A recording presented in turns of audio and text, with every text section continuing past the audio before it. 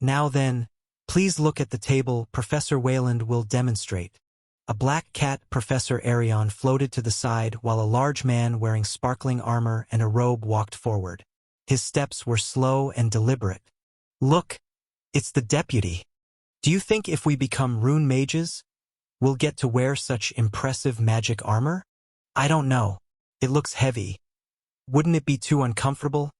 Maybe, but I've heard it's possible to inscribe runes on robes too, using special cloth. Get me one of those then.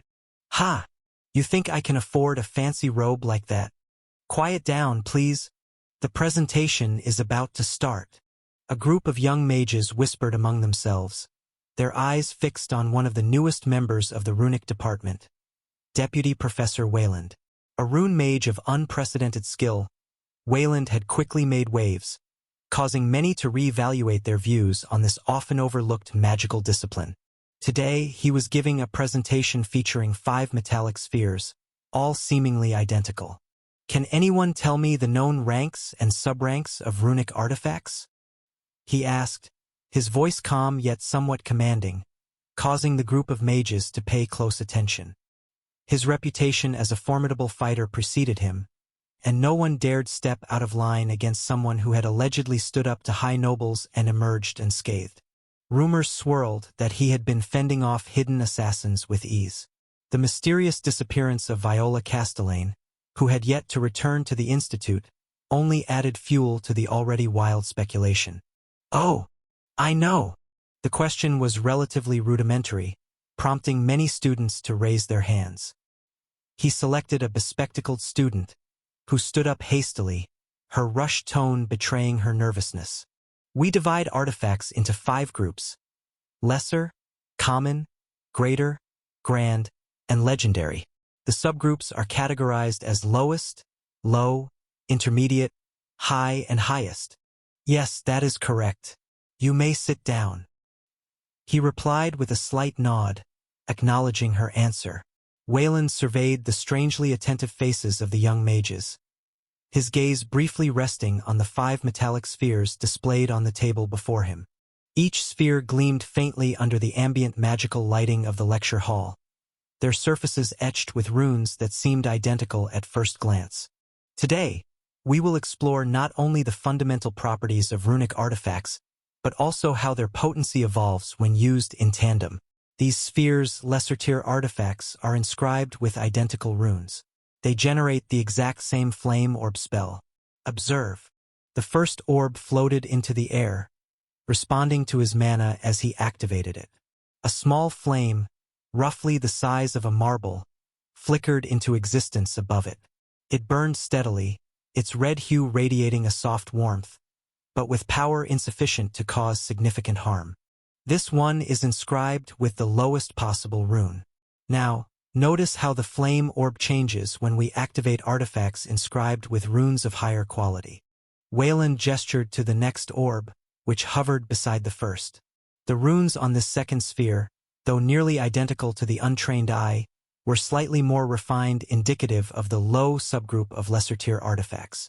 He activated it, and a larger flame orb formed, radiating stronger energy. You will usually observe a 20% increase in a spell's potency as we ascend from lowest to low, and this trend holds true as we progress through the subranks of artifacts. The demonstration continued as he activated the intermediate, high, and highest-tier orbs in succession. Each flame orb grew larger, with the final one twice the size of the first. The progression was methodical, and the students eagerly calculated the changes in size using their mathematical skills. Oh, it really is twice the size of the first one, one student whispered excitedly. Who would even bother with the lowest runes anyway? Another muttered. Well, do you think you'll have the money to afford the highest-ranked artifacts? A third retorted, rolling their eyes. The murmurs spread through the room as the students processed the implications. They assumed that the presentation was highlighting the clear advantages of high-quality artifacts as the same mana usage produced a spell with much greater potency. But Wayland wasn't finished. He raised a hand, quieting the whispers. You might assume that this means higher-ranked artifacts will always be superior to lower-ranked ones. However, Please observe again. With a wave of his hand, Professor Wayland brought the orb with the smallest flame beside the one producing the largest. To everyone's shock, the flame on the smaller orb began to grow, swelling steadily until it eclipsed the size of the largest flame by a small margin. The room fell silent. The young mage's eyes widened in astonishment as they watched the seemingly impossible. How is that even possible? One of them finally stammered, unable to contain their surprise, and Wayland eventually revealed the secret. The true limiting factor in a runic spell's potency is not the rank of the artifact, but the mage's understanding of the runic elements within. A skilled rune mage can manipulate the internal rune structure that governs the spell system. While a runesmith works on altering the outer components, it is the rune mage who can reshape the internal arrangement. With some practice, adjustments like this become relatively straightforward. However, there are drawbacks, Wayland proclaimed as the show continued. The flame continued to grow in size, and suddenly a sizzling sound filled the room. The small orb that had been amplified beyond its capacity began to crack, fine lines forming on its metallic surface as the strain of the enhanced spell overwhelmed its structure. Within moments, a loud pop echoed through the hall, and the flame extinguished, leaving the orb, or what was left of it, to clatter lifelessly onto the table. As you can see, overloading a lower-tier artifact can lead to instability. It's crucial to respect the limitations of the materials used in its construction, as well as the rank of the runes inscribed. Here, the runes were pushed beyond their designed capacity, causing the internal runic structures to collapse. It was an important lesson to teach the kids to think outside the box and challenge preconceived limitations. Even the simplest artifact could become a deadly weapon when wielded by a master. And now, there was one final lesson he decided to demonstrate. The 4 remaining orbs floated closer together, their glow intensifying as the spell was activated. However, instead of producing one flame orb each, they combined their energies to form a single orb at their center. This new orb was much larger and burned with a blue flame, radiating an even higher temperature. If you gather multiple artifacts with an identical rune and synchronize their energy output correctly, you can amplify their collective potency exponentially. This is called runic synergy. It's one of the core principles that you must learn if you ever hope to become a rune mage. Suddenly, the large flaming orb began to shift, morphing first into a rectangular shape, then into a triangle, and finally into a star. The children watched in awe, their fascination growing as they realized how easily most people underestimated the potential of rune magic, believing it to be limited by the artifact or the runesmith who created it. With enough knowledge, you can adapt a spell to suit your needs. There will always be some limitations, but they are not as rigid as many would have you believe. While runes provide the structure, it is the mage's understanding of that structure that allows for true mastery. With this, the presentation was over and the flaming start dimmed. The orbs returned to their original positions on the table, their faint glow fading as they powered down. Roland, who was masquerading as Wayland the rune mage, surveyed the silent, awestruck faces of his students and wondered if he perhaps overdid it with the lecture. From the back of the hall, Professor Arion floated forward.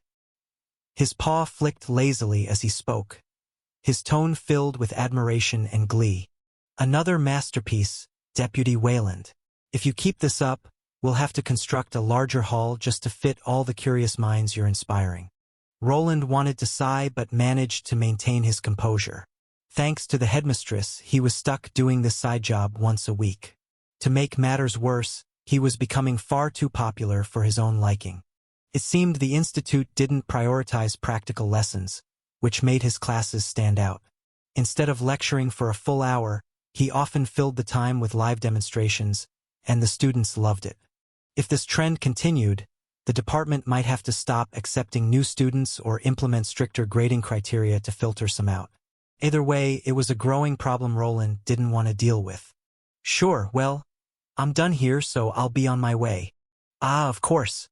And don't worry, our friends are already working on that device that you proposed." "Good."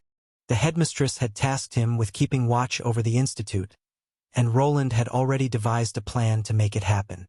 He had commissioned the dwarves to assemble a runic panel, a device through which she could control and monitor all the cameras across the institute. While she relied on her spores for surveillance, their range had its limits, making his system a more reliable option for the time being. They had already designated a secure location to store all recordings, turning it into an evidence-gathering database. If necessary, he could extract the data and have Sebastian analyze it, combing through for any signs of suspicious behavior. The system was still in its infancy, with limited material to work with, so it would likely take months before they uncovered anything out of the ordinary. I wonder if she will let me go after I clear this up or not. He was quick to take his belongings and leave the lecture hall even before the students could. The people respected him here, always standing to the sides when he walked through. His deputy position made him feared by both the teachers and the students, and he had become quite infamous. This helped him avoid pointless chatter but did not help in his investigation as everyone was wary of him. This was his first real day on the job since rescuing his brother. Earlier that morning, he had visited the hidden library, and in the afternoon he had assisted Arion with a lecture. Now all that remained was a patrol around the area before he could call it a day. He hoped for a quick resolution to the current situation, though deep down, he doubted it would be resolved so easily. At least now it was done, and he had a whole week ahead to focus on other tasks back in Albrook. I need to get stronger. The thought lingered, insistent, creeping into his mind despite his attempts to ignore it since reaching Tier 3. His body had undergone significant changes during his ascent, but it still wasn't enough. He needed to push forward, not just in honing his crafting skills, but also in sharpening his combat abilities. For that purpose, he was constructing the monster facility. There, he planned to imprison infernal skeletons, hoping their presence would allow him to surpass his previous limits and achieve greater strength than ever before. However, first, he needed to capture some specimens, and for that he would need to go back into the dungeon that he hasn't visited in a while. After completing his duties at the Institute, he made his way back home. His sister, Lucienne, wasn't there, but he was confident she had received his message. To cover his tracks, he had enlisted Robert and Lucille to speak with their parents, hoping to send them on a wild goose chase.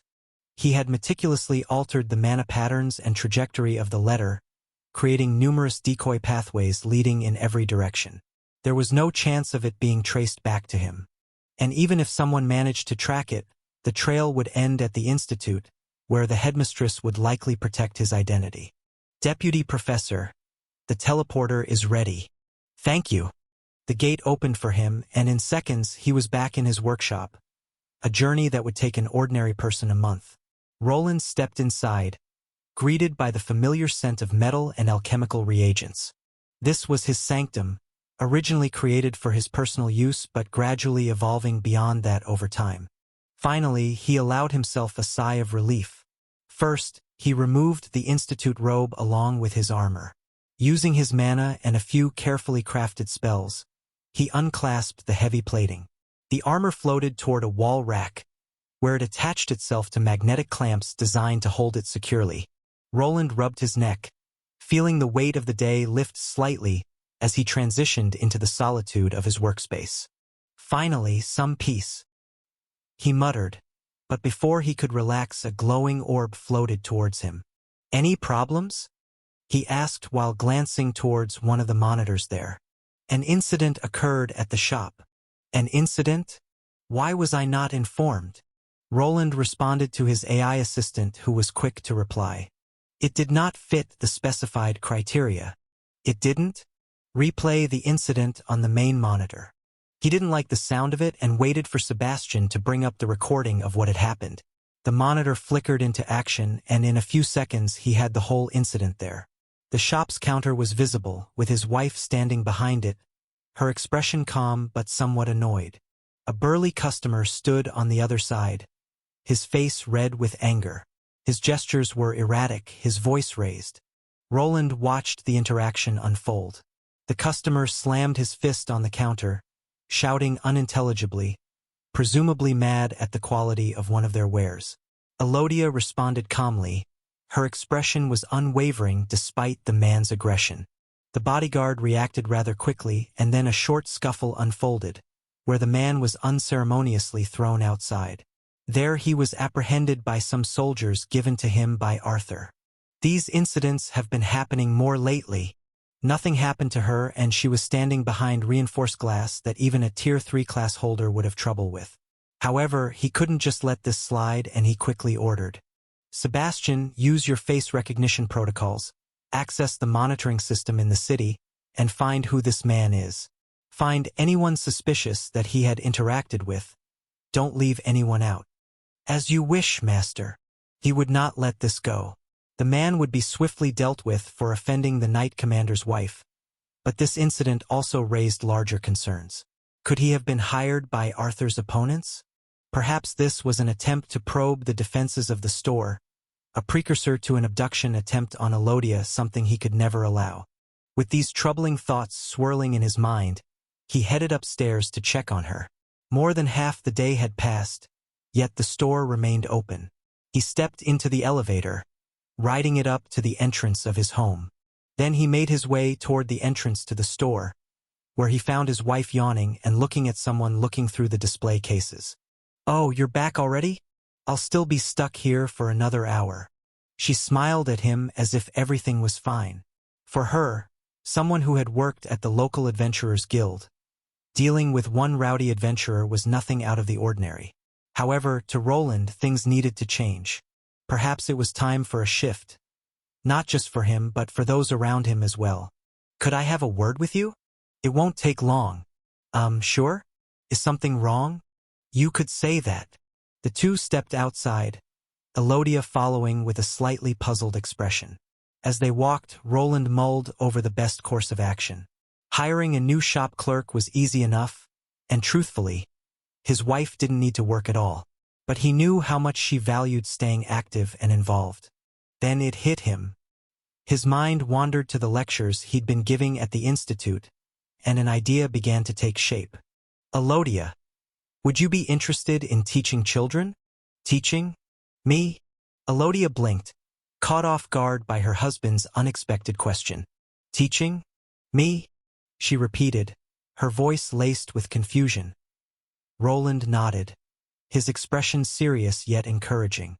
"Yes, you've already been running the orphanage so efficiently, guiding and nurturing those children. I've seen how they respect and look up to you. It's not much of a stretch to imagine you teaching them, and others in a more structured way." Before becoming Roland's wife, Elodia had already worked for him as a store clerk. She had been perfect for the role, her years of experience as a guild receptionist making her exceptionally qualified. However, that was before Roland had risen to prominence as the Knight Commander. His new position brought heightened dangers to their lives. As his wife, Elodia was inevitably at risk as well. The store itself posed challenges, as it attracted customers who were trained adventurers and potentially Tier 3 class holders. Many individuals in this world didn't require weapons to inflict harm or cause wanton destruction. In the past, Arthur's brother's knights had attacked her and Agni, something that still bothered him to this day. If Roland could transition Elodia into a more controlled environment, such as a teaching institution, ensuring her safety would become significantly easier. He could station sentries throughout the building and conduct background checks on any new children allowed to participate. It was a plan that would protect her while allowing her to use her talents meaningfully. "I don't know. Teaching is quite different from running an orphanage. What exactly are you suggesting?" Elodia's tone was hesitant, but the fact that she hadn't dismissed the idea outright gave Roland hope. Now he just needed to convince her. A school, of course. One where children, especially those from disadvantaged backgrounds, can learn practical skills, like literacy, mathematics, and maybe even some basic combat training. In this world, free schools didn't exist. Education was a privilege of the wealthy, with nobles hiring private tutors to ensure their children excelled. It wasn't a coincidence that more nobles acquired combat-related classes compared to commoners. Leveling battle skills through training, as Roland himself had been forced to do, dramatically increased one's chances. So did learning essential skills like reading and arithmetic. Even if these children didn't obtain combat-oriented classes, The knowledge could still help them achieve a better station in life than becoming mere villagers or farmers. A school? Like one of those academies the nobles use? That sounds ambitious. Where would we even begin? And why are you bringing this up now? Is it because of that one customer? Well, partially, but I have been thinking about this for a while now. Roland admitted with a nod. That one customer had played a role in sparking the idea, but it wasn't the only reason. In truth, Roland believed his wife's talents were being underutilized. She was far more capable than her current roles as a shop clerk and housewife allowed her to show. He thought she would be happier surrounded by children, using her skills in a way that made a lasting impact. A school that taught children to read, write, and defend themselves was just one concept, though. If she didn't like it, there were other paths they could explore. If you don't like that idea, we could think of other things. Now hold on there. Elodia interrupted. I didn't say no.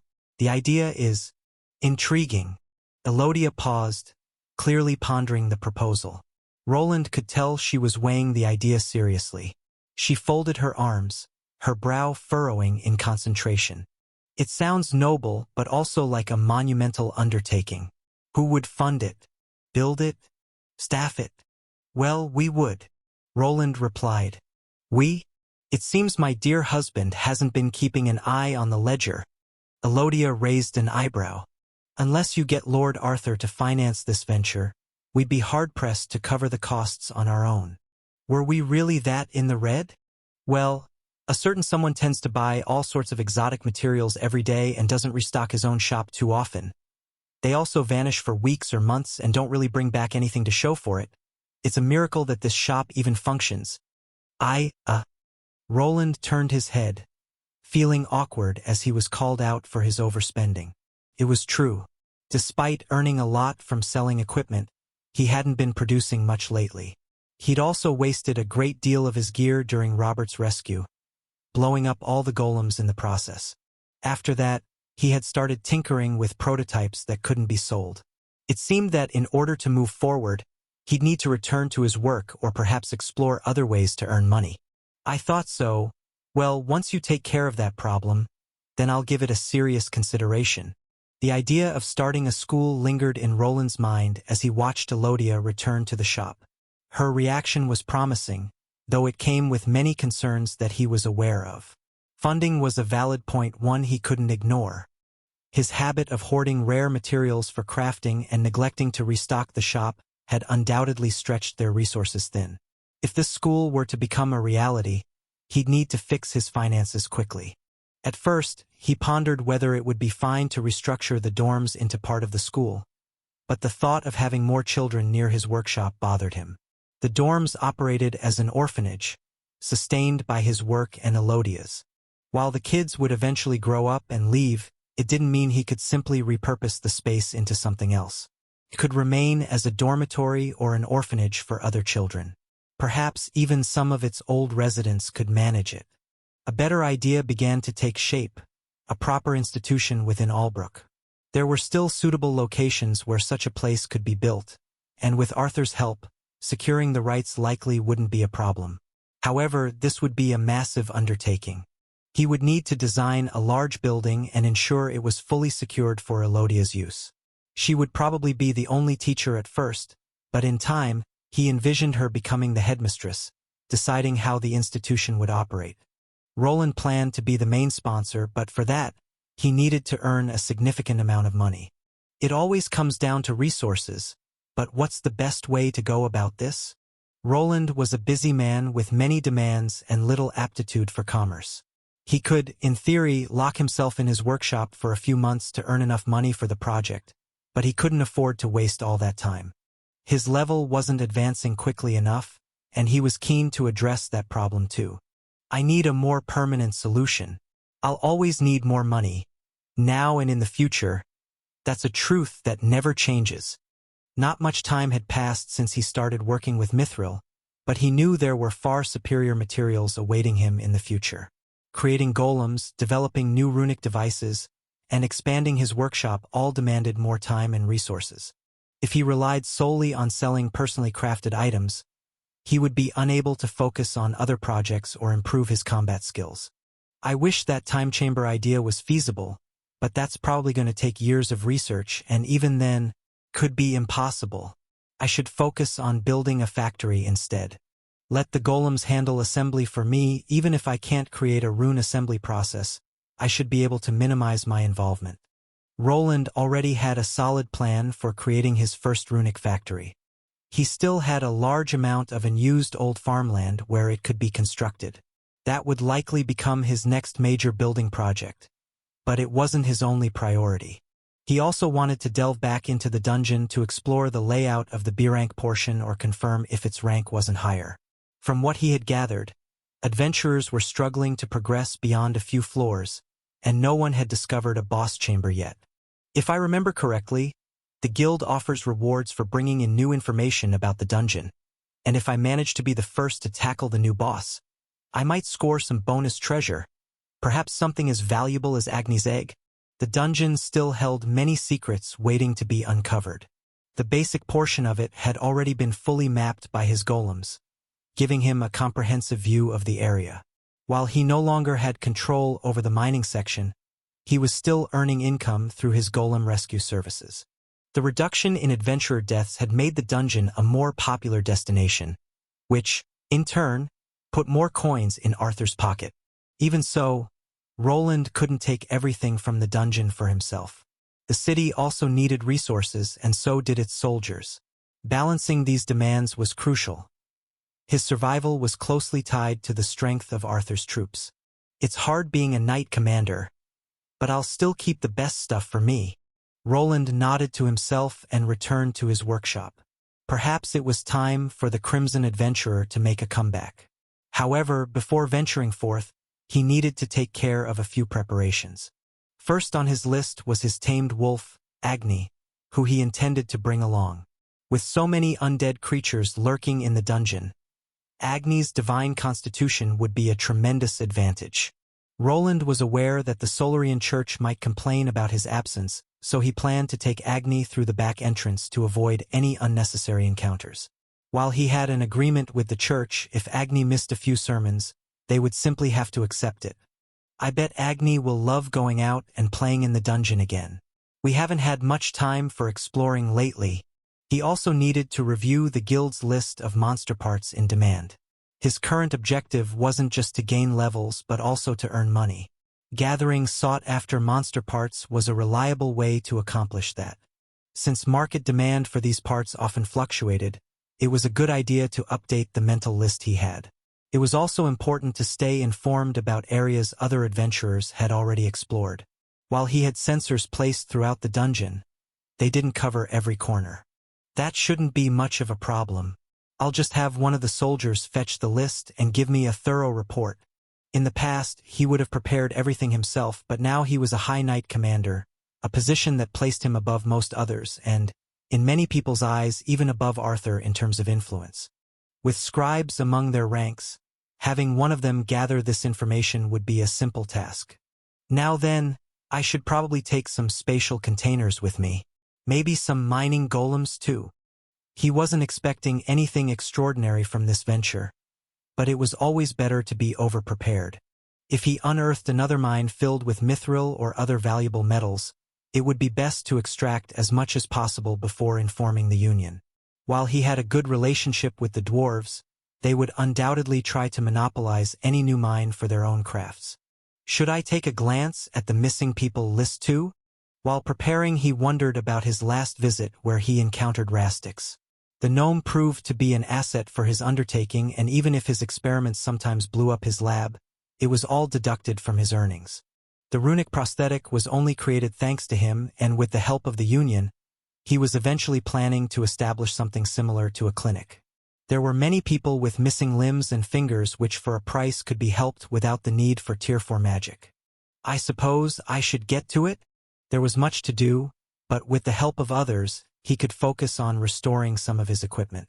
With Sebastian's assistance, he contacted a few people within the city to arrange the creation of a report that could be delivered directly to his doorstep. Although the project was not yet complete, he was working on developing something akin to a fax machine, an invention capable of scanning flat papers and transmitting them to distant locations.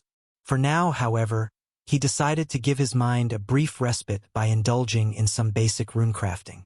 From a large box in the corner of the room, he retrieved a round metal sphere. It was a clean base for one of his most frequently used devices, a runic bomb.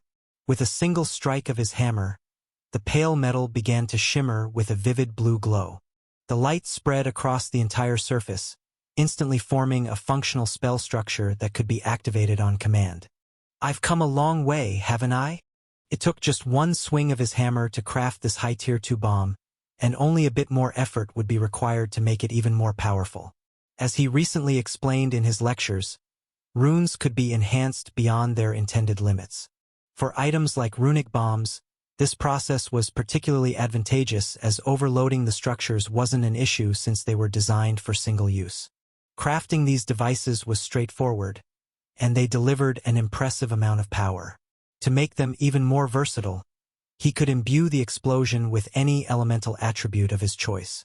This ability to adapt to various situations made the runic grenade one of the most effective weapons in his arsenal. Cheap and effective, the best kind of weapon.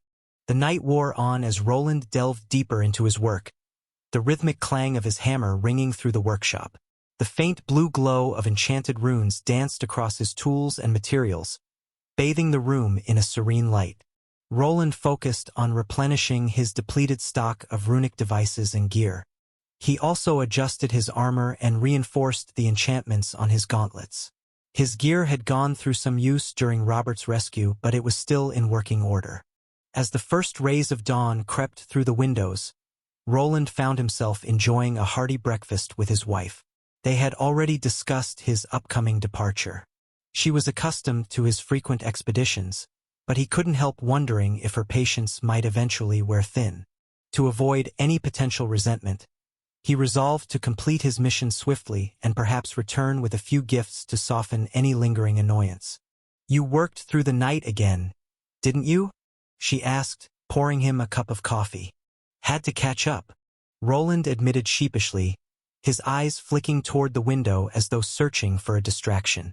"But more importantly, why does Agni look so down?" Outside, his wolf lounged listlessly. His massive head flopped over the edge of the stable-sized doghouse. "Oh, he's always like that before the priests come to take him away. Can't blame him. It must be boring to sit through hours of their rituals." "I see. Hey, Agni, come here for a minute." He had been working late into the night, sharing his plans only with Elodia. By now, he had received the report, packed all his gear, and was nearly ready to depart. In his haste, though, he'd forgotten to inform his loyal companion about their upcoming journey into the dungeon. Agni lifted his head slightly at Roland's call, his ears perking up as if trying to decide whether it was worth moving. Roland sighed, realizing that he had perhaps been ignoring his partner for too long, but his attitude also made him want to tease him more. "Well, that's a shame. I suppose I'll have to go to the dungeon alone. I was hoping you'd come with me, but if you'd rather stay here and listen to the priests drone on." Before he could finish the sentence, Agni's ears shot upright at the mention of the dungeon. The massive wolf bolted upright, shaking off his lethargy as his glowing eyes locked onto Roland. With a deep, resonant bark, he bounded toward the house, his tail wagging furiously. "There we go," Roland chuckled, reaching out to ruffle the fur behind Agni's ears as the wolf leaned into his touch, almost knocking out the window. "I knew that'd get your attention." Elodia smirked, sipping her own coffee as she watched the interaction and the ensuing shaking of the house Agni was leaning up against. "Well, have fun you too, and come back safely." "We will." "Worf. Excuse me, but where is the noble sun wolf?" "Oh, sorry. There has been a change of plan. The Knight Commander and his tamed wolf won't be available for a few days." "But..." The priests, clad in the ceremonial garb of the Solarian Church, exchanged frustrated glances. They had arrived earlier than expected, hoping to take the divine beast with them to perform the usual rituals before their believers. It had become a weekly routine for them, and Agni the Sun Wolf was supposed to be waiting for them outside.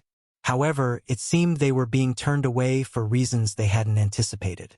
One of the priests, an elderly man with a long, graying beard, approached the knights standing guard. His face was stern but with a touch of exhaustion, as though he had seen more than enough of this kind of interference in his time. "I must insist, we have a sacred duty to fulfill. The wolf's divine blessing is of utmost importance. You cannot simply deny us access without explanation. We were not informed of any change in the schedule." The knight at the front, a burly man with a scar running down his cheek, crossed his arms over his chest and stood firm. "The High Knight Commander has issued new orders. Agni won't be available for your rituals for the next few days, maybe even until next week. You'll have to make do without him." The lead priest's face tightened, frustration bubbling beneath his composed exterior. "This is unacceptable," he snapped, his voice echoing through the courtyard. "The faithful await the Sun Wolf's blessing. Do you realize the kind of uproar this will cause among our followers?" The scarred knight didn't flinch, his expression stone cold. "I follow the orders of my commander, not your schedule. If the faithful have questions, you can take it up with your superiors or the knight commander when he returns." The elder priest huffed, adjusting his ceremonial robes. His companions murmured in agreement, their voices carrying hints of indignation. However, they could see that they weren't getting through, and they were also aware of the magical turrets pointing their way, so they could do nothing more than retreat.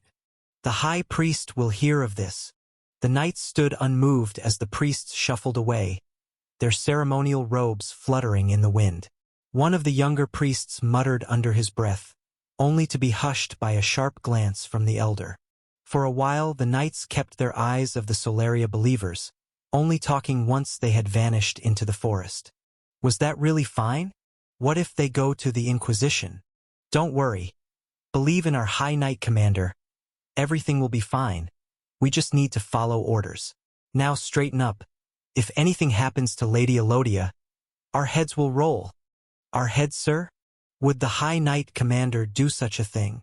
The leader of the guards glanced at the two younger soldiers standing beside him. For some reason, he began looking around nervously before waving them closer. His voice dropped to a whisper. "You weren't there when it happened, but the commander annihilated an entire knight troop by himself right here. He was ruthless. He even defeated Knight Commander Emerson, with just his fists, and showed him no mercy. Just his fists." The two men exchanged uneasy glances before looking back at their leader. They had heard rumors about the commander, but they weren't sure how much of it was true. The man rarely appeared, but when he did, chaos followed. They had even seen him flying on a metallic cart, pursued by the forces of an opposing faction, only for Lord Arthur to intervene and save him. "Now that you understand, just shut up and keep watch." Yes, sir." The guards dispersed, passing orders to other men to spread out and secure the area. The entire site was now guarded by over 30 soldiers. Large runic turrets were strategically placed throughout, and a few imposing golems stood as silent sentinels. It was a veritable fortress that no ordinary intruder would dare to challenge. To top it off, Tier 3 adventurers were stationed nearby, ready to respond in an instant should anything go awry. With everyone bustling around, the leader froze, a bead of sweat rolling down his forehead. Something felt off. Slowly, he turned his head to the side. There, one of the turrets was pointed directly at him. He could swear it hadn't been aimed his way a moment ago. "I think I'm more feared than respected, but maybe that's not such a bad thing. What do you think, Agni?" "Worf." "I guess so." Roland glanced at the display screen before him, where he monitored the soldiers and knights stationed around his home. His advanced surveillance system provided a comprehensive view of the area. For a brief moment, he noticed one of the guards flinch, clearly spooked after realizing the turret had shifted to track him. The man's uneasy expression gave Roland pause. It dawned on him just how intimidating he must appear to these people. If they knew I was watching them day and night, they might think I was some kind of madman. "Awoo. It's nothing, I'm fine. Let's move. Just remember, before we enter the dungeon, switch to your ruby form."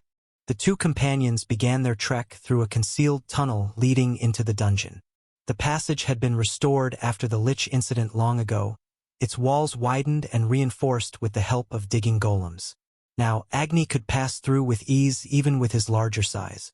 Agni's form as a flaming sun wolf illuminated the passageway, his radiant golden glow lighting their path. But soon, his appearance began to shift.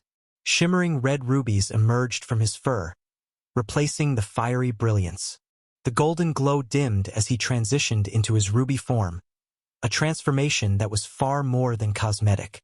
This form significantly increased his resistance to physical attacks, hardening his defenses like an impenetrable gemstone. The primary reason for the transformation, however, was subtler. It allowed Agni to move through the dungeon undetected, blending in without alarming the priests who occupied the area. Most of them had no idea of his hybrid nature and would never suspect that the ruby-furred wolf was, in fact, the fabled sun wolf blessed by their goddess. Now then, let's see how things are going inside the dungeon. With his wife safe and his immediate worries set aside, he turned his focus to the dungeon. This place held a wealth of memories, most of them unpleasant, but it was also where he had achieved Tier 3. Returning now, he felt a sense of anticipation. Perhaps during this journey he could discover something to help him with his current leveling problem. Reaching level 100 with Runesmith Overlord was his main goal now, but for that to happen, he needed a proper training ground which would probably not be easy to discover. There probably won't be a Tier 4 monster I can easily kill with divine magic? Would be nice if it was. He mumbled to himself while heading through the hidden entrance. The door opened by sliding to the side and he was there. Ah! It's rather toasty in here. This chamber was previously a hidden room with some rewards inside of them, but now it was turned into something resembling a boiler room. There were many large pipes going in different directions, part of the geothermal generator system they were establishing inside. Everything's progressing nicely. With all this geothermal energy, we won't need any additional wind generators anytime soon. Roland's gaze swept across the machinery, which had been installed as part of an experimental system to harness its latent heat energy. He had a hard time explaining everything to the Union dwarves, but eventually, they went along with his plans. Now, with this vast reservoir of power at his disposal, Roland could easily run an entire factory while still supplying more than enough energy to power the entire city. The possibilities were limitless, and this system would soon become the backbone of his magical city. If everything goes well, the new housing units will come equipped with rune lights, coolers, and heated water. Thanks to the abundance of geothermal energy, the plan to transform the entire city into a magical wonderland was nearing completion. The network of cables now spanned nearly every corner, and most of the supporting infrastructure was already in place. All that remained was the installation of the hardware that would harness this energy. Once everything was operational, Roland anticipated the favorability of the city's residents to soar. After all, this project promised a new era of magical convenience and innovation, powered by an endless, almost cost-free energy source drawn from the dungeon itself. After glancing around and checking for any potential leaks, he headed out. After Agni squeezed through a few secret corridors, he arrived around the mid-levels of the dungeon. There he was greeted by a well-populated dungeon, with multiple adventurer groups fighting lower-level monsters. They were engaged in battling a few skeletons, similar to the ones he had empowered with his necrotic cube. The sight of adventurers fighting undead flaming skeletons gave Roland pause. It reminded him of his past, back when he had been doing the same. He couldn't help but analyze their techniques, which, though rough, showed some promise. Most of them were equipped with runic gear from his shop. While he did aim to make a profit, his products were typically affordable and durable. I might have to get used to all these prying eyes. Some adventurers were hunting monsters, but others had their eyes fixed on him, or more specifically on Agni. The creature's imposing presence was unlike anything they could hope to handle. Thanks to Agni, Roland had little difficulty reaching the 10th level. The inexperienced adventurers were either too afraid or too intimidated by the massive, ruby-furred beast. With a single snort or howl, Agni could send entire groups scrambling, likely mistaking him for a monster preying on adventurers. I need to install a private elevator to take me straight to the lava area, or maybe I could drill through from the other side and create my own entrance from a different location.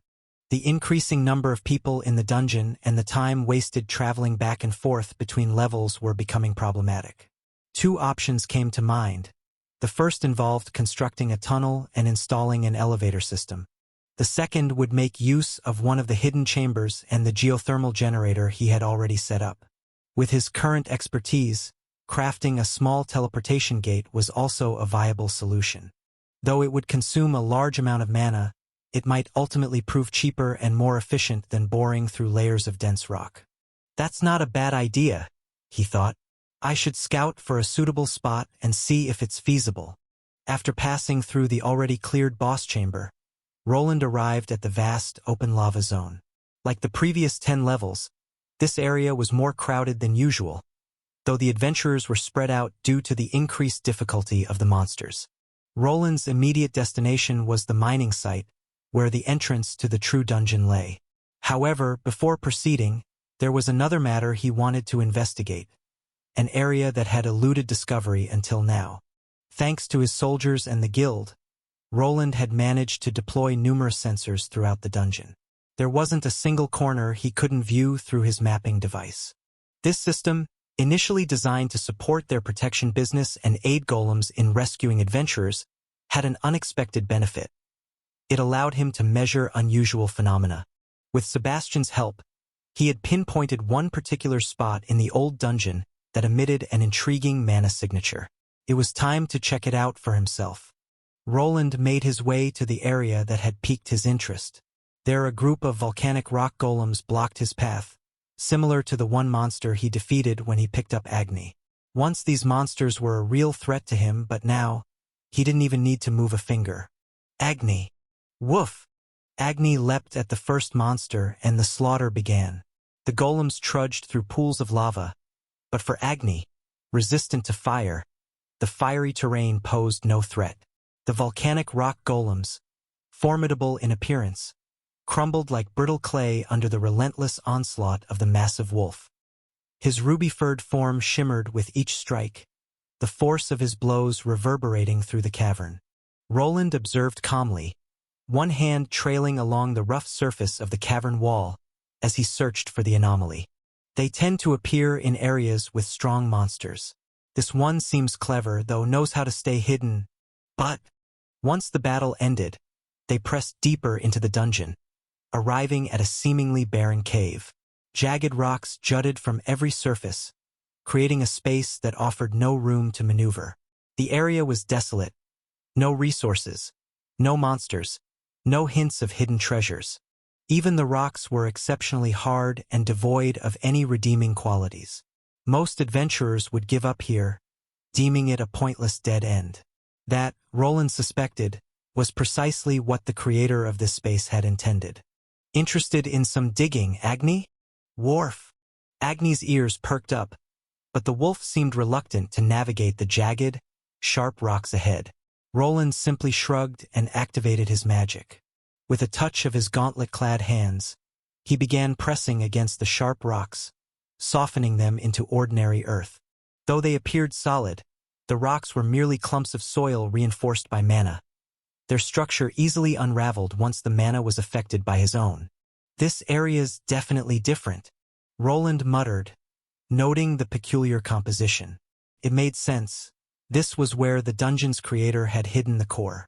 After navigating a narrow corridor, he came to a solid wall. Activating his debugging skill, the hidden runes etched into the surface became visible. Roland's experience with opening concealed chambers served him well, and it took only a minute to decipher and rearrange the puzzle. With a faint rumble, the wall shifted, revealing a hidden path. At the end of the corridor lay the object of his search. A strange, floating orb, its surface pulsating with raw, unbridled power. So, this is it, the dungeon's central piece. Roland had read extensively about these magical objects. Theories about their origins varied widely. Some believed them to be divine artifacts, remnants of evil gods who had left them behind as seeds of chaos. Others argued that they were nothing more than evolved monsters, feeding on the energy adventurers provided through their deaths within the dungeon's confines. Despite the disagreements, there was one universally accepted truth.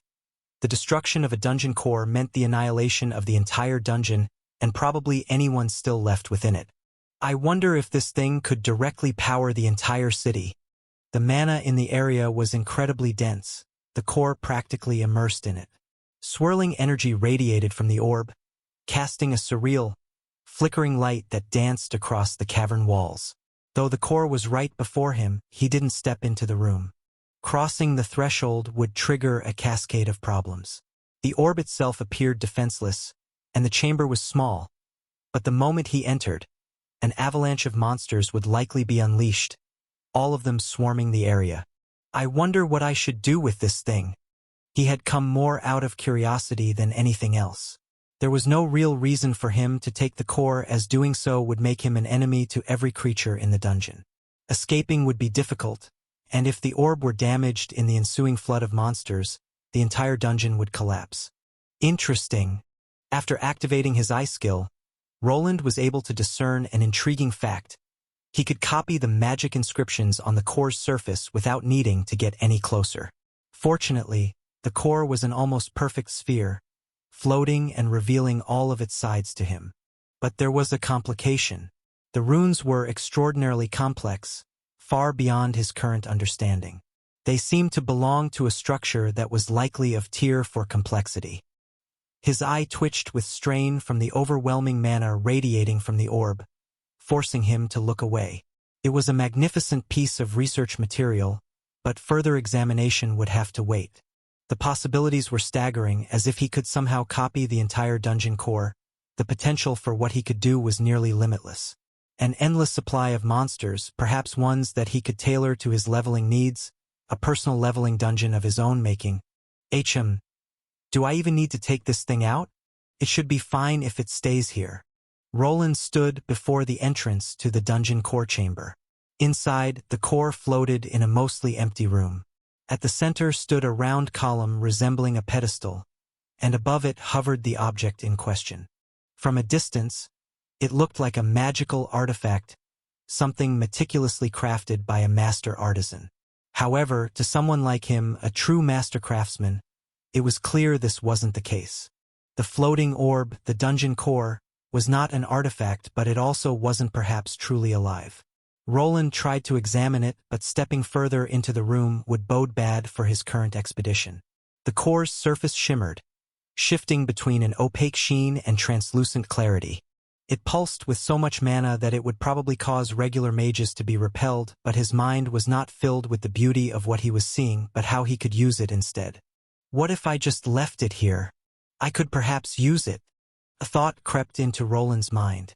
He didn't fully understand how these dungeon cores operated, but he suspected they might function similarly to artificial tower spirits, something between a living being and a program machine. The cores appeared to absorb massive amounts of mana from the environment and the adventurers they defeated, using that energy to gradually expand in size.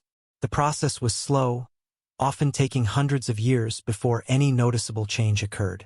This realization sparked a new question in his mind. What if he could influence that change?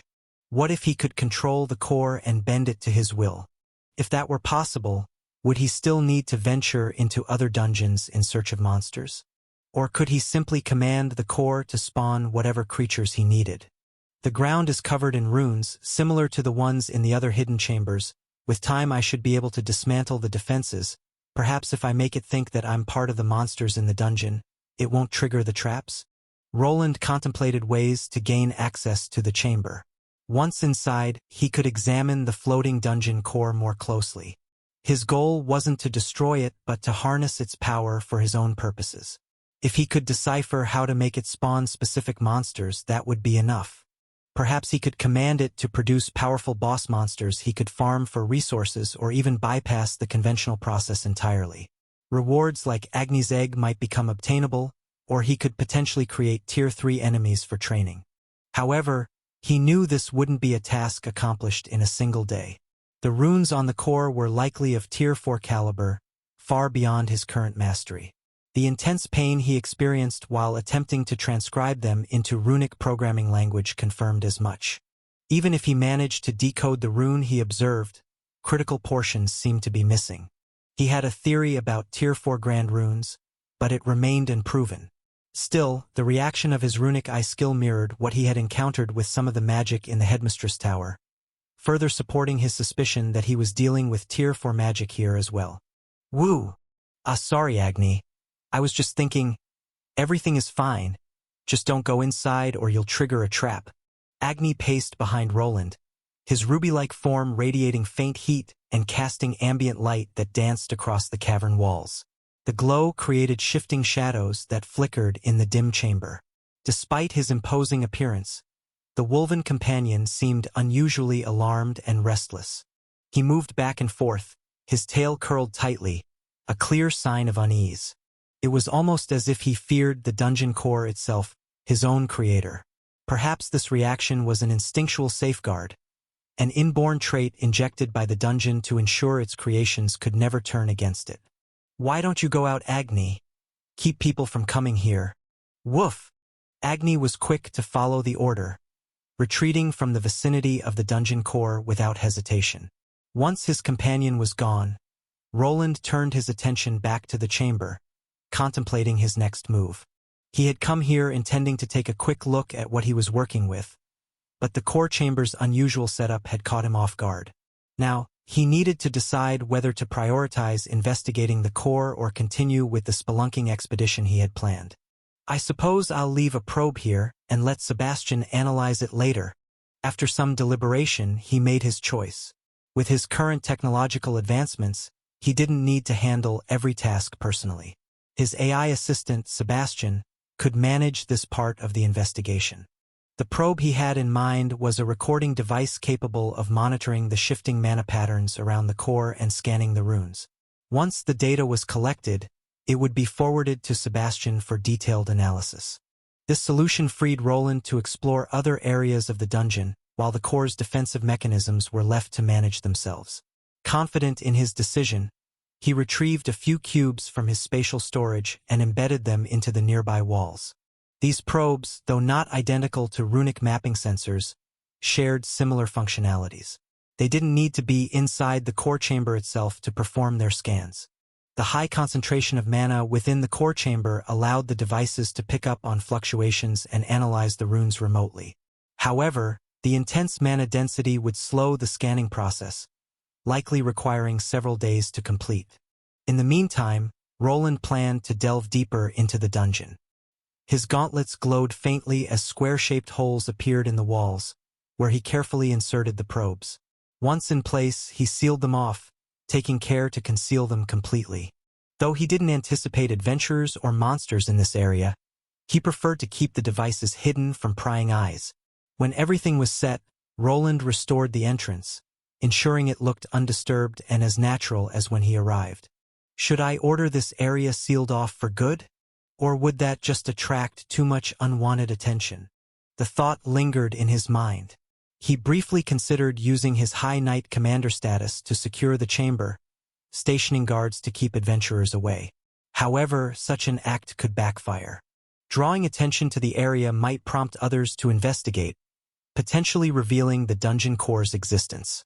While destroying dungeon cores was illegal, Roland knew that didn't stop everyone.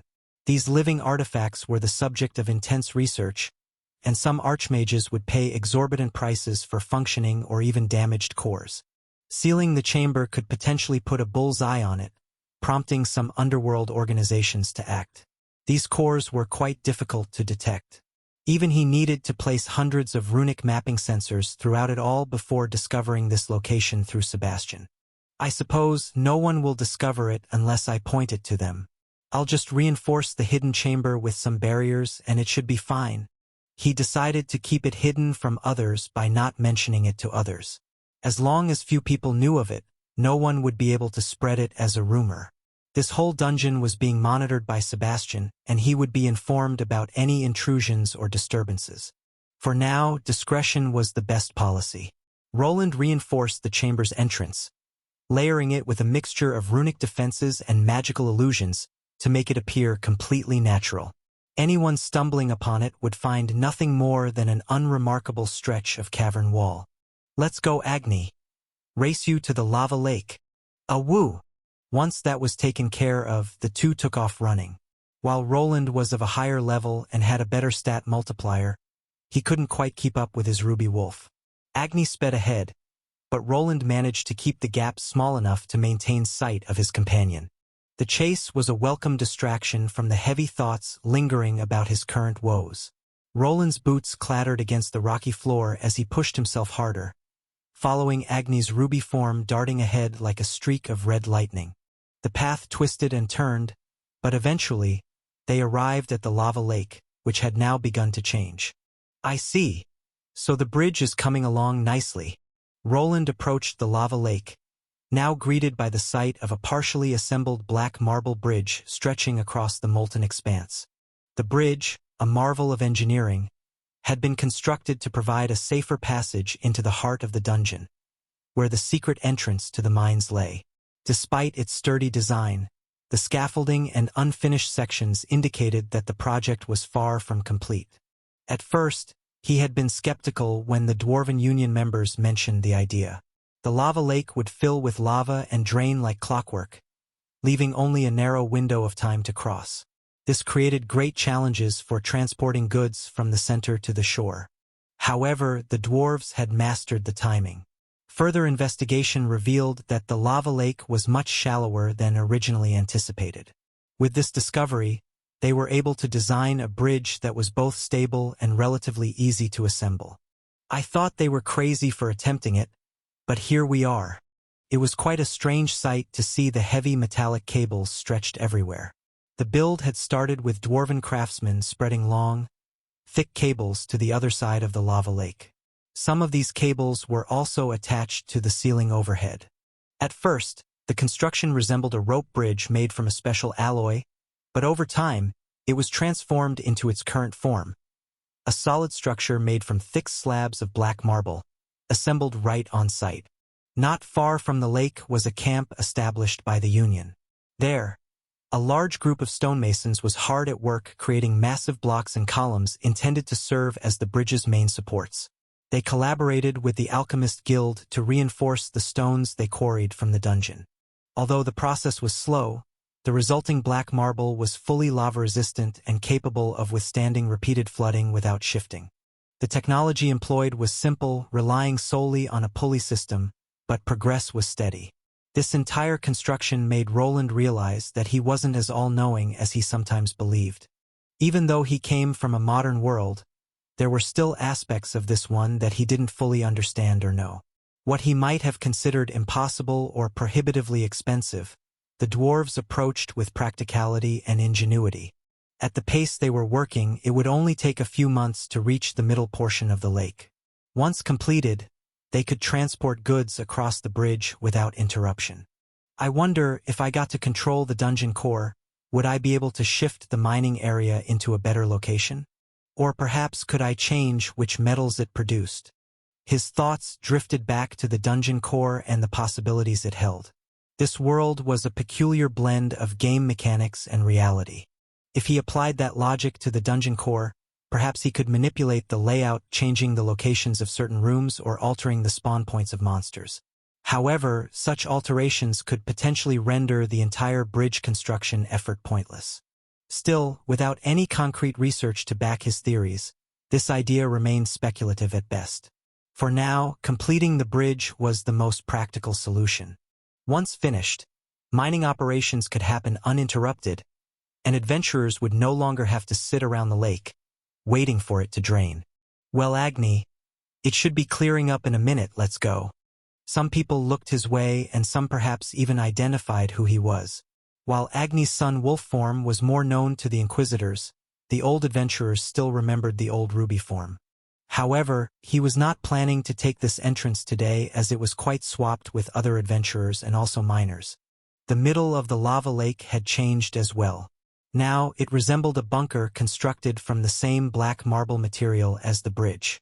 This structure served as the entrance to the higher-tier dungeon, designed for easier accessibility. A massive hatch on the top allowed people to enter or exit, and for those unwilling to wait for the lake to part, a temporary bridge made of metallic cords offered an alternative route. Access to the higher-tier dungeon was a large source of income, so the Adventurers Guild and other stakeholders had committed fully to supporting the dwarves' efforts. Roland, however, had started to favor using the back entrance for his excursions. With his current skill set, it allowed him to avoid the crowded, narrow corridors of the main path. He made his way to the spot where he had once fallen with his brother Robert and his now wife, Lucille.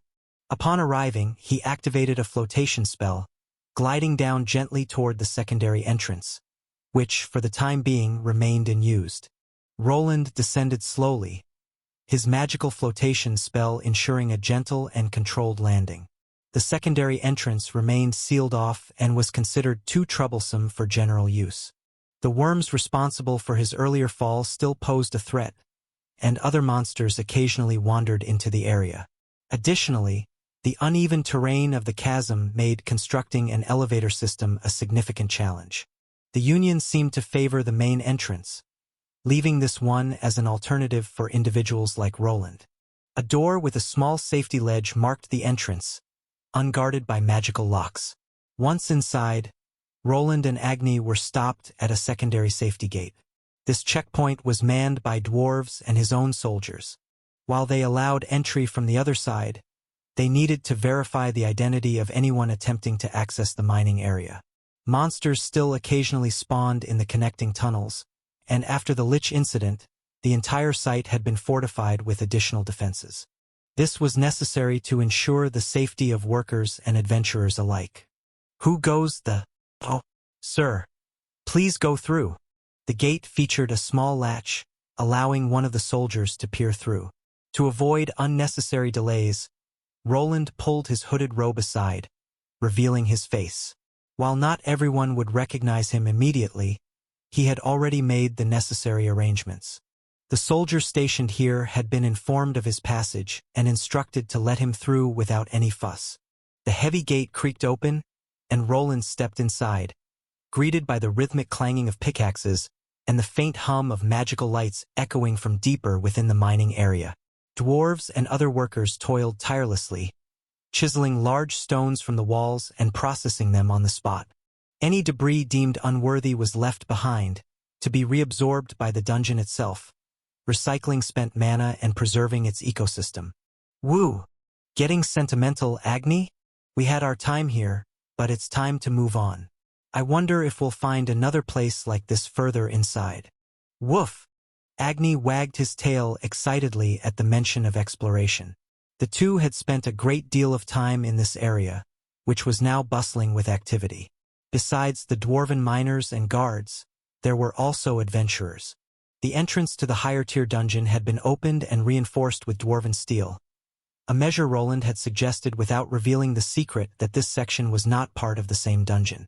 Your cards, please. Is this really necessary? On his way to the entrance, Roland spotted a group of Tier 3 adventurers halted by two guards. Since the incident with Rastix, he had ordered his men to monitor closely who entered and exited the dungeon.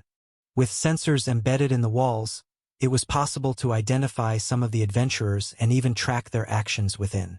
This allowed them to detect if anyone turned against their compatriots inside. However, some of these Tier 3 class holders were notoriously prideful. They didn't always grasp who truly held authority here, often acting as though their strength exempted them from the rules. Just step aside. We don't have time for this. Sir, please, we can't let you through without your card. Do you even know who I am? I've fought monsters that would turn you into paste with a glance. Now move. Roland paused, observing the scene unfold from the shadows of the cavern wall. The Tier 3 adventurers, a pair clad in sleek armor adorned with glowing enchantments, stood before his guards, their voices raised in defiance. It seemed they might attempt to force their way inside. Before they could escalate further, a strange contraption next to the guards whirred to life. From within a rectangular container, a mechanical arm extended smoothly. At its tip was a gleaming orb, now glowing and swiveling to focus on the troublemakers. The flashing light cast sharp reflections off their enchanted gear. Identifying, Merkin, Platinum Rank Adventurer. Unauthorized entry attempt detected. Please comply with identification protocol or face consequences. The mechanical voice emanating from the orb was cold and unsettling to the adventurers standing nearby. It issued from within the metal box, through which the strange, mechanical-looking orb's arm protruded. To the onlookers, it resembled a peculiar, lidless eye, and the words it spoke filled the two adventurers with unease. What is this thing? It knows my name, sir. Please just show us your identification. Don't make it more difficult than it has to. If you resist, you will be reported to the guild and also to the forces of our Lord Arthur Valerian. The guards raised their weapons. Though they were no match for the two high-level adventurers, they stood firm, emboldened by the presence of their lord's name behind them. For a moment, Roland feared he might need to intervene, but it seemed the situation was under control. The construct with the orb was his creation, designed in collaboration with the Dwarven Union. It was a golem with limited functionality, built specifically to scan adventurer cards and verify their legitimacy. While a similar device operated above ground, this secondary checkpoint was established to track the flow of people entering and exiting the newly discovered dungeon. The system recorded not only the number of adventurers but also their classes, counting those who entered and those who perished. These statistics were not only crucial for assessing the dungeon's danger level and the threats posed by its monstrous inhabitants, but also served another purpose: preventing murders committed by adventurers. Such incidents, like the attempt on his and Rastix's lives, necessitated stricter oversight. Through the golem scans and the sensors embedded in the walls, it would be possible to track individuals to some extent and confront them later if they attempted to leave the dungeon under suspicious circumstances. I guess we won't have to make a move. Once the noble Valerian name was invoked, the two adventurers began to backpedal. They were likely unaccustomed to resistance in dungeons, which were typically lawless zones. However, the sight of the magical machine capable of identifying their names and ranks had clearly thrown them off guard. Begrudgingly, one of them fished out a shimmering adventurer's card and handed it over to the guards. The other muttered something under his breath but eventually followed suit.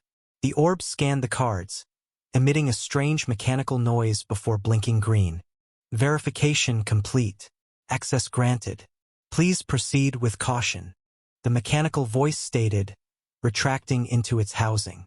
The guards stepped aside, letting the adventurers pass, though their expressions remained stern.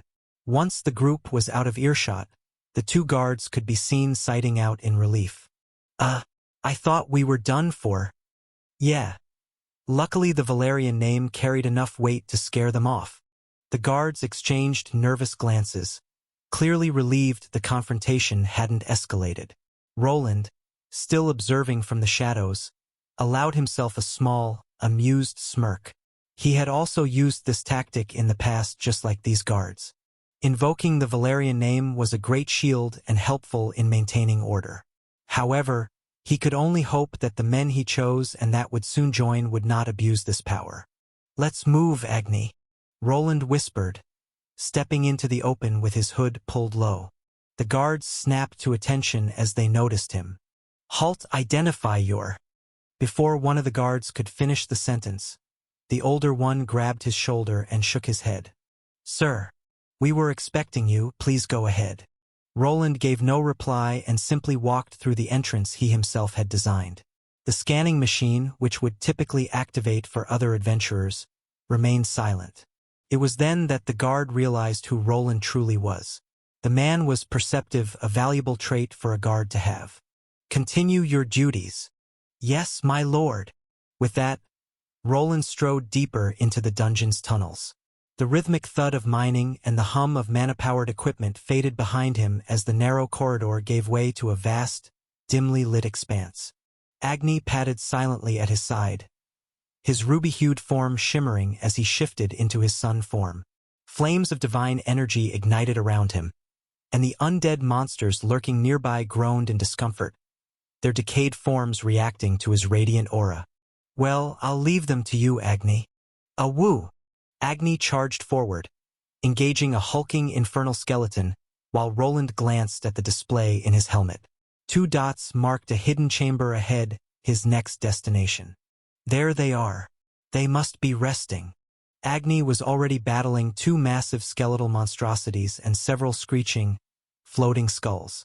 Thanks to his radiant energy, the creatures' decayed bodies were disintegrating just by being near him. It was an ideal training ground, and Roland appreciated that the dungeon's map allowed them to avoid other adventurers, most of whom were busy exploring deeper, uncharted areas. I should check on those 2 first, Roland said while stepping past the crumbling remains of fallen monsters. Then see what's further down.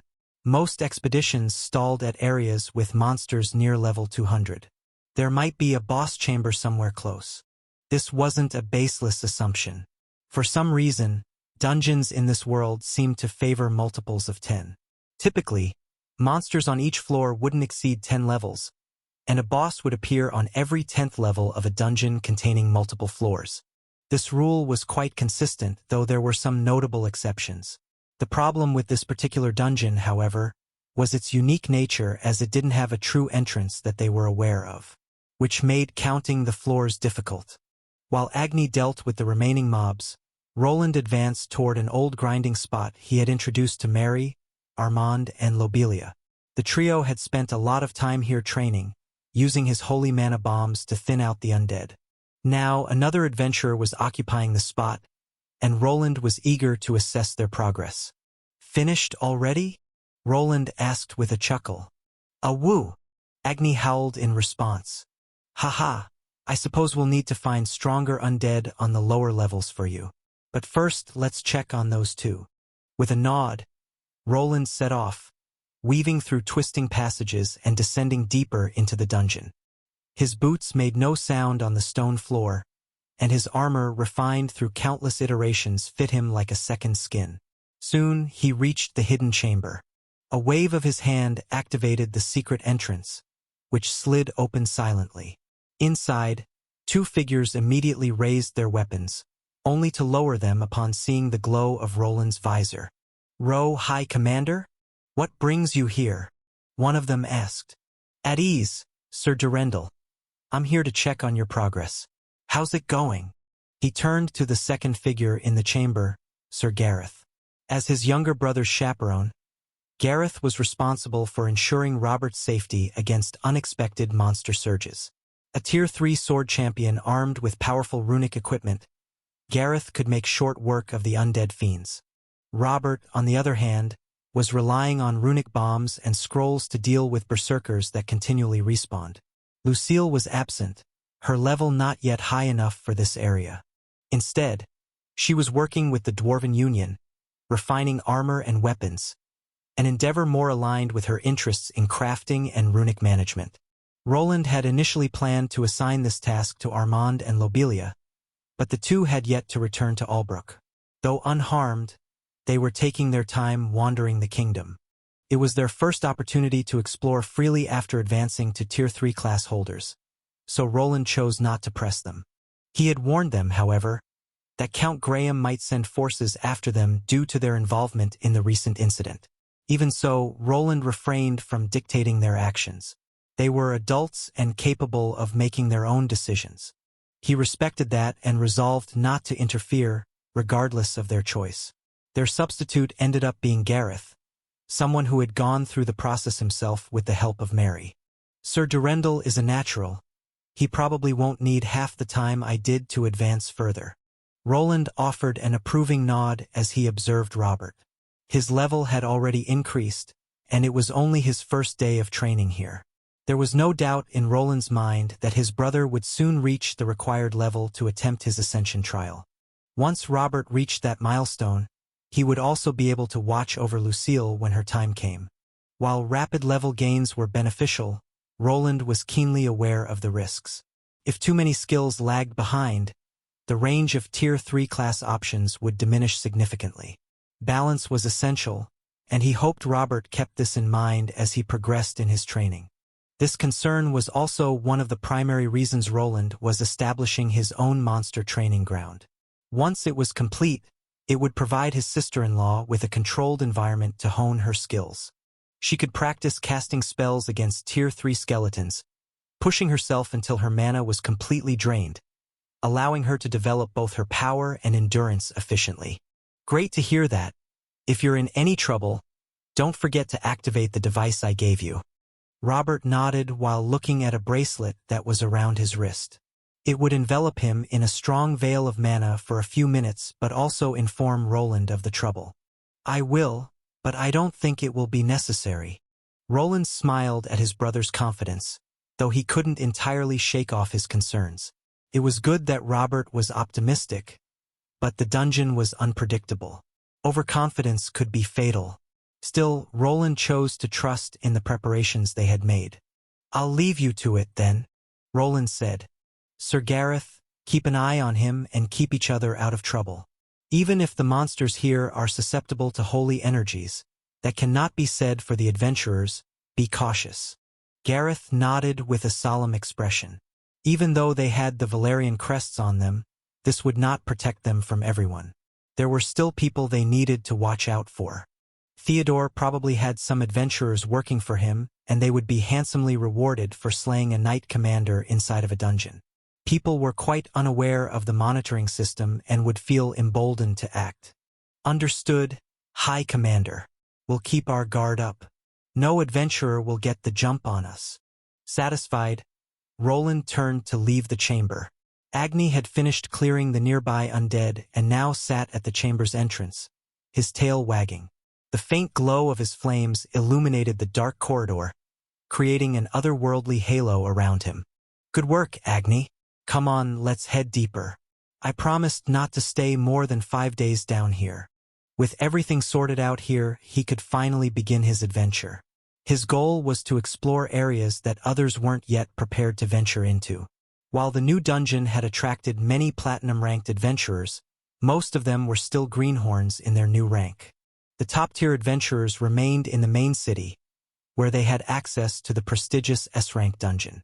There was little incentive for them to come here, leaving this dungeon largely populated by those below level 200.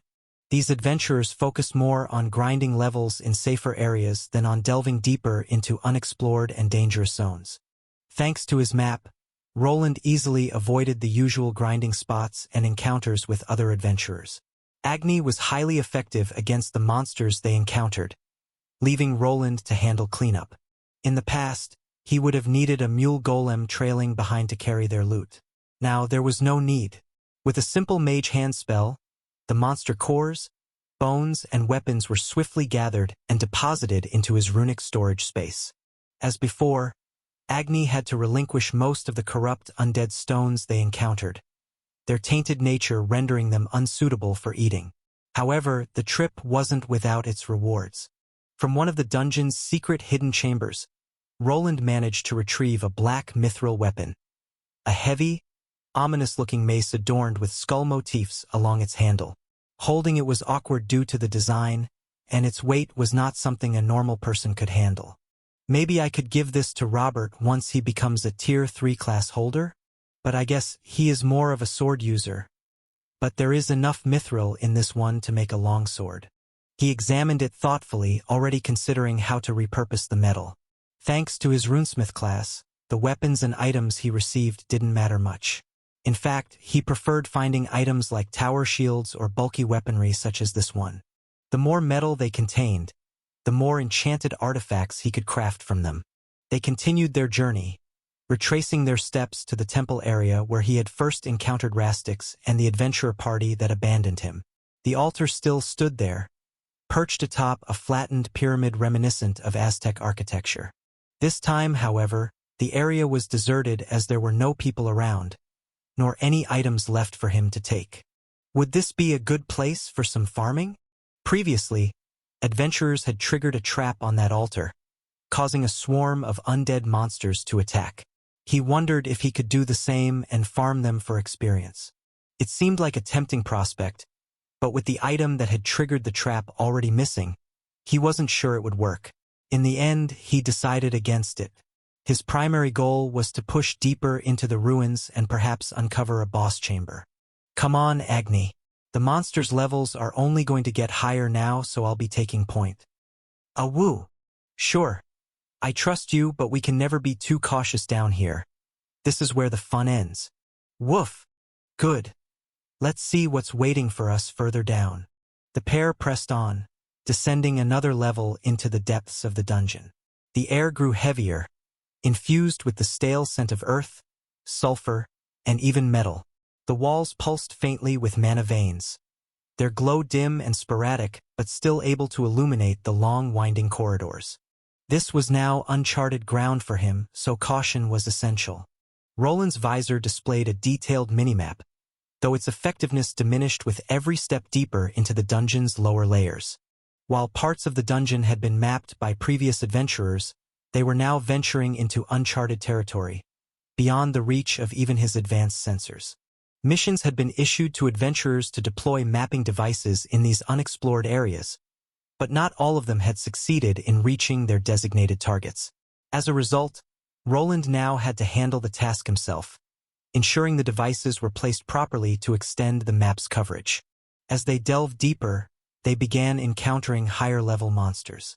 While the types of enemies remained mostly the same, predominantly groups of infernal skeletons, their organization and numbers became more challenging. These undead resembled twisted versions of adventuring parties, with shield-bearers forming sturdy front lines and archers positioned strategically in the back. The frequency of liches appearing also increased, making further progress largely more tedious. However, thanks to the divine aura wielded by both Roland and Agni, they were able to advance relatively smoothly through the dungeon's uncharted depths. The corridors led them to more temples and crypts. Some were swarming with monsters, while others held hidden treasures waiting to be claimed. Eventually, they arrived at a set of stairs, these noticeably different from the ones they had encountered before. The size of the staircase felt off much larger than necessary for a small group of wandering adventurers. It seemed as though it was designed to accommodate a larger force, perhaps hinting at the significance of what lay ahead. Roland's interest was piqued. The monsters they were now encountering had reached levels in the 190s. If this dungeon followed the same patterns as others he had explored, this area might be near the entrance to the boss chamber. Probably best to be careful from now on. Let's see what's down there first. The runes etched into his back began to glow softly as he summoned a small, floating dodecahedron. Its intricate runes illuminated, responding to his command. The device drifted forward, descending the stairs to scout the area below. On 3 of its distinct faces, golemic eyes were active, transmitting detailed visuals of the surroundings back to him. Interesting. What is that chamber? Could it really be the boss chamber? He murmured to himself, intrigued by what he saw. The images displayed were fascinating, an expansive, ominous chamber. After his drone completed several scans, confirming the layout and presence of magical energy signatures, Roland decided it was time to proceed and explore the area firsthand. Below, the staircase opened into a massive chamber, the architecture ancient yet eerily preserved. Pillars carved with intricate runes and skeletal motifs lined the edges of the room, reaching up to support a high rocky ceiling. The air shimmered with latent mana, thick and almost oppressive.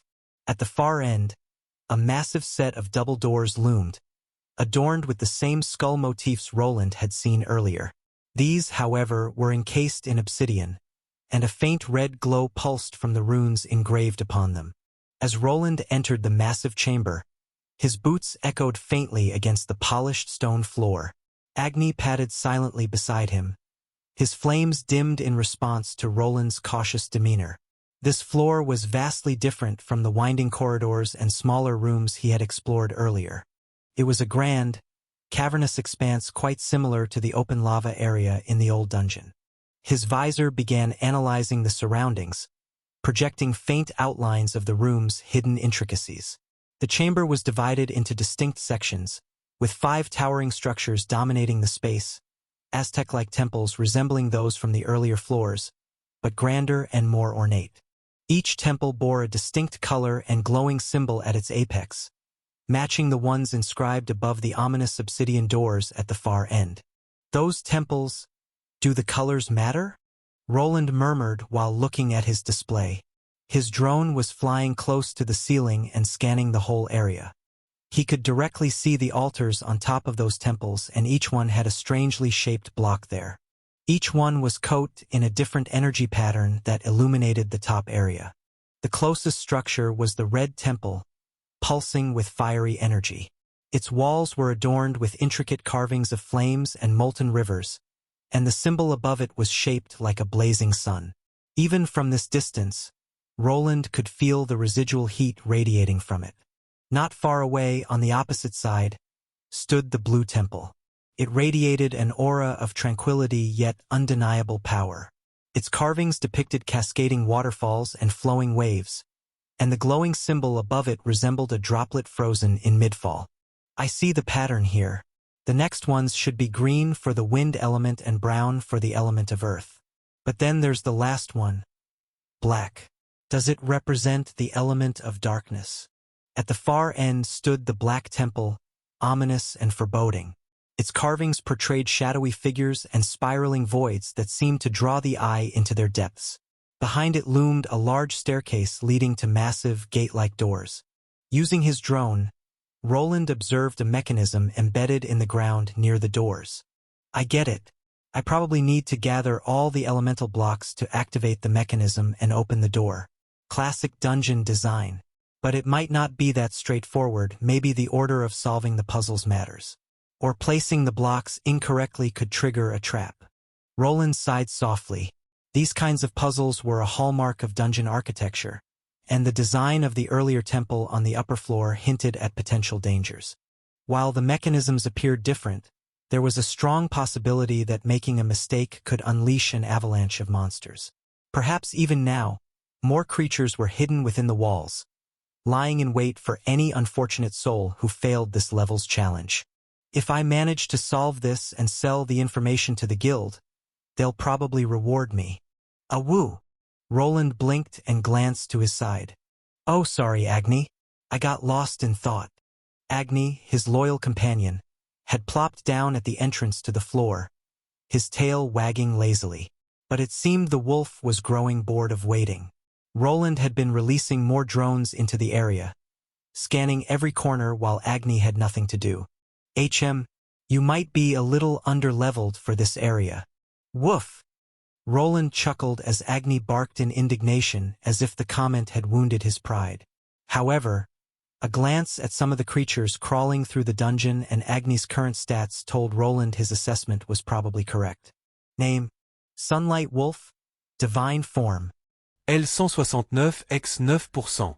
Type: Fire, Earth, Divine Beast. HP: 27971/28971. MP: 20944/29944. SP: 42759/46759. Strength: 250. Agility: 344.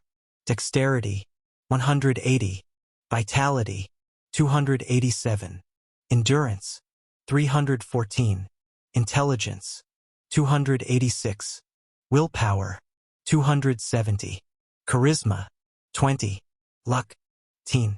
While his wolf companion, Agni, was leveling up quickly, it would still take some time for him to catch up to Roland's own level, which was nearing 200.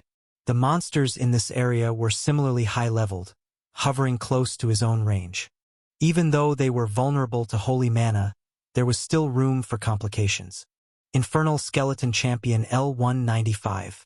There are a few of those crawling about. They wouldn't be a problem, but what about those elemental temples? And what about that room? What concerned Roland most were the 5 elemental temples. Each was marked with distinct mana patterns, suggesting the possibility that the monsters within wouldn't solely be skeletal. If they weren't affected by Agni's divine energies, the situation could become far more dangerous. Roland knew he needed to bring Agni closer to his level.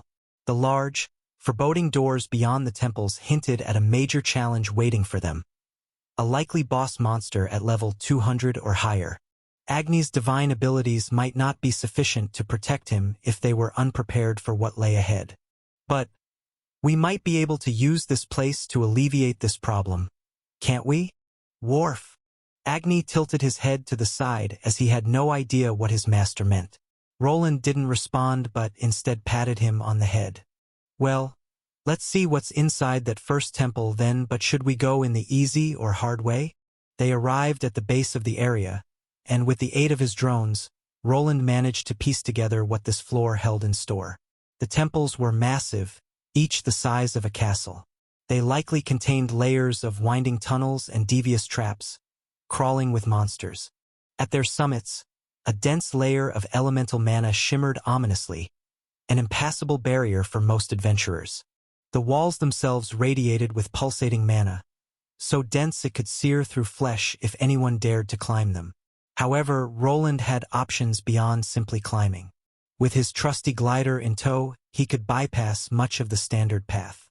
This would mean dealing with the mana shield at the top of the temple, which required careful planning. Though his drones detected no creatures guarding the elemental blocks at the apex, the risk of triggering a trap remained high. This gave Roland an idea. The top section is flat. If anything spawns there, it won't have much room to maneuver or defend itself. I suppose that should work. It will just take some time to set up. As always, Roland had come over-prepared. Thanks to his mastery of spatial magic, he could carry a portion of his workshop with him, neatly tucked away in an enchanted pocket dimension.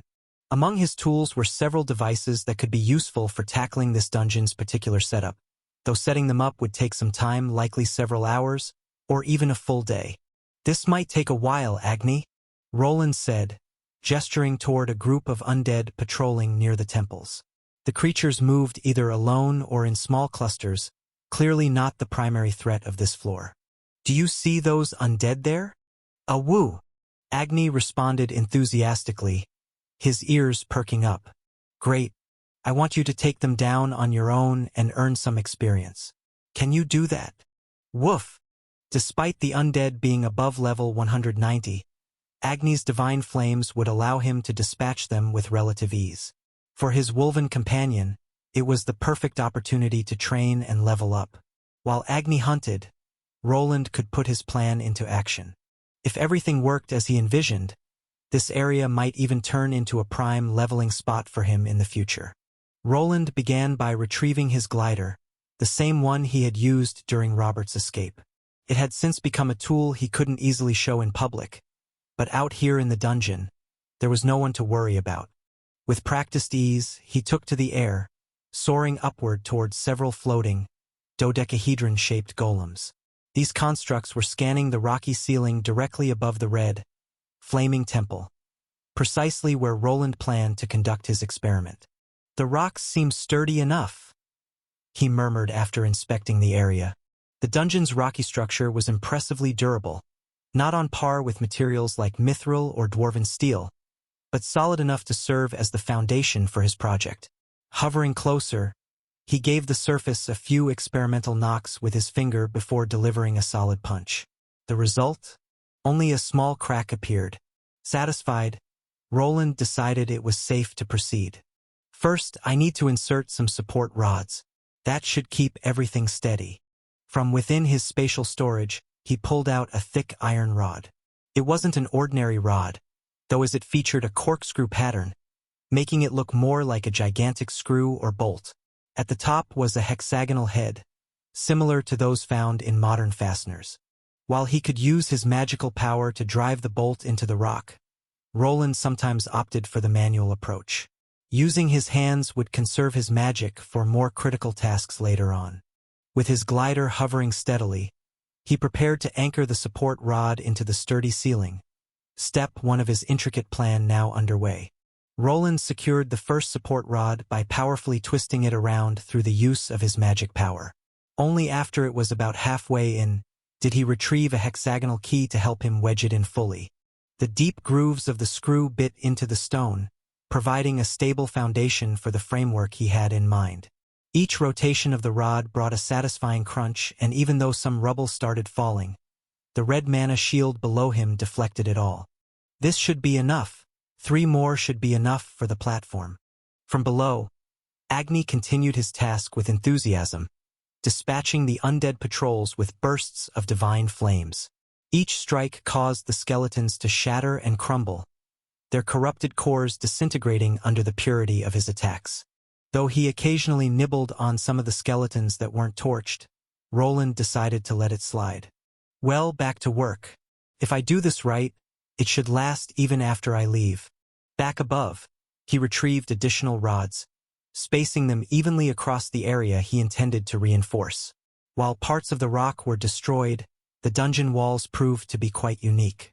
After leaving the rods embedded for a while, the walls would begin regenerating, clinging to the metal like a vice.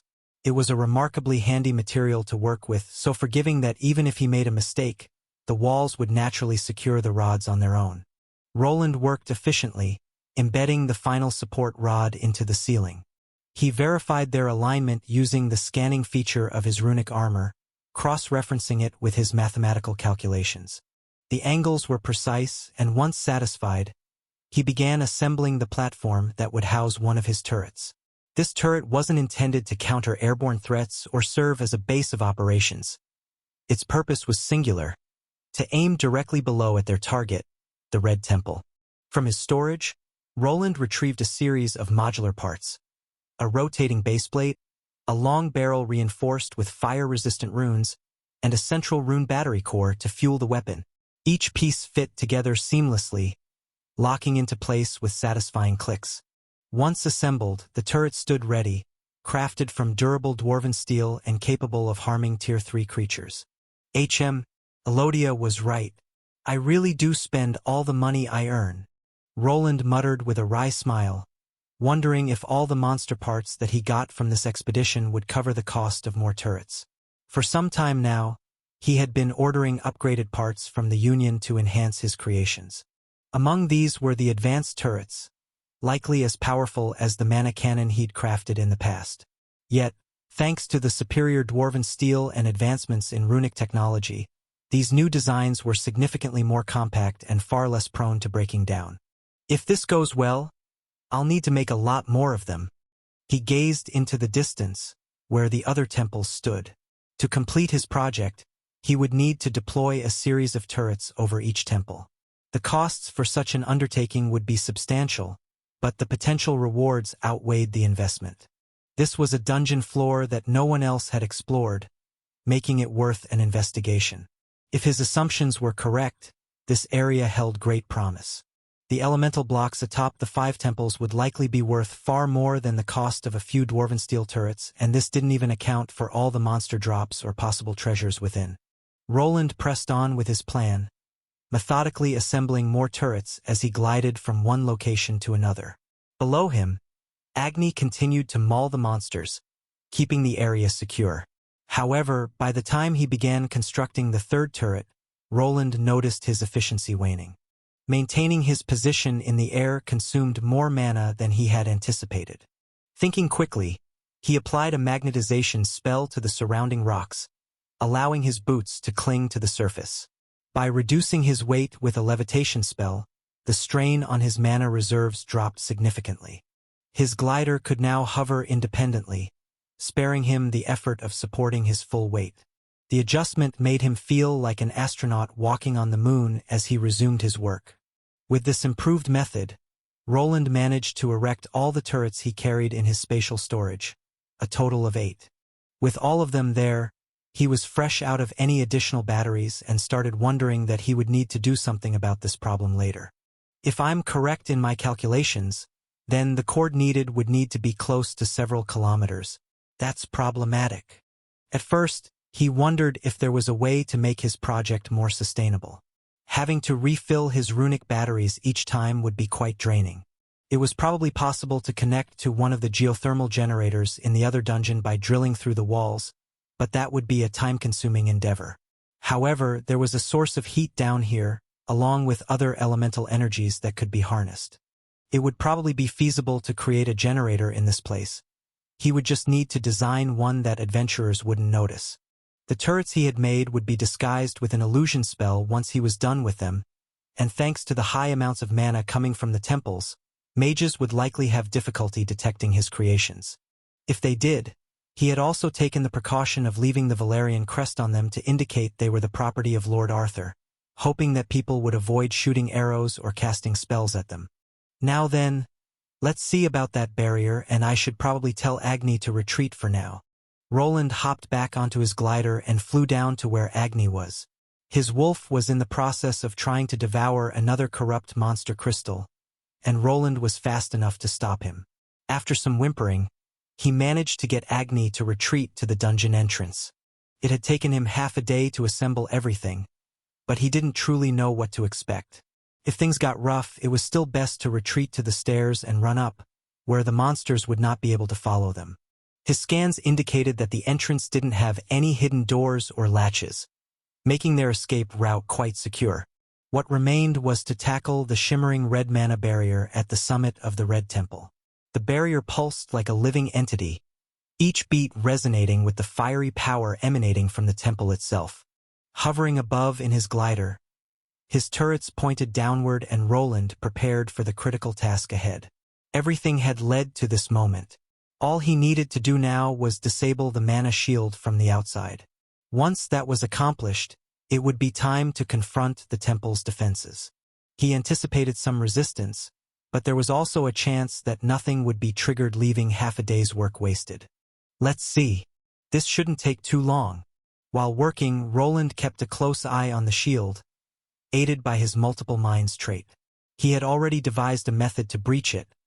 By countering the mana's frequency, he could destabilize the barrier and force it to collapse. Now it was just time to see what was in store for him this time.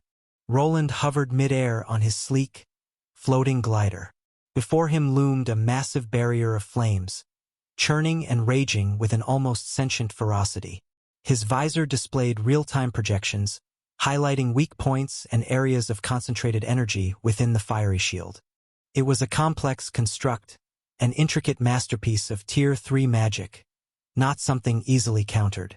Yet, like all magical creations, it had a flaw, a weak point, and that was where Roland would focus. There were several approaches he could take. One was brute force, outputting an overwhelming surge of raw energy to shatter the barrier outright. However, if he concentrated his attack on the identified weak spot, he could achieve the same result with half the mana expenditure, though it would still demand a staggering amount. The shield was immensely powerful, drawing its energy from the vast dungeon itself. Clearly, it hadn't been designed to withstand an assault from this direction. The intended approach was likely through the temple's main entrance, where removing an elemental block would cause the shield to dissipate naturally. The second option, and the one Roland was more inclined to choose, involved disrupting the spell and hijacking it for his own use.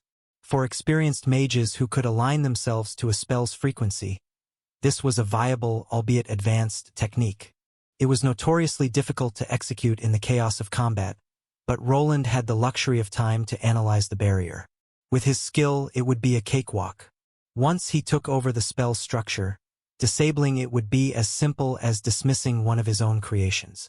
There was also a third option, creating a small breach in the barrier and sending a golem through. The golem could retrieve the elemental block from within the structure, which might cause the external shield to collapse entirely. However, there was no certainty that the shield would behave as expected, and Roland disliked uncertainty in critical situations. Another option was to use copious amounts of anti-magic powder, but it was a limited resource. Thus, he chose the second option and began his mana-hacking attempt. The runes on his gloves started glowing as he activated his magic. His whole armor shimmered as he altered some of its runes to fit this task. Roland's gauntlets thrummed with energy as he attuned himself to the fiery barrier's mana frequency. Strange symbols appeared on the glowing shield, a defensive mechanism to counter most external tampering forms.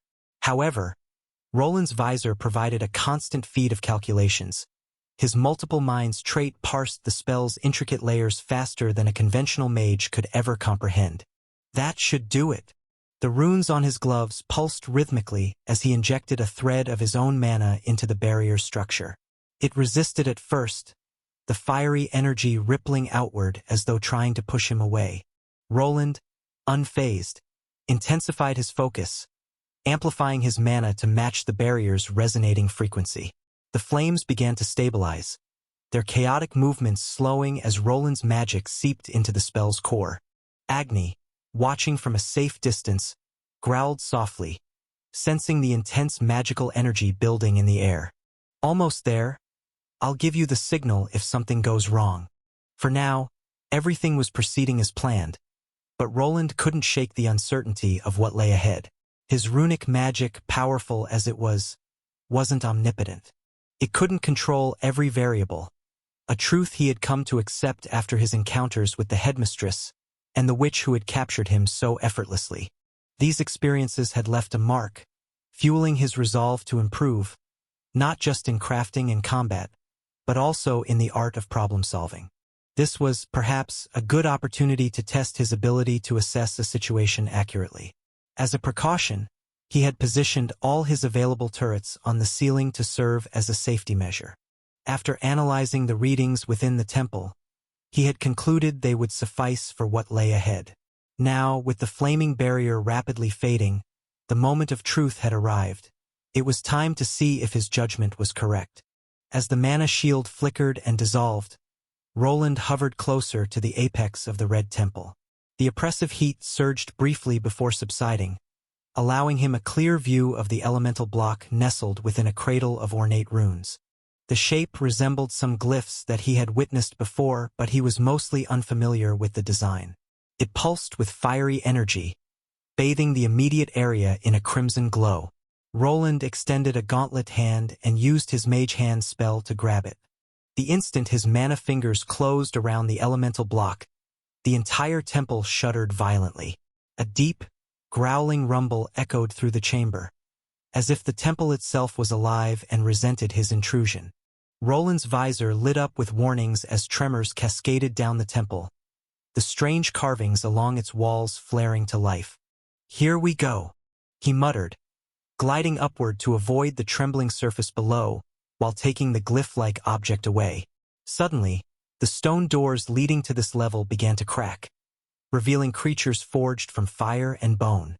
Flame elementals surged forth, their blazing forms crackling with energy, while skeletal warriors clad in molten armor rose to join them. Their hollow sockets glowed with the same red energy as the elemental block now in Roland's possession. Molten Infernal Skeleton Berserker L194. Greater Fire Elemental L196. A different variant of undead and fire elementals. Roland had anticipated a change in the types of monsters they would face, and he had been right to decide that Agni should sit this one out. The enemies were altered infernal skeletons, their forms drenched in molten lava. While still undead, their strong affinity to fire would likely weaken the impact of Agni's divine flames. Additionally, there were the Greater Flame Elementals, pure manifestations of mana that were completely immune to fire-based attacks. Still, Roland remained calm, confident in the preparations he had made. With a swift command sent through his armor, the turrets positioned along the ceiling sprang to life. Their mechanisms whirred to life, and the first shots rang out, piercing through the air with devastating force. The turrets unleashed a synchronized barrage of runic projectiles, each infused with counter-elemental energy, holy and water. For someone of Roland's skill, combining these two elemental wavelengths was effortless, a testament to his mastery over the intricate nuances of rune magic. The skeletal warriors crumbled under the relentless assault, their molten cores erupting into fiery explosions. The Greater Flame Elementals fared no better, their forms of roaring flames and molten rock disintegrating under the unyielding barrage. Roland remained in the air, watching as his creations did the work for him. While their power was limited, these creatures had massive weaknesses that could be exploited. With the first wave of molten skeletons and Greater Flame Elementals dispatched by his turrets, Roland exhaled in relief. His preparation was paying off, but this was only the beginning. The temple trembled more violently now, cracks spreading along its surface as though the entire structure was rebelling against his intrusion. The elemental block pulsed with strange energies, as though it were trying to communicate with the entire temple. He could tell that the dungeon had not granted him the authority to wield this artifact. It wanted it back. The first wave of monsters had been dispatched, but more were on their way. His mapping device displayed a cluster of dots converging on one location, likely ascending the stairs to reach him, the intruder who had stolen their precious treasure. Roland quickly calculated his options.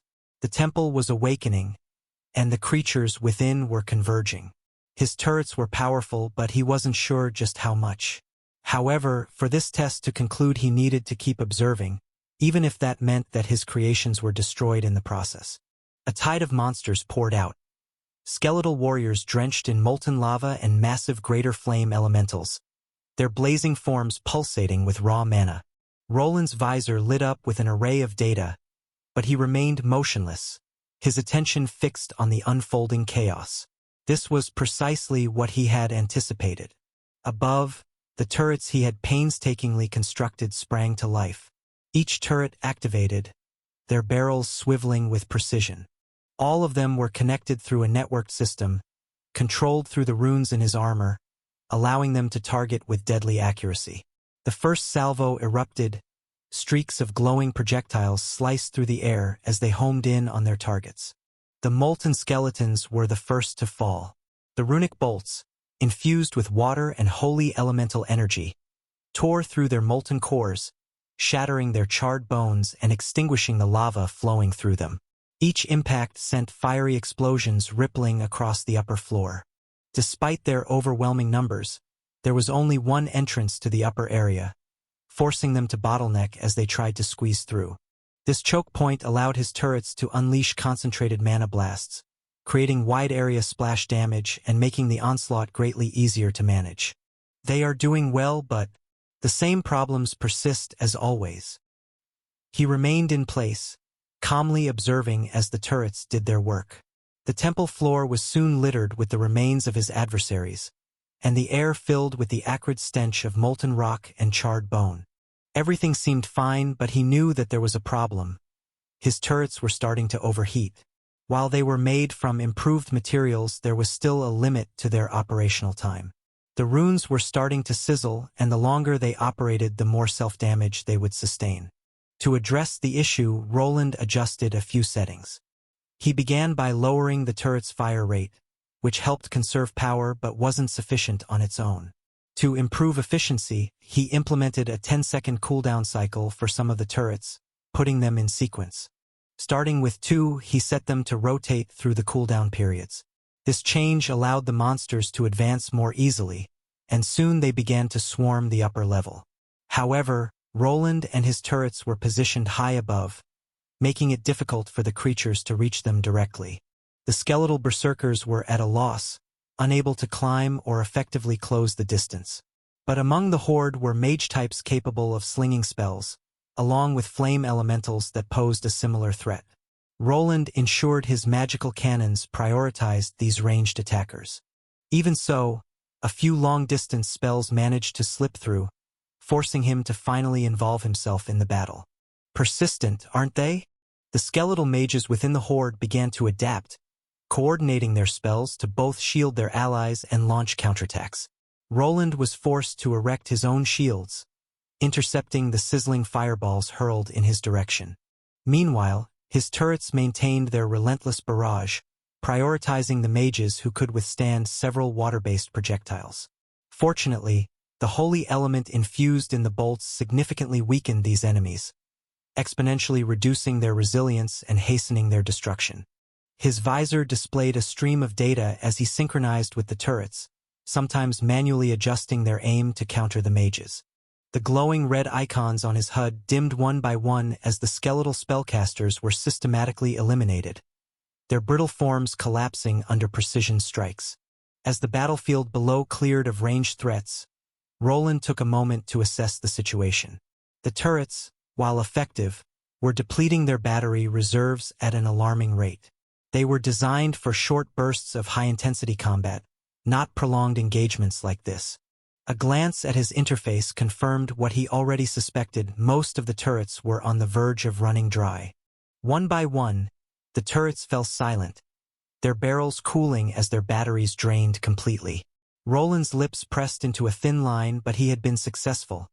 The horde had been halted and no undead monster remained. The temple was now empty, all of the creatures the relentless assault of his creations. Yet, the battle had exposed several shortcomings in his approach. The turrets, while effective against the monster waves, were not sustainable for prolonged engagements. Their overheating issues and limited power reserves were problems he needed to address if he wanted to rely on them in future encounters.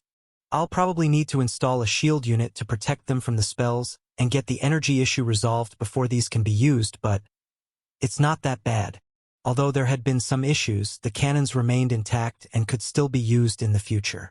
The dwarven steel had successfully resisted the rune deterioration effect, proving its resilience. Now, Roland just needed to find a way to power his creations or recharge their batteries. In time, this place could serve as a valuable source of materials. As the temple fell silent, Roland descended cautiously, his visor scanning for any lingering mana signatures. The magical symbol he had retrieved from the temple continued to pulse faintly, though it no longer attracted defenders. All the monsters had been cleared, and the task had taken just over 10 minutes to complete. The golems hovering nearby activated and moved deeper into the temple's interior, scanning for hidden treasures and concealed compartments. Meanwhile, Roland focused on gathering the leftover materials from the defeated monsters. The greater fire elementals had dropped shimmering crystals infused with fire mana, a highly sought-after material. Both alchemists and craftsmen valued these crystals, as they could serve as cores for forges or smelters. However, in this case, Roland planned to sell them to bolster his funds. He examined the fire crystals with interest, their vibrant crimson hues glowing faintly in his gloved hands. Each crystal radiated intense heat, but the mana veil of his armor protected him from discomfort. Once satisfied with his inspection, he carefully stowed the crystals in one of his runic spatial pockets.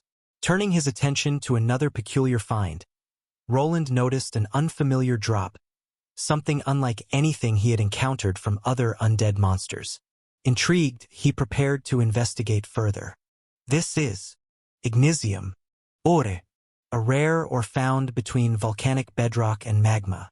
Roland vividly recalled the undead monsters being encased in armor made from a magma-like substance.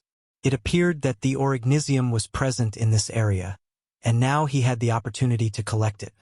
This rare ore could be refined to craft exceptionally heat-resistant alloys, perfect for enhancing some of his creations. By combining Ignisium with red mithril, he could forge an even more advanced suit of flame-resistant armor. However, this was merely the beginning. His thoughts drifted to the other temples scattered across this level. If these undead dropped this, or could the other temples hold similar treasures? His mind raced with possibilities. He envisioned armaments that were fully immune to elemental magic of specific types. He could see himself crafting multiple sets of armor, each tailored to counter a particular element using mithril alloys blended with ores like Ignisium. The idea was tantalizing, the potential boundless. He methodically gathered every shard of the ore, using his sensors to detect and extract fragments embedded in the floor and walls. Each piece of Ignisium he stored in his spatial pocket felt like another step toward future-proofing his arsenal. While was busy here, his golems informed him about further treasures hidden inside of the temple. This was truly a treasure trove that would possibly allow him to continue his lavish spending in the future. Weapons, armor, and even gold, and that's only one temple. What will I find in the others? Roland wasn't typically one to salivate over treasures, but with all of this at his disposal, his future looked exceptionally bright. To make matters even better, he already had an effective method for clearing this tower. What remained was tackling the other four. However, one pressing issue lingered: the other adventurers. While their progress was slow, Roland estimated they could reach this area within a few weeks. He needed time to solidify his dominance over this floor. That meant returning to restock on turrets and other supplies. As he brainstormed over his options, a thought struck him. While it might tread into slightly unethical territory, it wouldn't actually harm anyone. He could use an illusion generator to obscure the entrance to this area, buying himself valuable time. Since he was already planning to use illusions to conceal his turrets, deploying it to mislead other adventurers wouldn't be much of a stretch.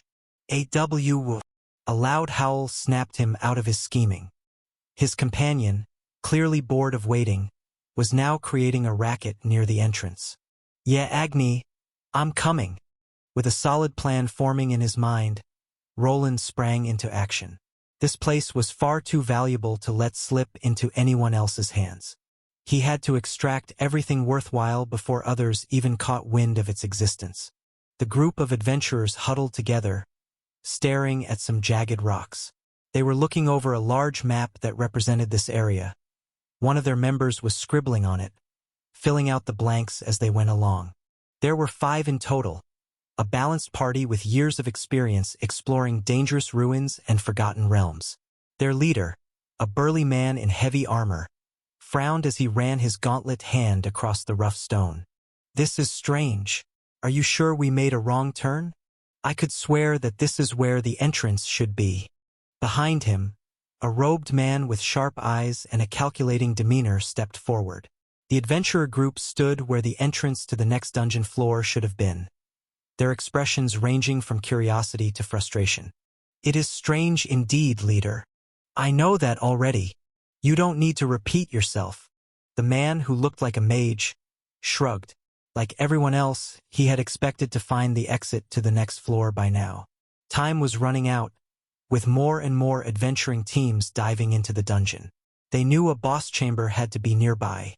Securing the first clear would earn them bonus loot, and they were determined to get it before the guild claimed it. "Don't you have any magic to check? What if it's hidden by an illusion?" "Sure. Give me a moment. I can check again, but I doubt it'll change anything." "Just do it."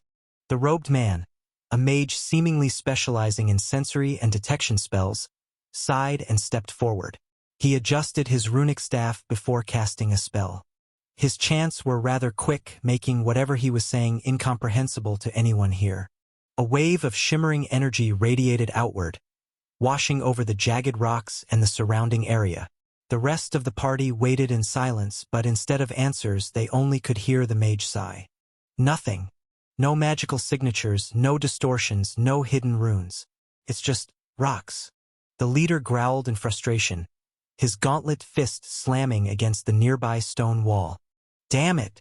Where could it be? We almost searched through this entire damn floor. We never had problems with the upper ones." "Calm down, leader. Let's just go to the areas we haven't checked yet. We'll find that entrance eventually." The mage attempted to calm the adventurer leader. It was true. There was something strange about this place. He was almost certain there was a hidden exit somewhere, but he wasn't sure how to uncover it. If this continued, they would have to leave and procure specialized tools for detecting enchantments. It seemed likely that finding the entrance to the next floor would require dispelling some kind of magical barrier.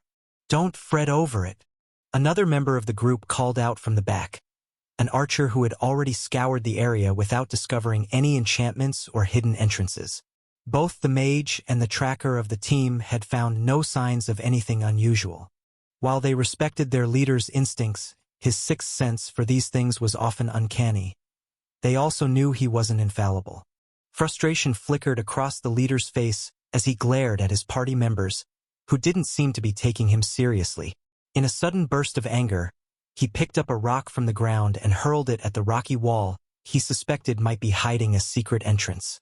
The stone arced through the air before colliding with the wall, shattering on impact.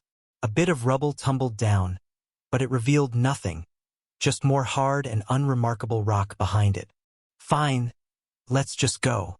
We'll retrace our steps and check everything again. There has to be an entrance somewhere." The group of 5 finally began walking, their footsteps fading into distant echoes.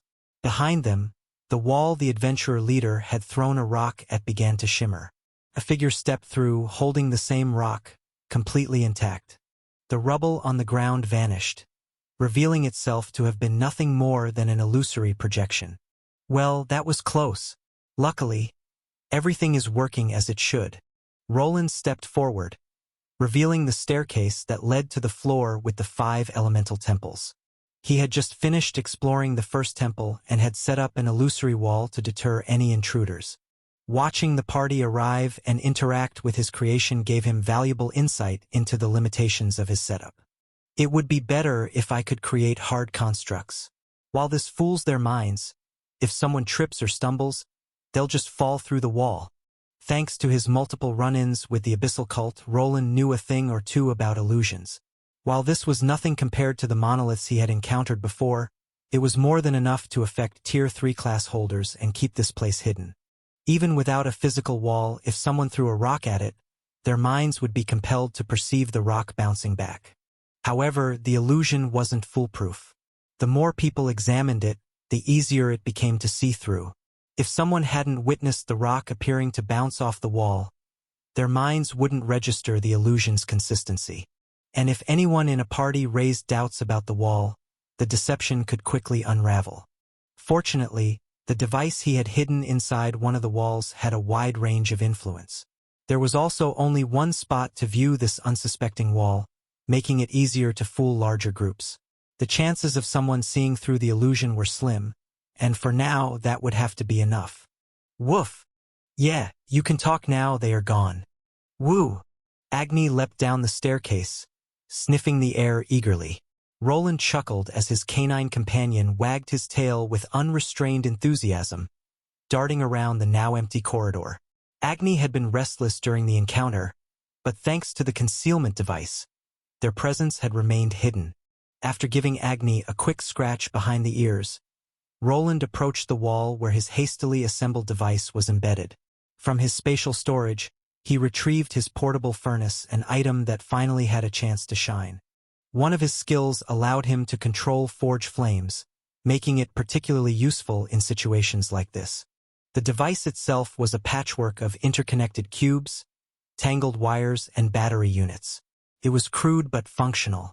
He just needed to attach a few additional batteries to ensure it would last until he returned to this location.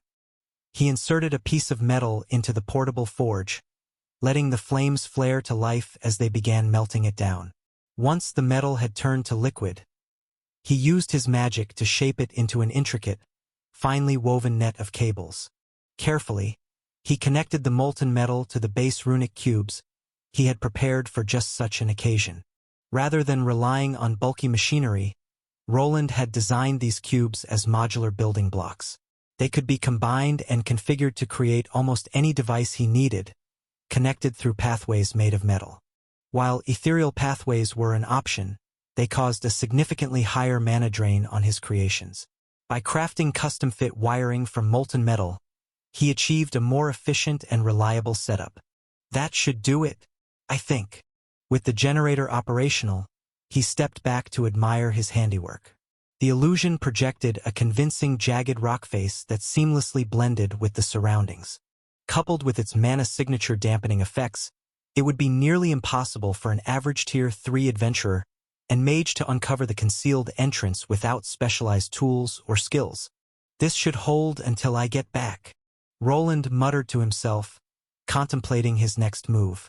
While he had already explored the first temple and set up turrets to clear it repeatedly without his direct involvement, his work was far from finished. His ultimate goal was to transform this place into a personalized material farm.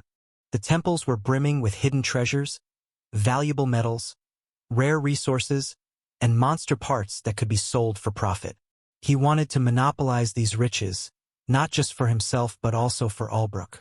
Even when the dungeon was eventually open to the public, his turrets would remain in place, automatically clearing the newly generated waves of monsters as they appeared. However, ensuring the efficiency of this system posed a challenge. To minimize strain on the turrets, he needed a method to handle the drops before any adventurers could reach them. One option was to station soldiers as guards, but that wasn't practical as there simply weren't enough Tier 3 class holders on his side. At best, he could enlist the Platinum team Arthur had hired to keep watch, but even that felt insufficient for a long-term solution. I suppose I'll have to make more robust golems. There were a few sections that could be used for their storage. In his mind, Roland was already formulating a plan to tackle these challenges. The biggest hurdles, as always, were time and resources. Beyond that, he needed to figure out what lay behind the massive door. It was likely a boss chamber, possibly even the dungeon's endpoint. He hoped this dungeon connected to the super dungeon located at the center of the island, but there was no guarantee. If it didn't, whatever awaited him beyond the door would still likely be strong, close to level 200, perhaps slightly stronger, but nothing beyond his ability to handle. Come on, Agni, we need to return and prepare. Woof! While Roland didn't want to leave without fully exploring the area, he had run out of turrets. He could move through the temples on his own if he wished, but he wasn't in a rush. Even if adventurers managed to make it inside, they would likely be unable to open the sturdy door at the end. He had already taken the loot from the fire temple and hidden the key item required for the puzzle at the end. Even if someone came through and cleared the other 4 temples, they would probably be unable to progress past the point he had reached. Monopolizing the new loot was important, and he knew that if the guild master caught wind of it, he would complain. However, he was still the high commander of this place, and Orden would not be able to bully him anymore. Now, what to do about a power source? Could I use that thing to create some steam? As he made his way back through the dungeon, his mind raced with new plans. He had stashed away the elemental block and concealed its fiery signature. It was well hidden, and he doubted anyone would be able to locate it. He mused over its potential uses. Perhaps it could heat water.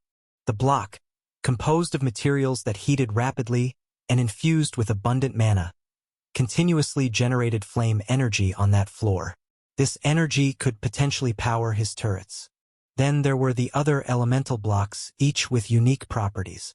One contained wind energy, making it ideal for assembling a wind generator. That task would be relatively simple, but finding an optimal location for it posed a challenge. Water could also serve as a source of energy if he managed to create flow, akin to power plants that harness dams and flowing water. The earth block, however, seemed more difficult to utilize. Perhaps he could harness tremors to vibrate a specific section of earth and produce torque, though he wasn't entirely sure how to achieve this.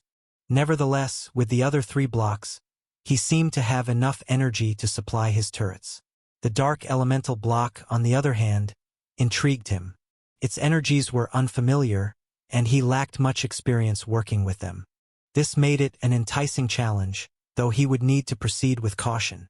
In theory, the darkness element embodied the absence of light, but in this world, it was associated with evil and corrupt energies. The many occult and cursed items he had encountered were imbued with this element, often twisting their users' minds or demanding sacrifices to function. In contrast, the light element was seen as divine, a force wielded by good deities like Solaria. Yet, to his knowledge, photons also existed in this world. Drawing on theories from his own world, he suspected that the light and darkness elements might be better classified through a different lens. Few people studied light in this scientific sense, but it was a field he was eager to explore. Photons, the smallest particles of light, might hold untapped potential. The idea of harnessing them to achieve something extraordinary, like moving at the speed of light, was quite intriguing. As Roland trekked back toward his workshop, his thoughts remained fixated on the possibilities.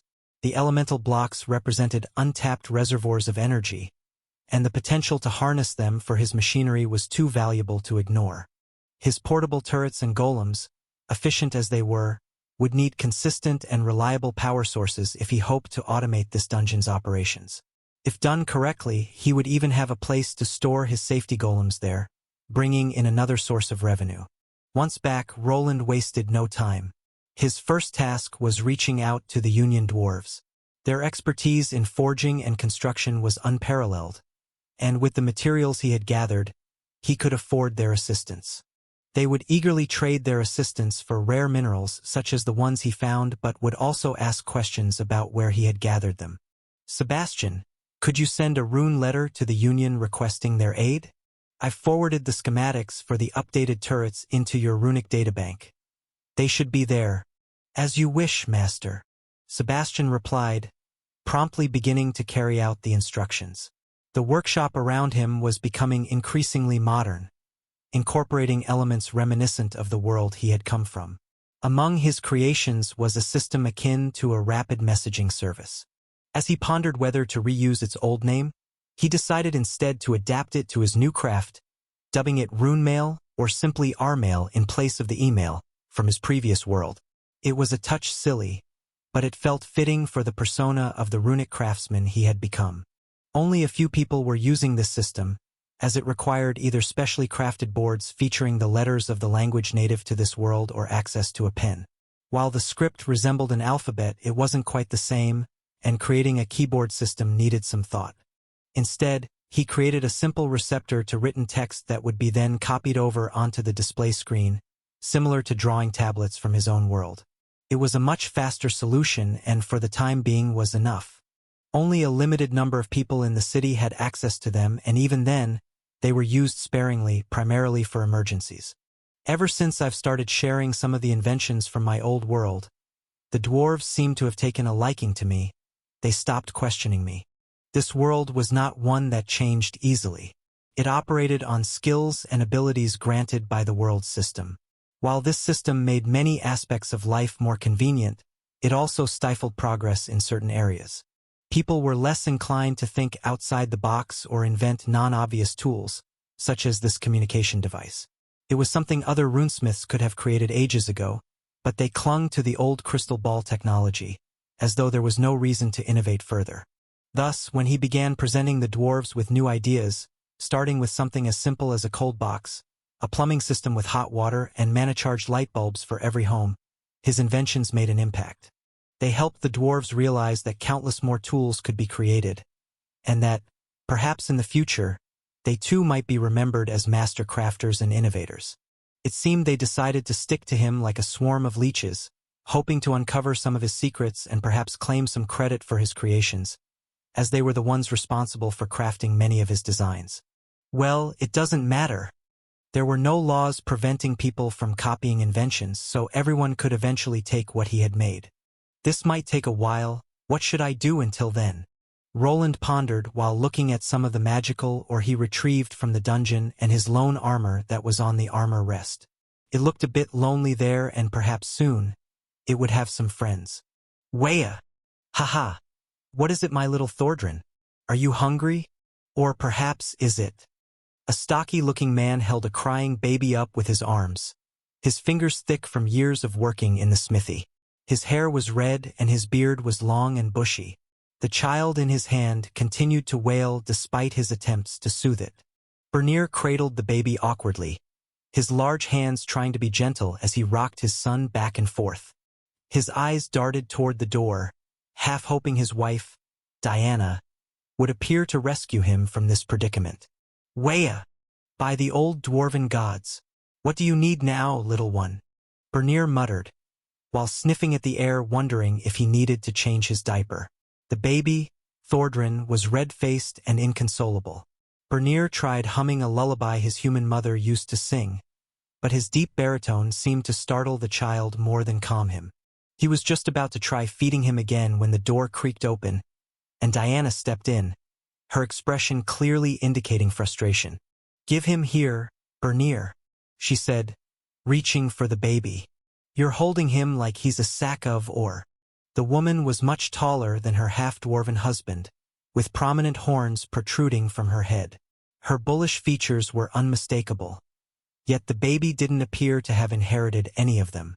Thordin mostly resembled an ordinary human, sharing his father's hair color.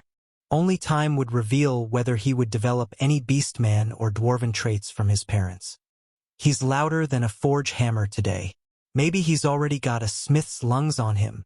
Bernier laughed while handing over his son to his wife, who chuckled as well. Her touch immediately calmed down the infant. She kissed the baby's forehead, her maternal instincts working wonders. He just needed his mama, that's all.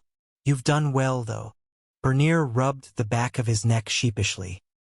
He didn't consider himself particularly skilled at caring for small children, and his son didn't seem especially fond of his presence either. After his extended stay at the institute, Bernier had been trying to make amends by spending more time with his child, but things weren't going as well as he'd hoped. But I'm glad you're here. I'm not sure how you manage it so effortlessly. It's not effortless, trust me, but you'll get the hang of it. For now, though, there is a message for you on that new magical device. Our favorite runesmith wants something from you. Oh? The boss does. Bernier sighed, grateful for the break as he stepped away from the infant's cries. He moved over to the magical messaging device, a simplistic adaptation of Roland's runic mail system, and activated it with a touch. The runes glowed faintly, and a small screen displayed Roland's message. Bernier, I've got some new schematics and materials I'll need your help assembling. Stop by as soon as you can. I wonder what grand invention it is this time? While reflecting on the message, Bernier glanced at his mechanized arm. Even now, after so much time had passed, he still marveled at its craftsmanship. It felt so natural, as though it were truly his own arm, the one he had lost during the cult's attack.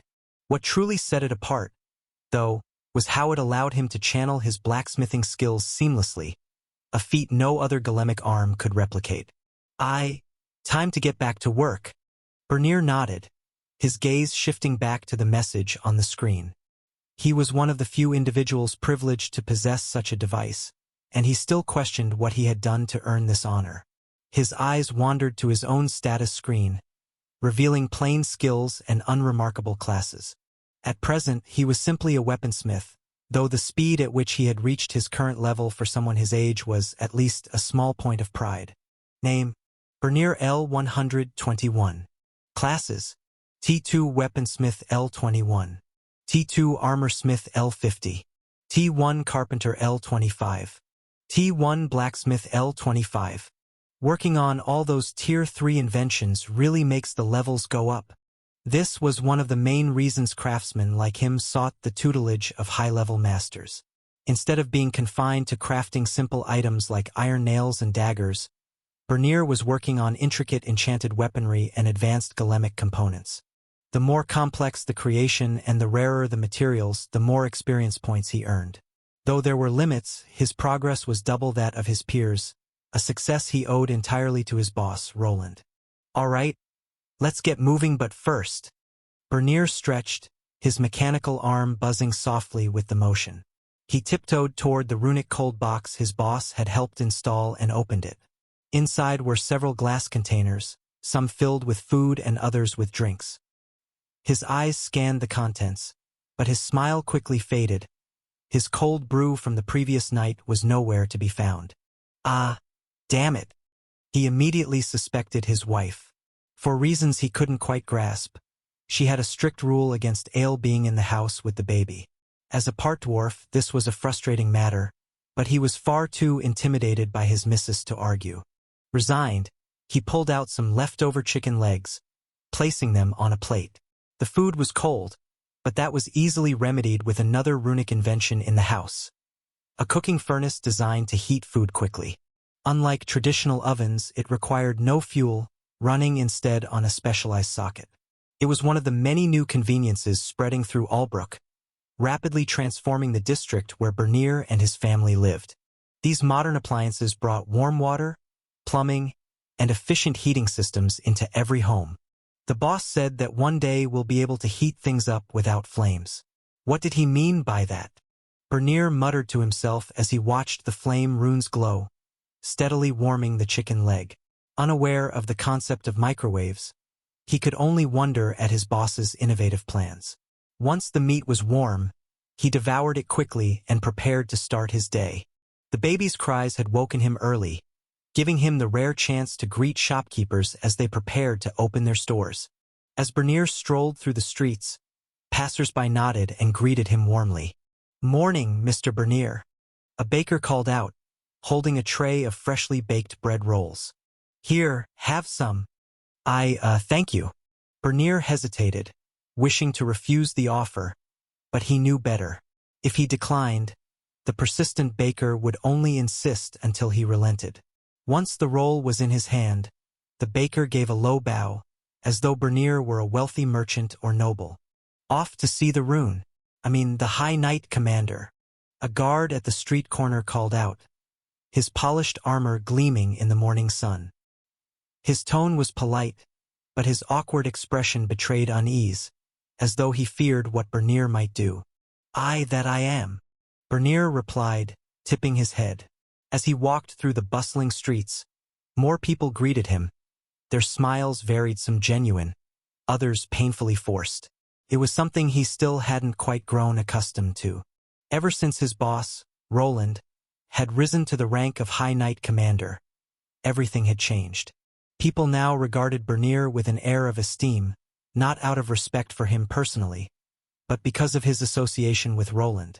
It was clear they believed he had influence and feared that crossing him could lead to trouble. Though unintentional on Bernier's part, the weight of their assumptions often felt like an uncomfortable burden. Should I start acting like the boss? They don't seem to bother him as much. The image of Roland clad in runic armor or draped in a flowing robe surfaced in Bernier's mind. He knew his boss to be a kind-hearted person, someone who would never harm anyone out of malice. But not everyone shared his understanding. Many were too intimidated to approach Roland, their imaginations fueled by far-fetched rumors claiming he kidnapped people to experiment on them if they weren't careful. Bernier knew these stories were baseless, but the fear they generated kept most people at a wary distance. I probably can't pull that off. He couldn't picture himself walking around with Roland's stoic demeanor. It just wasn't who he was. His life now, however, was certainly different. He had become a figure of some importance, to the extent that his boss had assigned him 2 bodyguards after the loss of his arm. Their constant presence as he moved through the city was a daily reminder of how much things had changed. As Bernier strolled through the city streets, alive with the early bustle of people, he found himself reminiscing about his first days here. Back then, it had been a small, unassuming town newly invigorated by the discovery of a dungeon. Opportunities were scarce, and he had struggled to find work as a blacksmith, eventually resigning himself to a grueling gig as a porter.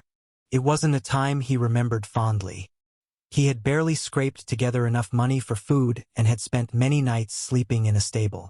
Looking at the bustling, vibrant city around him now, it was hard to believe how far he'd come since those difficult days. Everything had changed after his boss arrived, and he knew that as long as he was here, his life would be secured. The city had been transformed. The streets that had once been just dirt paths were now paved with smooth stone, and the buildings had been reinforced or rebuilt using advanced techniques. Mana-fueled street lamps illuminated the thoroughfares at night, casting a warm glow that allowed trade and social gatherings to continue well into the evening. Bernier's wife often remarked how the city no longer resembled the frontier settlement it had once been. It was quickly becoming a hub of innovation and prosperity. His entourage of bodyguards continued to trail him as he made his way out of the city. The growing presence of Solarian worshippers was hard to miss, with the church expanding rapidly. They had even constructed a special altar dedicated to Agni, who had been the subject of considerable buzz recently. Why isn't the sacred beast here? I don't know. That person is being unreasonable. Shoo! Lower your voice. As Bernier passed a group of priests, their hushed complaints about Agni's absence caught his attention. From what he understood, Roland had gone into the dungeon for some unknown purpose, possibly having stumbled upon something noteworthy. The Armail message Bernier had received hinted at the beginning of a long-term project, leaving him curious about its nature and how it might affect his own work in the days to come. Maintaining a brisk pace, it still took him nearly half an hour from the city gate to reach Roland's workshop. Once he was offered to use a strange contraption with 2 wheels, but after falling down several times, he decided that he would rather just walk. What had once looked like an abandoned farmhouse now resembled the stronghold of an eccentric wizard. High walls obscured the view of the interior, while turrets and the occasional floating golems patrolled the perimeter. These golems, initially simple floating cubes, had evolved into more intricate designs, a clear deterrent to anyone tempted to invade. Though the shops selling their wares enjoyed a fair amount of popularity, it wasn't their primary source of income.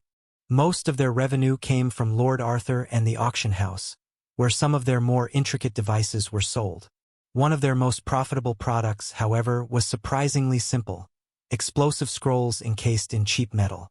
These scrolls featured a small activation spot where the user could press with their thumb, triggering a precisely timed 5-second countdown before detonation. It was an uncomplicated yet highly effective weapon, and its practicality had made it immensely popular among adventurers. "Good morning." "Mornin'." One of the station knights greeted him, their presence imposing even in this setting. Roland was a bona fide knight and the High Knight Commander. While his official rank didn't place him quite as high as a noble, he was second in command under Lord Arthur.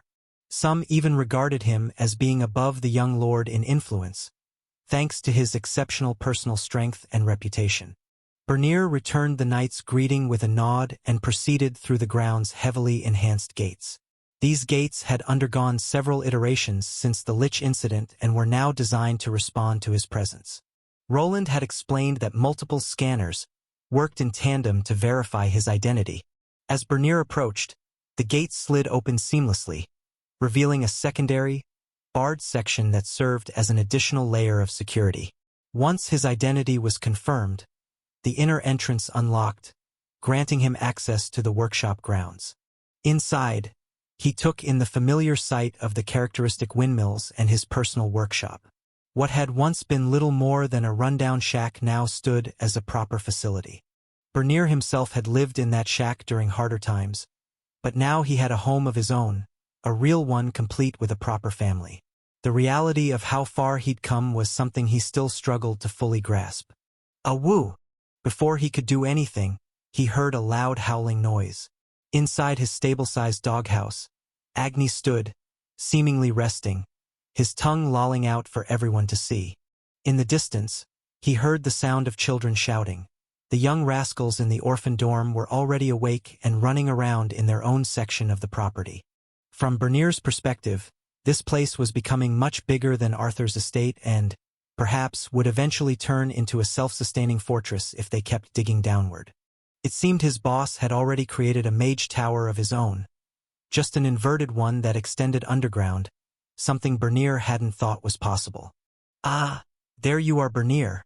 Aye, boss, what we doing today? There he was, the man who made it all possible. While everyone knew him as Wayland the Runesmith or the Knight Commander, he preferred to call him by his nickname. He knew that Wayland was probably not entirely the person he presented himself to be, but he didn't care. The two had spent multiple years together, and the trust he had in his boss was unshakable. Here, I need you to bring this over to Brilvia. She'll know what to do with it. Ah, sure.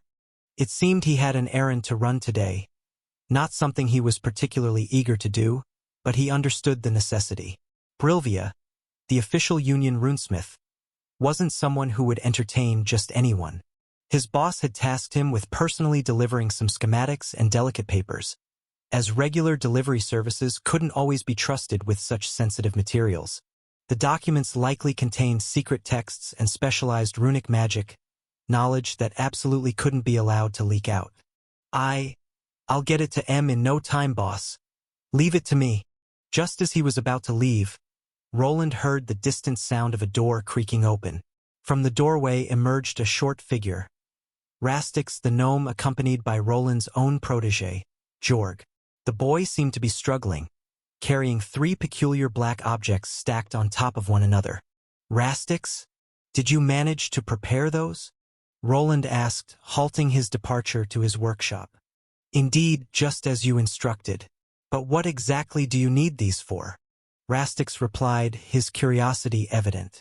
For some reason, Roland turned his gaze toward Bernier. I suppose now is as good a time as any. This project has been waiting for its final piece.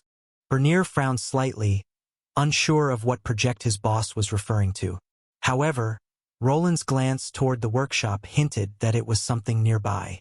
You might have forgotten about this one. We never did get around to finishing the wheels. Bernier sighed internally. Roland's tendency to drift into monologues wasn't new, but this time, Bernier had an inkling of what he was talking about. He once more recalled the odd 2-wheeled contraption his boss had once used to travel to and from the city with impressive speed. As Roland's skills and capabilities had grown, the device was not needed. They had started building an improved model together once but had never finished it. Together, they walked over to the workshop. There, hidden beneath a grayish cloth, was the old invention. It seemed the peculiar black, rubbery-looking objects would finally complete it. Roland pulled the cloth away, unveiling a 3-wheeled, buggy-like contraption. Its frame was a blend of metal and wood, reinforced with engraved runic symbols that shimmered faintly in the light. At the back was a blocky, rune-powered battery engine, connected to the glistening runic framework within. A lightweight metal casing concealed the inner workings, keeping them hidden from prying eyes. "Ah, so we're finally doing something with this old thing?" Bernier said, scratching his beard. His gaze settled on the large wheels, or rather, what they were missing. "Yes, with these, we should be able to get it running. It did shake a lot in the past." Roland glanced at the metal wheels attached to his old creation. The concept had originated after he built the first runic bike powered by his own mana. In the past, he had intended to complete it as a means of traveling to and from the city. However, he eventually abandoned the project to focus on his golemic inventions. With Bernier's assistance and Arthur's help, he no longer needed to make frequent trips to the city, and materials were regularly delivered to his workshop. Additionally, using a machine would prevent him from leveling up skills like running or dashing. Even so, whenever he had free time, he found himself tinkering with the design. Now, it was nearly complete. This vehicle featured 2 wheels in the front and 1 in the back. While he could have opted for a 4-wheel design, the 3-wheeled configuration saved space and reduced production costs. Though he wasn't much of a gearhead in his original world, he had learned that the tadpole configuration he chose offered greater stability, better traction, and improved braking over the Delta type, which had other pros. If this project proved successful, he might eventually create the other designs he had in mind, including a proper 4-wheeler. He reached for one of the black, rubber-like objects Rastix had crafted, holding it up to inspect its craftsmanship. The material stretched slightly under his grip, and its surface featured a faint, textured pattern designed for better traction. "These tires should cushion the ride and provide better grip," Roland explained to Bernier, who was watching with growing enthusiasm. Carriages existed in this world, but their suspension systems relied on enchantments that absorbed and dispersed shocks, rather than materials like rubber.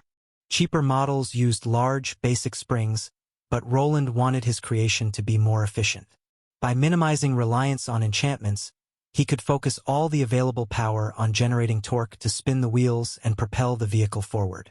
Once the basis was in order, he would look into lowering the shaking through magic. Without them, the ride will be quite rough, but this is not really a perfect solution.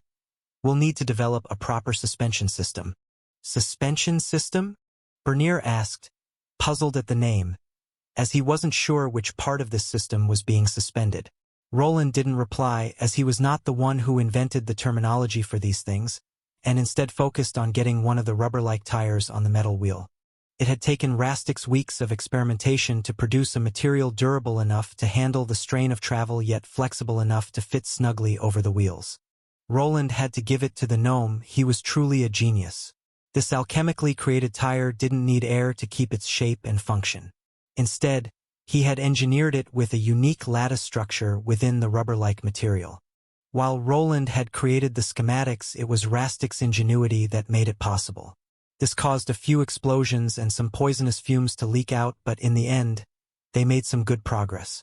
With the help of this self-cushioning tire, Roland hoped to finally complete his creation. Perhaps in the future, it would revolutionize transportation in Albrook. However, he was well aware of the world's reluctance to adopt new technologies. People here were deeply attached to their traditions, and it would likely take time for them to warm up to using a vehicle instead of a mount.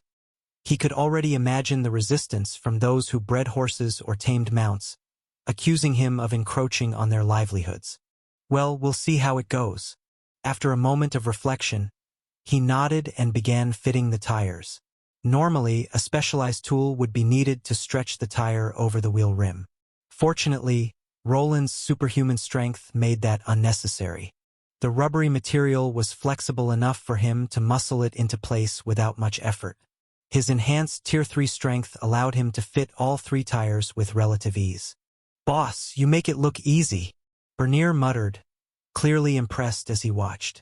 "You should be able to do the same. Your level isn't low," Roland replied, glancing at him as he worked on the final rim. While Bernier didn't have half his strength, he was still a high-level blacksmith. "Have you thought about what class you'll choose?" Bernier was close to a major milestone. He only needed 29 more levels to reach 150, the threshold for entering the realm of Tier 3 elites. With the influx of high-grade materials and the work ahead, Roland was confident his assistant would reach that level soon. Erenyo-esh. A master blacksmith, I suppose? Roland could see Bernier scratching his head as if he didn't really give it much thought. I'm not sure if there will be any other choices, boss. I think you're underestimating your talents. Everyone in this world had multiple possibilities, but a master blacksmith or one of the other advanced classes was the usual choice for most. Normally, Bernier would likely have to decide between the master armorsmith or master weaponsmith variants. Both were considered more specialized professions, with the master blacksmith being seen as a more generalist option, competent but not exceptional in either field. Roland wondered if Bernier was leaning toward this less specialized path. After all, Bernier wasn't crafting weapons or armor that much anymore. Instead, he had begun focusing on modular parts for Roland's magical creations. However, Roland didn't want his best worker to base his future solely on Roland's inventions. I am? Bernier asked, his expression filled with doubt. Yes, if you see something special in one of those advanced classes, don't hesitate to pursue it, even if you fail the first time. Roland spoke from experience. He, too, had failed his first Tier 3 Ascension trial. Though much of what happened during the trial was hazy in his memory, fragments remained. The crystals required for advancement weren't a problem for Bernier, and it was always worth aiming for a prestigious class. The real issue was Bernier's current classes. They weren't particularly rare, which meant that even if Bernier acquired an exceptional new class, the trial would likely be a difficult ordeal for him. Special, huh? But my arm. As they talked, Bernier's gaze drifted to his runic prosthetic, and he instinctively clutched it. He had lost his arm during the Abyssal Cult incident, an event that had left him permanently altered. I wonder, will he be able to keep that prosthetic arm during the Ascension trial? This was a big question. From what Roland knew, lost limbs wouldn't simply regenerate within the Ascension realm. With only one arm, Bernier might not even be able to pass the simplest of trials. But this wasn't just any prosthetic. It was a marvel of runic craftsmanship, connected to his soul. Unlike regrown limbs, this prosthesis was superior to the original flesh and blood. It could perform tasks the old arm never could, and Bernier had become quite adept at using it. If the prosthetic accompanied Bernier into the Ascension realm, it might become a crucial asset. In fact, it could even help him achieve a higher tier class. Roland couldn't help but wonder if, through this unique trial, something entirely new might emerge. A class born from the fusion of runes and man. He won't turn into a cyborg or something, will he? For a moment, a vivid image flashed in Roland's mind. Bernier with glowing red eyes, most of his body replaced by intricate runic prosthetics, having discarded the frailties of his flesh for cold, unyielding runic machinery. Roland shuddered and quickly shook the thought away. That's definitely not something his wife would approve of. The last thing Roland wanted was to become some kind of mad scientist who experimented on people, replacing their body parts with mechanical constructs. The idea was absurd, but he couldn't ignore the fact that some people might be eager to embrace such methods if it granted them power. Once his technology spread further into the world, Roland was certain that copycats would emerge. Some would undoubtedly start experimenting, perhaps even crossing ethical lines he wouldn't dream of approaching. He had to make peace with that inevitability. He couldn't control how others used his inventions, nor could he let their misuse weigh on him. There, that should do it. Now, how about you give it a spin, Bernier? Me? Bernier asked, pointing to himself in surprise. Who else? Roland replied with a faint smirk. He had no real need for this wheeled vehicle. If he wanted to travel, he could simply fly. While the glider he had used to save Robert was too conspicuous, there were other ways for him to move around. This new creation, however, was better suited for Bernier. His assistant often traveled between the Union workshop and this palace. His assistant didn't particularly enjoy riding mounts, so this vehicle would likely be a perfect substitute. Roland hoped it would make Bernier's trips easier and perhaps serve as free advertisement, as he knew of his loud mouth and boisterous attitude. Bernier rubbed his beard thoughtfully as he studied the three-wheeled buggy. Despite his initial surprise, a hint of excitement crept into his expression. He understood its function in theory, but the prospect of navigating the streets on this peculiar contraption was undeniably fascinating. "All right, boss, I'll give it a shot. It won't blow up, right?" "I'm not Rastix," Roland replied to the grinning Bernier while rolling his eyes. But we've had a few accidents from time to time. Remember when that golem exploded?" "That was a long time ago," Roland muttered, shaking his head. After teasing Roland for a moment, Bernier stepped up to the vehicle. His runic prosthetic flexed slightly as he gripped the steering wheel. Though he was no stranger to Roland's inventions, he remained cautious. The potential for something going wrong kept him focused. "Good," Roland said, handing Bernier a small, rune-inscribed metal card. Bernier examined the card, noting its intricate designs.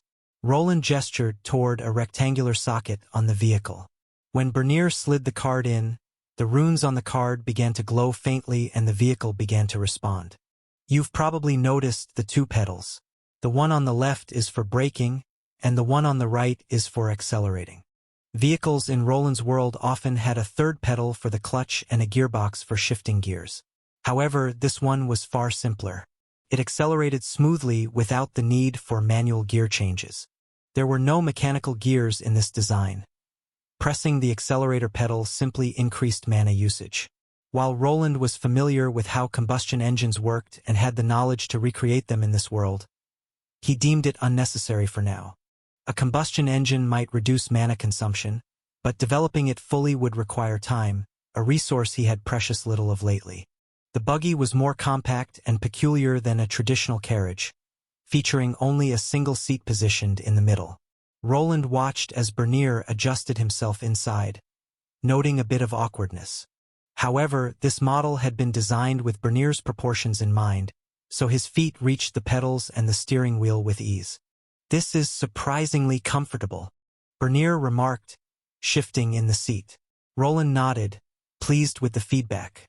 He had taken care to craft a cushioned seat to ensure comfort during long journeys. With Bernier now settled inside, it was time for a test ride. "Good. Now, press the accelerator pedal G." Roland continued to talk with the intention to add "gently." Before he could finish the sentence, Bernier shoved his entire foot down onto the pedal. His eyes widened. Though the buggy had a built-in limit for speed and mana usage, such an aggressive action still resulted in a sudden burst of power. The vehicle jolted forward, and Bernier was pressed back into the cushioned seat as the buggy shot ahead with surprising force. "Whoa!" Bernier shouted, gripping the wheel tightly as he fought to steady the buggy's wild movements. However, Roland quickly realized he had overestimated how intuitive steering would be for someone with no prior experience. In Roland's world, people had a basic understanding of cars, whether through first-hand experience or simply observing others. Bernier, on the other hand, had no such reference point. His hands twisted the steering wheel erratically in both directions, as he panicked. Despite their earlier discussions about how the wheel should work, the sudden burst of speed had clearly erased all of Bernier's training. His instinct to overcorrect only made the vehicle swerve wildly, veering dangerously close to a bench before narrowly missing it. "Bernier, make small adjustments, don't fight it. Release the acceleration pedal and try using the brakes," Roland shouted, trying to guide Bernier from a safe distance. But it was clear that his assistant's panic had completely taken over. The Rune buggy was now on a collision course with the house, and Roland could only brace himself for the inevitable. "Brake! Hit the brake!" he yelled, his voice trying to break through the buzzing mana engine. At last, Bernier registered the command. He lifted his foot off the accelerator and slammed it down on the brake pedal with all his might. The wheels locked, and the buggy screeched to a halt, sliding across the ground as friction finally took hold. "Oof!" Bernier grunted as the vehicle came to an abrupt stop, a bit too abrupt.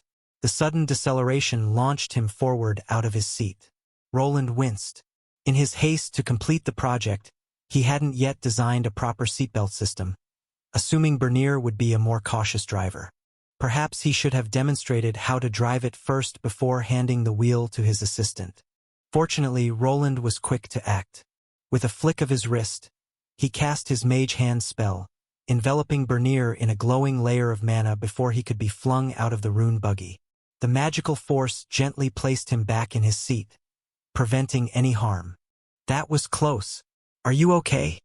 Bernier was still catching his breath, but rather than fear, there was an unmistakable glint of excitement in his eye. Ha! That was interesting. Can we do it again? You want to do it again? Roland blinked in disbelief but then let out a small chuckle. All right, but steer it toward the open field this time. Somewhere without anything you can crash into.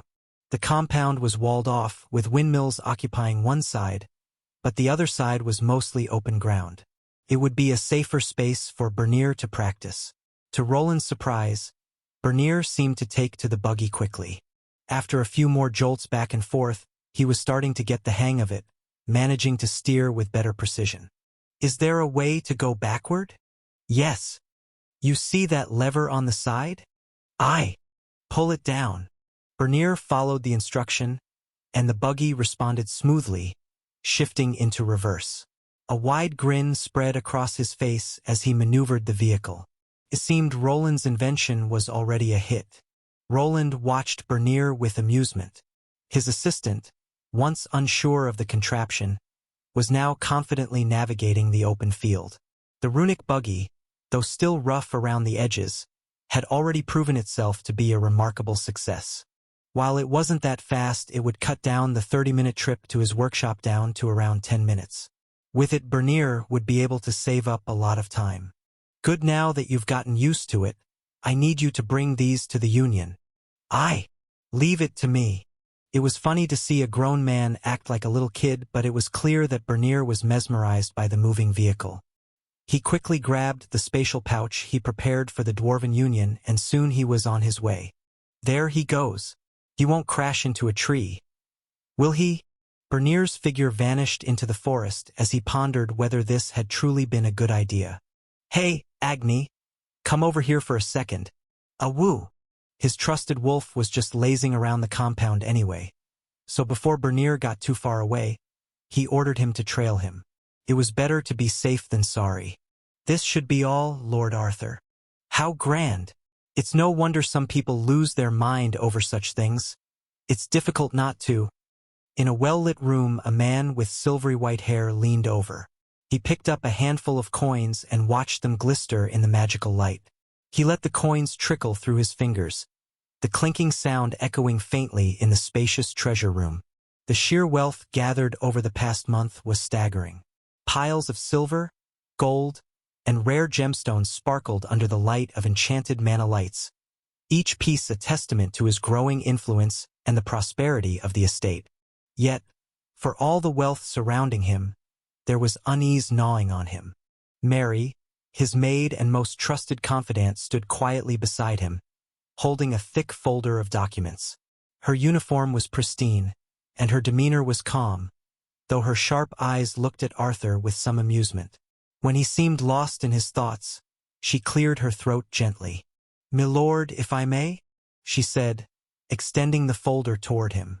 Arthur blinked, snapping out of his greed-induced trance. "Ah, yes, Mary. My apologies. What is it?" "This is a proposal from Master Roland," she explained while handing the papers over. "It outlines a new project he's begun. However," her expression turned serious as she hesitated, choosing her next words carefully, "the expenses involved are quite considerable." Arthur raised an eyebrow as he took the folder, flipping it open. The contents were dense with diagrams, calculations, and descriptions of various expenses. It appeared that his ally intended to order a substantial number of products from the Dwarven Union, a venture that would require a lot of capital.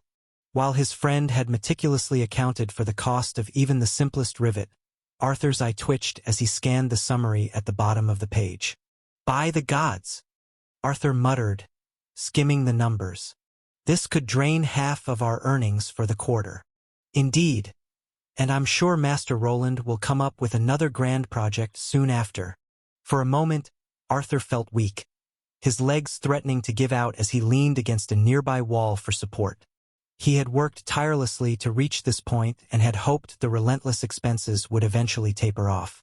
However, his runesmith friend seemed incapable of slowing down, always pushing forward without pausing to enjoy the fruits of his labor. Arthur let out a heavy sigh and set the folder on a nearby table. Pinching the bridge of his nose, he weighed the implications. Roland's creations have brought us success before. The golems within the dungeon have more than paid for themselves, generating steady profits, and the turrets have allowed us to cut back on military expenses, while raising the satisfaction of the commoners. The young lord began weighing the pros and cons of Roland's decisions. He was acutely aware that most of the gold in the treasury would eventually be claimed by his father. Despite under-the-table deals with the guildmaster and the new crime lords in the red light district, their operations were still consuming nearly all the profits they generated. With tilde beta. Yet Arthur harbored ambitions that required greater resources. He wanted to increase the military budget to recruit more soldiers, preparing for the future he envisioned. Those soldiers would need weapons, armor, and enough food to keep them strong and loyal. If he ever hoped to stand against his elder brothers and pursue his newfound goal of becoming the Duke's heir, bolstering the military was non-negotiable. Lord Arthur, there's still more. As he contemplated, Mary interjected. Oh! Before Arthur could respond further, another set of documents was handed to him. These detailed the potential financial gains of a new Plan 1 focused on cultivating a recently discovered dungeon level. The proposal highlighted rare ores such as ignisium and gaelite, both imbued with elemental power and highly valuable. I see, Arthur murmured, his tone shifting as he scanned the pages. So, it's more of an investment for the future. It seemed his smart friend wasn't just blankly asking for more funds but also presenting ways to generate even greater returns. Roland's plan wasn't just about spending. It was a calculated move to expand their resource base, potentially doubling or even tripling their income in the long term. Still, it required faith and a massive upfront cost. Arthur exhaled deeply, running a hand through his silvery hair. He always has a way of tying my hands. I can hardly say no when he dangles prospects like this before me. Mary allowed herself a faint smile, stepping closer. Master Wayland has proven his worth time and again. It's not a question of if this will succeed, but when. Still, the decision lies with you, my lord. Oh, have you finally warmed up to him? Is that nothing but praise that I hear? Arthur chuckled as his maid turned her head away, a faint hint of embarrassment on her face. In the past, she had been openly skeptical about their pact. To her, it had seemed unreasonable to place so much trust in a man who concealed his true identity. They now knew that he was a runaway noble who didn't seem to be a follower but more of an equal. True, his results are hard to deny, but that doesn't mean I agree with his methods or his disregard for hierarchy. It wasn't a secret that Mary disliked the fact that Wayland didn't see Arthur as his superior. The young lord didn't care much as he saw him as more than just a simple vassal. Hierarchy, Sometimes, breaking the mold is necessary to achieve greatness, and he has yet to disappoint, don't you think? Mary said nothing, instead turning her attention back to one of the papers in her hand. She then presented it to Arthur along with his seal. While they weren't in his office, he could still sign off on this plan that Wayland had presented. If you agree with Master Wayland's budget plan, then please affix your seal here, my lord. Mary said, her voice calm and even. She extended the paper and the seal with a slight bow, her demeanor urging him to make a decision. Arthur hesitated, staring at the intricate budget breakdown before him. Each line represented a small fortune, and the final sum was staggering. He could feel the weight of it pressing down on him. His estate's coffers, while healthy, were not inexhaustible, and this was no small expense. His hand hovered over the seal, shaking a bit. Is there something wrong, Lord Arthur? Wrong. Ha! No, everything is great. A bead of sweat formed on his forehead as he hesitated further. This was probably one of the costlier projects his friend had organized, and he still had his doubts. This was around half of their earnings, and the rest they would need to send over to the Duke as tax money. Mary just stood there without saying anything more, watching as Arthur slowly lowered his hand and finally gave the document its seal of approval. "There," he said, his voice trembling slightly as if he had just sprinted for several minutes. "It's done. May the gods favor our endeavors." Mary accepted the sealed document with a slight bow, a hint of satisfaction in her eyes. "Very good, my lord. I will handle this issue personally." "Yes, that would be better. I'll be in the training chamber. If all fails, I'll just earn it back myself." Mary wasn't sure how to respond to Arthur's joke. It was clear he was heading into the chamber to train against an undead monster. His levels were rising quickly, and it was becoming increasingly difficult to keep him away from the higher-tier dungeon.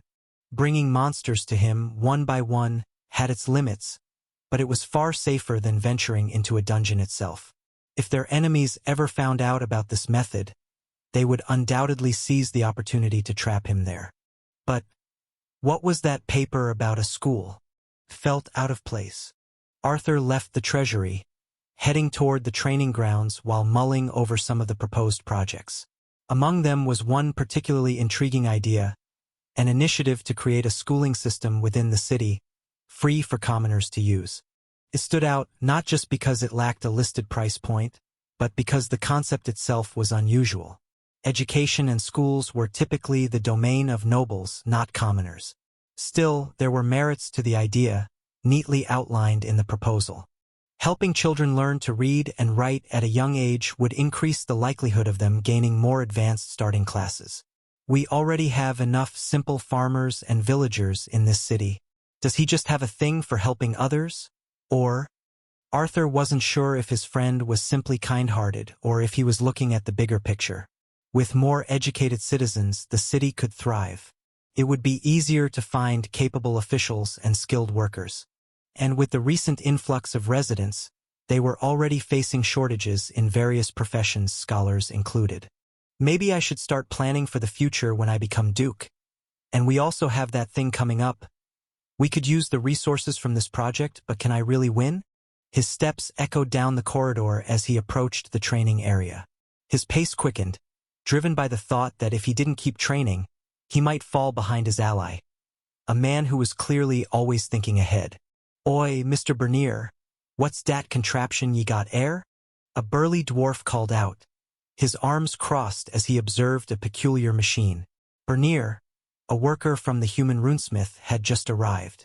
The contraption looked unusual, a blend of machinery and a carriage. However, there was nothing pulling it forward, and instead of 4 wheels, it had 3. The dwarven craftsman also noticed a few scratches on the chassis, along with some branches stuck here and there. "It's just a new invention the boss made," Bernier said with a grin as he stepped out of the buggy. The pride in his voice was unmistakable. The dwarves gathered around, their curiosity piqued, to inspect the vehicle. Questions and comments flew back and forth, but Bernier waved them off, eager to deliver the parcel Roland had tasked him with. "A contraption what moves on its own, eh? Like to dwarven trains, is it?" One of the older dwarves, his beard streaked with gray, squinted at the glowing runes etched into the vehicle that became more apparent as the outer layer seemed to have been slightly damaged during the trip through the forest. Something like this, but I need to deliver something to Master Brilvia. Just get in. You know she be in de forge, as always." The gray-bearded dwarf replied dismissively, waving him away. It was clear that these older men were far more interested in the runic vehicle than in whatever Bernier was bringing. His boss hadn't mentioned needing to keep the rune buggy hidden from anyone, so Bernier felt no qualms about showing it off. Without the key card he carried, they wouldn't be able to start it anyway. Besides, the runic battery technology was something they already understood, so there was no need for secrecy. Bernier figured his boss was likely planning to sell the buggy to others eventually, and letting craftsmen get a glimpse of it was excellent advertising. They always loved to chatter endlessly, especially when drunk. "Then I'll see myself in." The dwarven compound bustled with activity. Sparks flew from forges, the rhythmic pounding of hammers echoed through the air, and the tang of molten metal mingled with the earthy scent of stone. He approached the heavy iron door and knocked firmly. A sharp, Commanding voice responded almost immediately. Who dares interrupt my work? Speak quickly or go away. It's Bernier, Master Brilvia. I've brought the schematics and some materials the boss wanted you to have. The door creaked open, revealing a stout dwarven woman. She was clad in a heavy leather apron, her hands stained with soot and oil. Despite her small stature, her presence was imposing. Ah, Wayland's subordinate. Just hand it over, she said with a smirk, though there was no malice in her tone. Come in, then, and let's see what this genius o' yours has cooked up this time. Bernier stepped inside, carefully placing the spatial pouch on a stone table in the center of the room. She didn't wait and just opened it and quickly went through the contents. The schematics were neatly rolled and bound, while the ignisium gleamed with an otherworldly crimson hue, faint wisps of flame licking the edges of the ore. Brilvia's eyes widened at the sight of the rare metal. By ye old god's beard, he wasn't jesting. That's ignisium, a right. I'll need a team to refine some o' dis, Brilvia said, looking up from the parchment. And a lot more ignisium if we are to make they projects a reality. Tell your boss I'm in, but he'd better be ready to negotiate if he wants priority our my ether projects. Bernier nodded. I'll let him know. And don't worry, he's already got a plan for more materials. Always does. Brilvia laughed. A deep, hearty sound. Aye, that he does. No, get out o' my forge, lad. I've get work to do. As Bernier turned to leave, he couldn't help but glance back at the workshop. It was a place filled with dwarven craftsmen. A place he had always dreamed of working in. However, now that he was older, he couldn't imagine a life where he didn't work for his boss. His methods were vastly different from those of the dwarves, yet he somehow managed to outcraft them when it came to runic inventions. If he continued on this trajectory, his name would soon be known throughout the entire kingdom. It seemed nothing could stop him. Now then, everything should be in order. That just leaves me with more work and not enough time. Through the monitoring system in the city, he had already confirmed that Bernier arrived at the Dwarven Union. He seemed to have driven into some bushes along the way but managed to get there unscathed. Mary had also confirmed the budget and now he just needed to turn it into a reality. Roland's current project involved outfitting the dungeon level with some of his turrets and a hidden chamber. The chamber would likely be costly to construct, as it would include a gate unit. His plan was to use that level as a warp point, allowing him to bypass the journey entirely. The gate would also enable him to transport rare minerals more quickly, without relying as much on the guild. That guild master will probably want a cut of the spoils, but it's still cheaper than dealing with the whole guild. In his report to Arthur, he noted that they would likely have to bribe the bald man. This individual had ties to the Thieves' Guild, and while their activities weren't entirely legal, the same could be said for all the Valerian siblings. They were merely playing the game. Without concrete evidence, they remained safe. If their involvement were discovered, the guild master would bear the blame, not Arthur, who could plausibly claim ignorance of the entire predicament. In addition to the renewable rare resources, there was a large gate at the end of the level. Though he hadn't confirmed it yet, Roland intended to clear the entire floor the next time he entered the dungeon. The door likely led to one of two possibilities. Another section of the dungeon, similar to the Molten Zone past the 10th level of the Albrook dungeon, or a boss chamber, or perhaps both. Roland still held out hope that this new dungeon was simply a branch of the super dungeon located at the island's center. Even now, that vast labyrinth remained largely unexplored, its underground passages rumored to stretch in multiple directions. Well, I should get to it. A sigh escaped from his mouth as he picked up a hammer. While he outsourced a lot of projects to the Dwarven Union, there were still a lot of things that he needed to tend to himself. Professor Wayland, could you please explain? No. Professor Arion will answer all your questions. Please excuse me. A group of students in uniform were left speechless as they watched their professor sprint out of the lecture hall the moment the session ended. They had so many questions about runes and their applications. It felt as if a new world had just been revealed to them. Yet the man responsible for this revelation had no interest in answering their queries or offering advice on rune implementation. Before anyone could stop him, He was already around the corner and out of sight. Professor Wayland seems busy. I wonder if he's conducting research. Probably. Maybe he's already preparing a new lecture. What do you think it'll be about next? Oh, I just can't wait. The group chuckled, their excitement palpable. Meanwhile, the man in question was striding purposefully toward one of the mage towers. His daily obligations were complete, and he only wanted to return home. The lessons he delivered were cobbled together just hours before each class, an afterthought amidst the demands of his work in Albrook. Fortunately, his teaching duties only consumed a few hours, leaving him enough time to borrow books from the headmistress's study to expand his knowledge across various fields. His investigation into the other faculty members was progressing steadily, largely thanks to Professor Arion and the Dwarven craftsman. The monitoring devices he'd discreetly deployed had started to yield some intriguing results, which he promptly forwarded to both the headmistress and the enforcement department. While a few individuals had already been apprehended for accepting bribes, nothing groundbreaking had been discovered yet. I think I'll cut my research short. There is just too much work to do. I need to get back into the dungeon and clear those 4 temples. Roland made his way toward the teleportation gate within the fire tower, just as he always did. His associates were still working on fabricating the components for the turret system and the generator room, and it would take some time before everything was ready. In the meantime, he was focused on creating a safe area for people to use the teleportation gate, hoping to involve the Adventurers Guild in the process. The guild master had already agreed in principle, and now they just needed to finalize the contracts.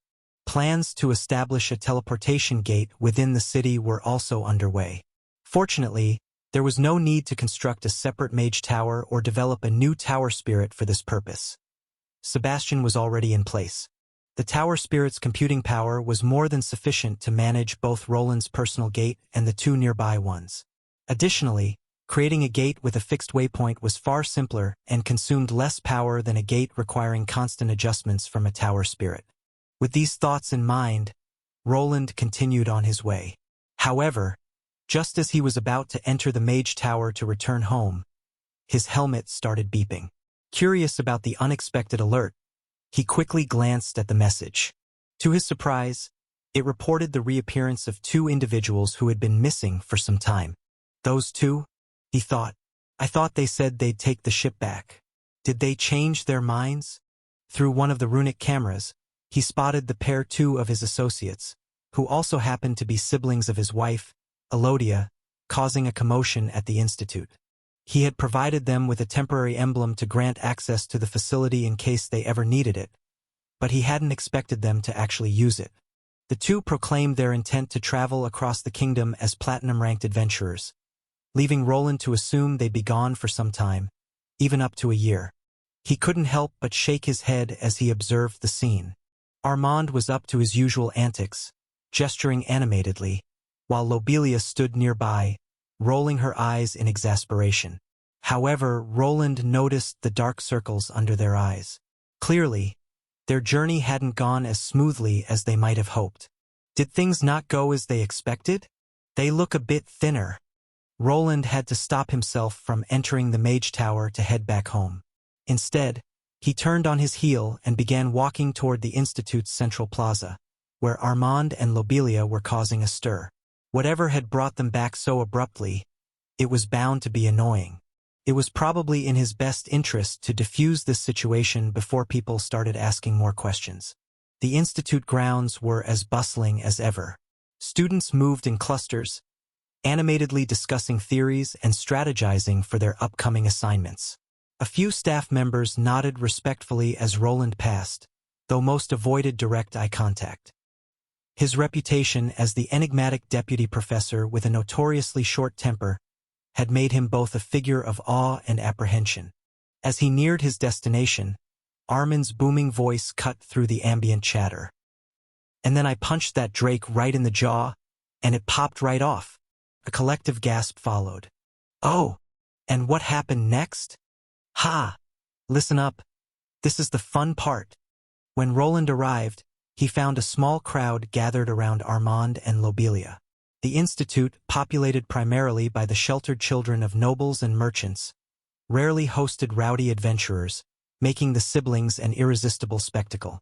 Armand, with his natural charisma and rugged demeanor, had captivated the young mage ladies, who hung on his every word. His disheveled appearance, and a notable lack of proper attire only seemed to enhance his appeal. Lobelia, in contrast, had drawn a circle of wide-eyed young men. As a young half-elf, she was strikingly beautiful in her own right.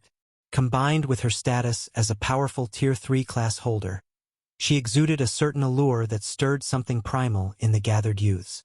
They were clearly eager to secure her services, or perhaps just her attention before the opportunity slipped away. "You're a platinum adventurer, right? How much to hire you as my personal bodyguard?" one of them asked eagerly. "Hey Edward, back off. I saw her first," another interjected, his tone dripping with indignation.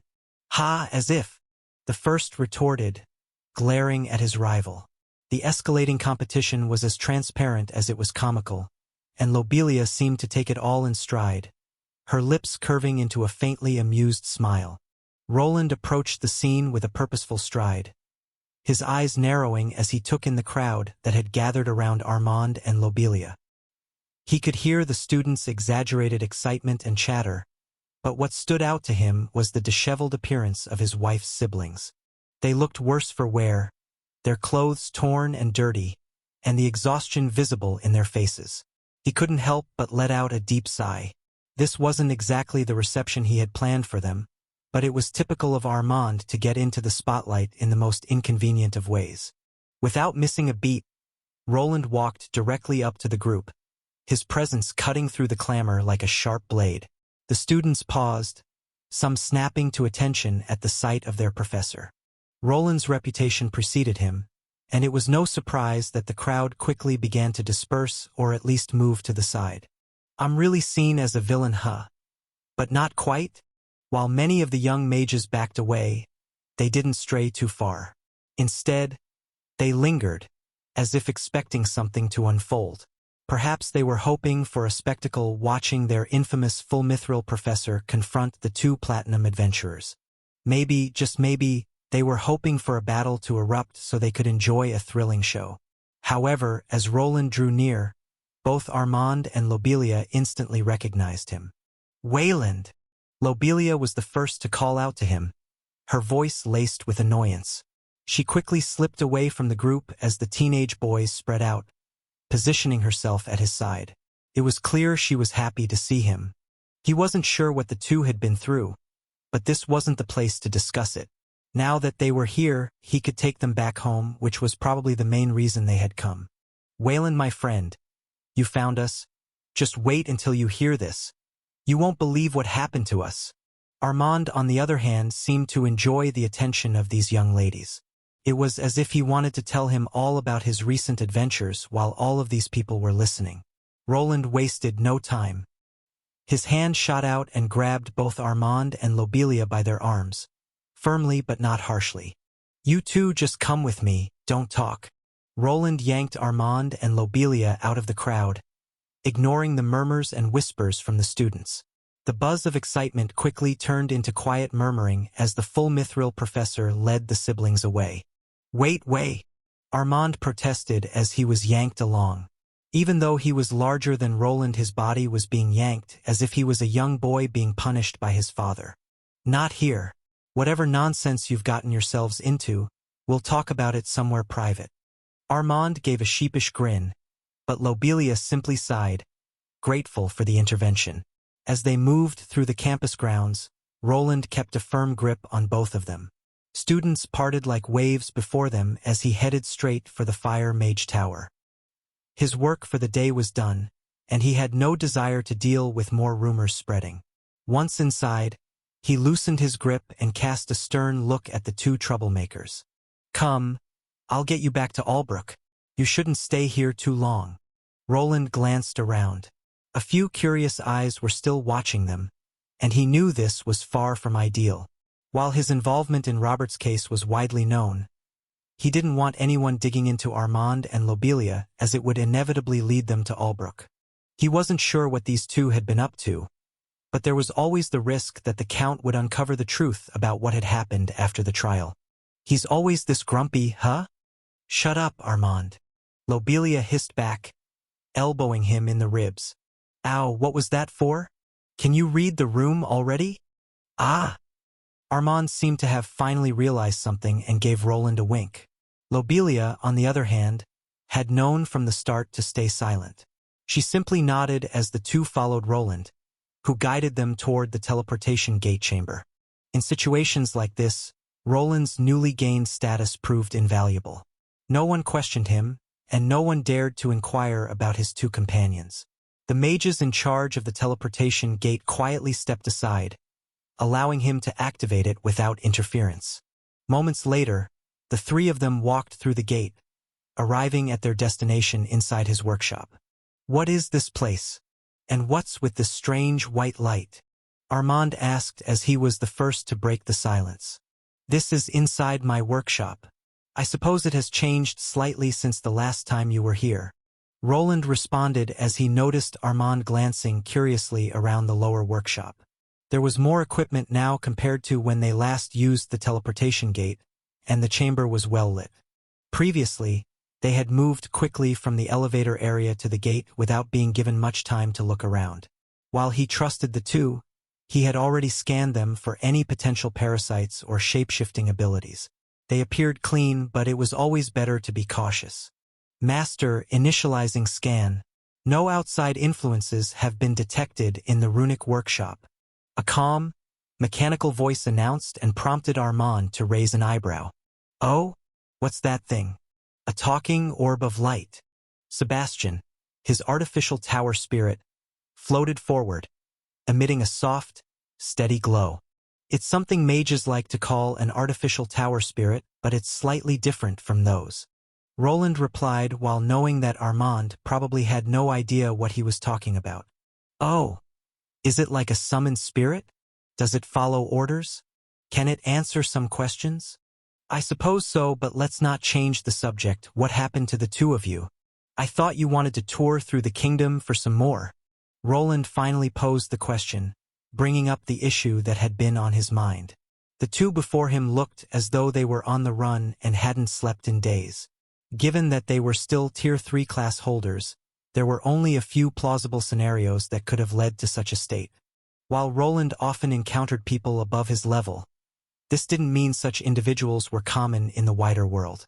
The kingdom was vast, and each city typically housed only a handful of such elites.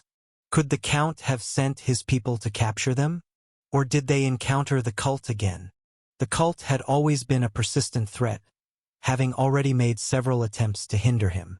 Thanks to the church's presence in Albrook, he could sleep soundly at night.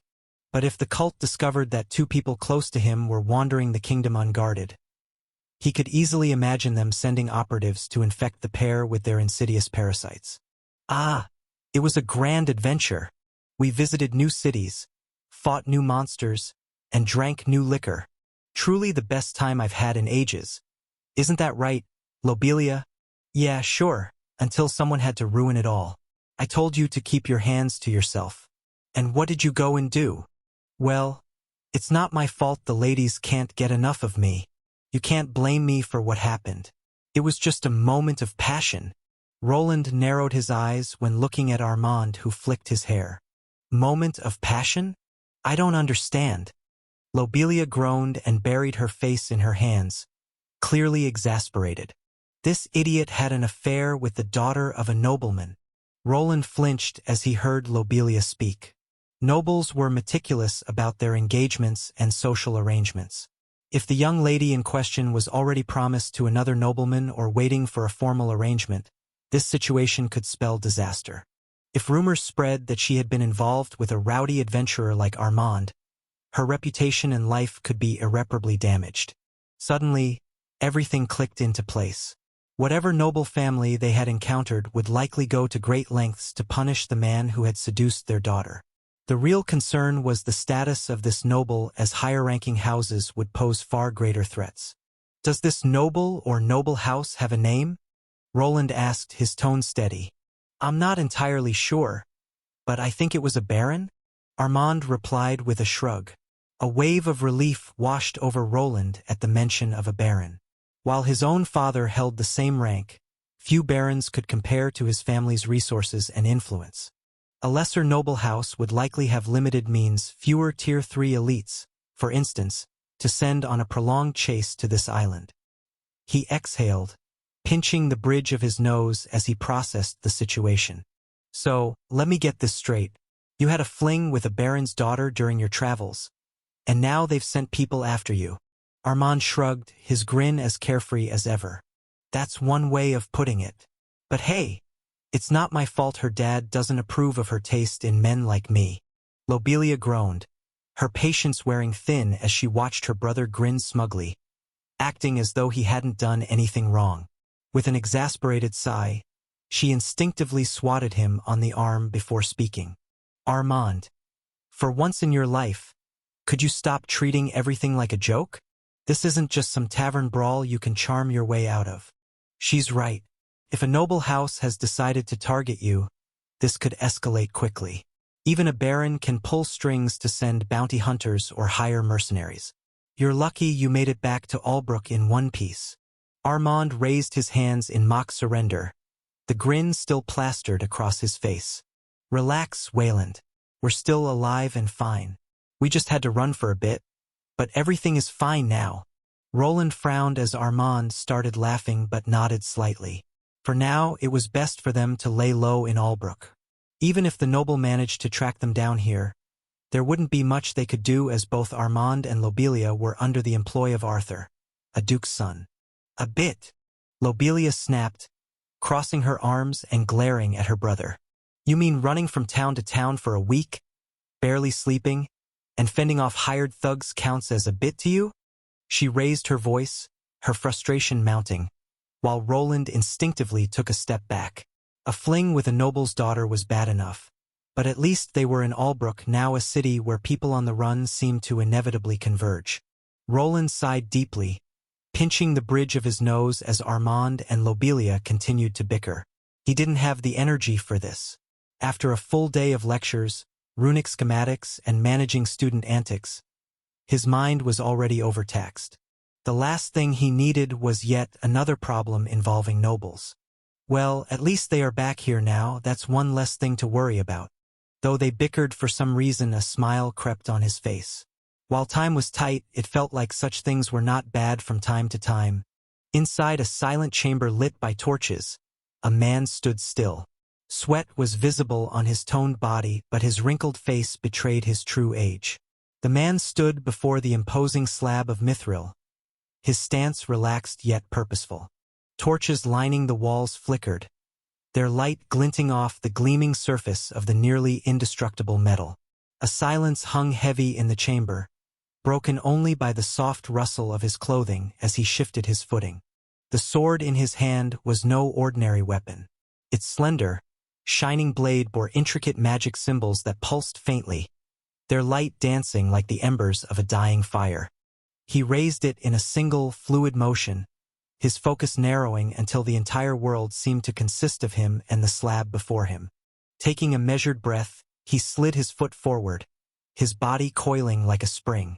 The next moment, he unleashed a strange thrust, a motion that seemed almost effortless, yet carried an overwhelming force. The blade pierced the mithril with a sharp and resonant sound, the vibrations rippling through the chamber. A moment later, the result of his strike became clear.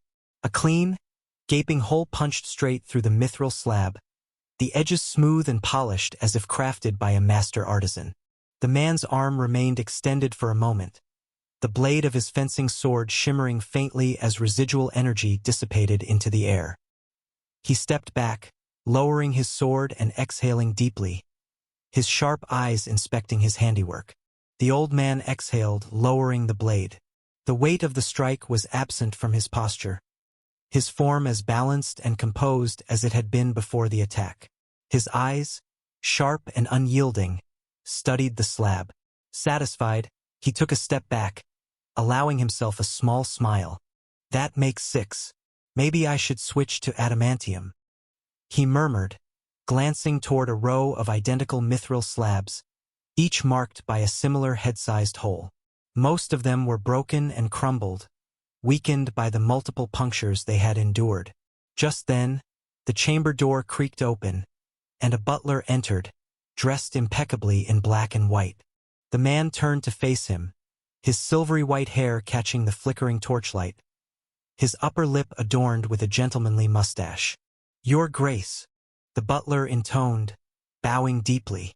"A message has arrived from the Adventurers' Guild." "I see. Is it that time again?"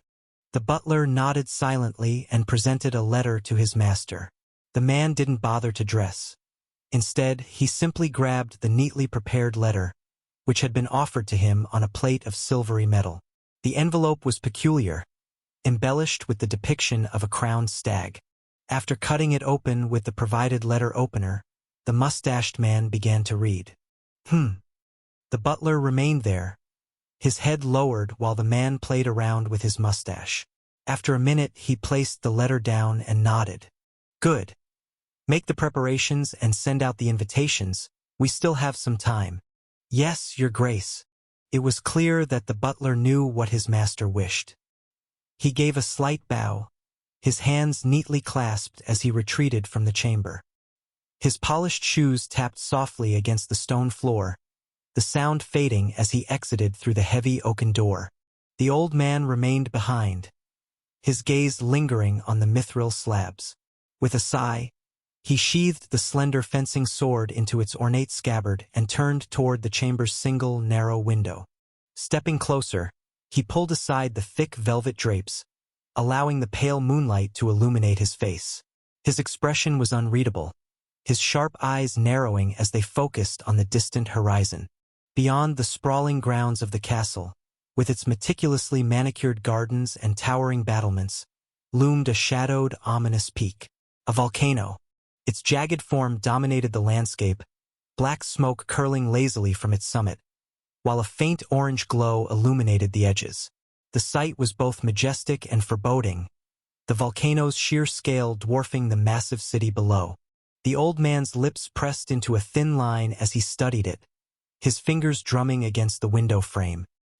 His gaze lingered on the strange grayish fog beginning to envelop it. "Now that I have the full scans, this area will probably be the best spot for the teleportation chamber. The rocks aren't too hard, and there's enough foliage to hide the entrance from the monsters." Roland nodded as he placed his hand on the dungeon wall.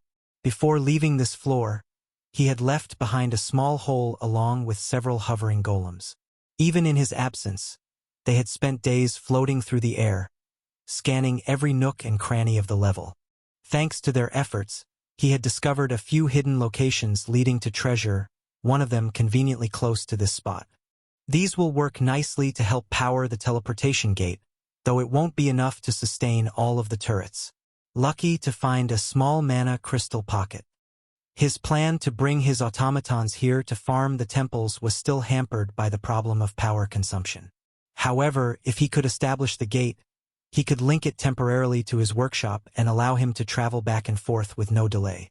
For now, he was focused on expanding the area and he wasn't working alone. "Snoof! Agni, your nose is covered in dirt." "Woof!" Agni was a great help when it came to digging. His ruby crystal woven form had sharp claws that tore through the hard rock as if it were butter. With Agni's assistance, Roland could concentrate on reinforcement. Just like with the door leading into this dungeon, encasing everything in metal would prevent the walls from fully fusing back together. As Agni dug, Roland systematically took out the metal plates he had prepared earlier. Each plate was fitted with clasps, designed to lock securely onto the others. A simple rectangular is usually the best. It didn't look impressive, but it worked. Soon, Roland had carved out a space roughly 10 meters long, 5 meters wide, and 2.5 meters high, just enough to fit a small teleportation gate. A faint light radiated from the metal plates, which, once carefully positioned, locked into place with surprising force. Each panel was inscribed with runes, their intricate designs serving to stabilize the structure and channel mana into the teleportation gate. "Good work, Agni. That should be wide enough." Stand guard and take care of any undead that wander over here. Woof! Agni shifted into his flaming form, his fiery aura casting flickering light onto the dungeon walls as he stood guard. Meanwhile, Roland continued working, his thoughts branching out beyond the immediate task. With Armand and Lobelia back, the two could focus on leveling up and gaining more power. Arthur also seemed receptive to the school project Roland had proposed, and even Elodia appeared to be considering it. Funding everything was a concern, but once this endeavor was complete, he felt confident he'd have access to enough resources to ease those worries for a long time. I suppose I'll fill this out later, and now I should focus on clearing this level. Roland nodded in satisfaction as the space had been drilled out and reinforced with his metal plates, forming a sturdy, box-like structure. He hadn't brought a fully functional teleportation gate with him, but once he finished his preparations, he would assemble it on site. Once the gate was operational, he could transport the turret materials through it and install them on the dungeon ceiling. The turrets he had previously installed were still intact but remained depowered due to the lack of batteries. This new setup would address that issue and allow him to secure the area more effectively. Once everything was completed, Roland placed a large rock at the entrance. He had designed the room so that the dungeon would naturally close itself around it, sealing the space inside. The rock was a temporary measure. Later, he would construct a proper entrance after clearing the floor. Well then, Agni, which one do you want to tackle first? The Wind Temple or the Water Temple? Woo! Not a fan of water, huh? Roland watched as Agni snorted, his ruby-hued muzzle wrinkling in clear disapproval. All right then, the Wind Temple it is. Let's see what surprises this one has for us. He activated his glider once more, soaring toward the Green Temple while Agni padded along below, navigating a path that led there. The closer Roland got to the Green Temple, the more intense the air currents became. The winds whipped violently around the structure, carrying with them a faint, eerie howl that reverberated through the cavern. The carvings on the temple walls depicted fierce storms, twisting tornadoes, and figures cloaked in flowing robes that seemed to merge with the winds. The symbol at the apex was a spiraling vortex that emitted a soft, greenish glow, pulsating with elemental energy. As Roland approached the temple, his visor lit up with warnings about the intensifying mana currents. Looks like the winds get stronger the closer you get to the top. This could be a problem for anyone trying to scale it the conventional way. His glider buckled under the wind pressure, but he managed to stabilize it by surrounding himself with a shield. He had two options: either enter from the top as he had done with the Flame Temple or go through the bottom the proper way. With the turrets disabled and their rune batteries no longer powering them, he would have to rely on his own mana while maneuvering mid-flight. Based on his calculations, this was feasible, but he wanted to experience at least one entry the normal way, to gauge how well he could manage it. Thus, he decided to land at the bottom and waited for Agni to catch up. Once there, they were greeted by a few undead monsters. The undead patrolling the Green Temple's entrance were unlike the fiery skeletons from the Red Temple. These creatures appeared to be animated by wind energy, their forms semi-ethereal and cloaked in swirling greenish mist. Their skeletal figures were thin and elongated, giving them a spectral, unsettling appearance. Stormborn Infernal Skeleton Axeman L193. That's certainly a new type, but a skeleton is still a skeleton. Agni. Woof! His wolven partner jumped forward, his body surrounded by radiant flame energy, the bane of any undead. Even though these monsters had elemental affinities and resistances, all undead were weak against holy mana which he and his wolf could generate. From Agni's mouth a ray of holy fire energy erupted. The ray of holy fire engulfed the nearest stormborn undead, the greenish mist swirling around its form briefly resisting before being overpowered. The skeleton crumbled with a haunting wail, the corrupted energy animating it dispersing into the ether. Agni's prowess was clear as he moved gracefully, dispatching the undead with precise strikes, his flames leaving nothing behind but faint scorch marks on the ground. Once the creatures were defeated, they were rewarded accordingly. Just as the molten infernal skeletons had dropped Ignisum, or these monsters dropped a wind elemental variant. While the armor surrounding them initially appeared to be composed of wind energy, once the monsters were defeated, it began shifting into a solid form, one that was green in color and somewhat brittle.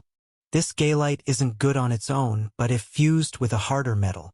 After pocketing the spoils, Roland took this time to evaluate the entrance. The green temple's gates loomed tall, carved with intricate depictions of whirlwinds and storms. Faint green light pulsed from the cracks in the stone, almost as if the temple itself were alive and breathing. Roland approached cautiously, his visor highlighting the presence of runic symbols embedded in the gates. This looks simple enough, but he was sure that he could affect these runes with his abilities, but there was an opening on the side. It seemed to be a perfect fit for the elemental block he retrieved from the other temple and was clearly meant to be socketed here to enter it. It was clear the dungeon wanted adventurers to explore all the temples to gain access to their counterparts. However, he wasn't one to follow a dungeon's design willingly. I could brute force this, but that might trigger the traps. Not ideal. After placing his hand over the socket, he scanned it for potential problems. His visor flickered, displaying information about the device in front of him. He immediately noticed a critical detail. Slotting the wrong block into the socket would trigger a trap, summoning several monsters from within the temple. After deciding to proceed cautiously, he retrieved the elemental block from his storage space. It regains its qualities once it's out in the open, huh? This rectangular artifact, taken from the Flame Temple, had lost all its properties as soon as it was placed in his spatial storage rune. However, once reconnected to the dungeon floor, Roland could see it drawing mana from the surroundings, gradually regaining its fiery power. Best to take it slow and not waste too much energy on traps. I'll do it by the book. He nodded and inserted the block into the Wind Temple, which reacted instantly. The runes began to shimmer, and the passage forward slowly started to open. Roland used this time to analyze the process. In the future, it might be possible to create other ways to enter this space without him needing to be there. Now then, let's go, Agni. Woof! The two moved forward and entered the temple. Inside, they encountered winding corridors with a sparse amount of monsters, some undead, others of the elemental variety, just like in the previous temple. The fights were uneventful, and with the help of his armor, Roland was able to scan the passages for potential traps and hidden chambers. Just like with the fire elementals, the wind elementals' swirling vortexes with green orbs within provided them with a new resource, high-quality wind crystals. They used these to generate high winds for airships, but I wonder if I could use them for something else? These green crystals emitted a humming sound along with a cool breeze. While it was probably not enough to power a windmill, there were ways to enhance wind spells using these crystals. Like the flame ones, they could be sold to alchemists for a lot of gold. This was why he was here, to earn more money and help facilitate his future endeavors, which were starting to cost too much. The sound of rushing wind grew louder as Roland and Agni moved within the Wind Temple, the gusts becoming more violent with each step. The wind energy inside blew at them with ever-increasing intensity, which the elemental monsters within were immune to. It seemed as if the very air itself was alive, shifting and swirling around them, as though the temple were breathing. Nevertheless, they continued with their journey, slaying monsters, disabling traps, and finding hidden treasure in hidden chambers which added up nicely. Once they reached the top, the temperature dropped, and the faintest hints of storm clouds began to gather in the temple's high, vaulted ceilings. Previously, when it came to the Flame Temple, he had broken through the upper barrier and ignored all the monsters inside. But now, after taking the more conventional path, he triggered a defensive reaction and found himself facing what appeared to be a mini-boss. This hadn't happened when he was at the Flame Temple, and he suspected that taking the more straightforward approach might actually be simpler than cutting through from the top. High Elemental Storm Eagle L197. The monster guarding the wind elemental block materialized before them. The Storm Eagle's massive wings spread wide, its feathers shimmering with crackling energy. Its talons gleamed like steel, and its sharp, predatory eyes locked onto Roland and Agni with a piercing, elemental rage. The very air around it seemed to ripple with the force of its presence. The wind spiraling into chaotic gusts, swirling in impossible directions. Agni, you might want to hang out in the back for this one. Woo! Agni seemed disappointed but understood the unfavorable matchup. His divine flames would be useless against this elemental bird, as it was not an undead monster. Roland, on the other hand, stepped forward, a large hammer materializing in his hand. He had decided to test his lesser-used skills. Typically, he relied on runic spells and the power of his golems, but the creature before him seemed like an ideal sparring partner for his current abilities, a rare opportunity to practice real combat techniques. Roland took a deep breath as the storm eagle screeched, the piercing sound causing the very air around him to vibrate. He steadied his stance, his hammer glowing faintly as it drew upon his mana. The weapon had been designed not only to channel his mana for spellcasting but also to function as a conventional weapon, something he had neglected to use it as. This was one of his weaknesses, his heavy reliance on his creations and the magical damage they could inflict. But what if he found himself unable to use them? Would he still be able to survive? Let's see how well I do without my gear. His voice was barely audible over the roaring winds as he approached the monster, holding a heavy tower shield in his left hand and his hammerstaff in his right. The creature was close to level 200, not much of a threat compared to the Tier 3 class holders he had faced before. Even the weakest knight commander he had defeated would have been stronger. His goal was to grow stronger, and relying solely on his runic equipment could sometimes put his life at risk. While his mana pool was vast, it wasn't infinite. He could already envision himself faltering in a prolonged battle. The more powerful his creations became, the more mana they consumed, and he needed to prepare for the possibility of encountering an enemy capable of nullifying his magical tools or draining his energy. While dispelling anti-magical dust was feasible, he needed to plan for opponents employing entirely different methods.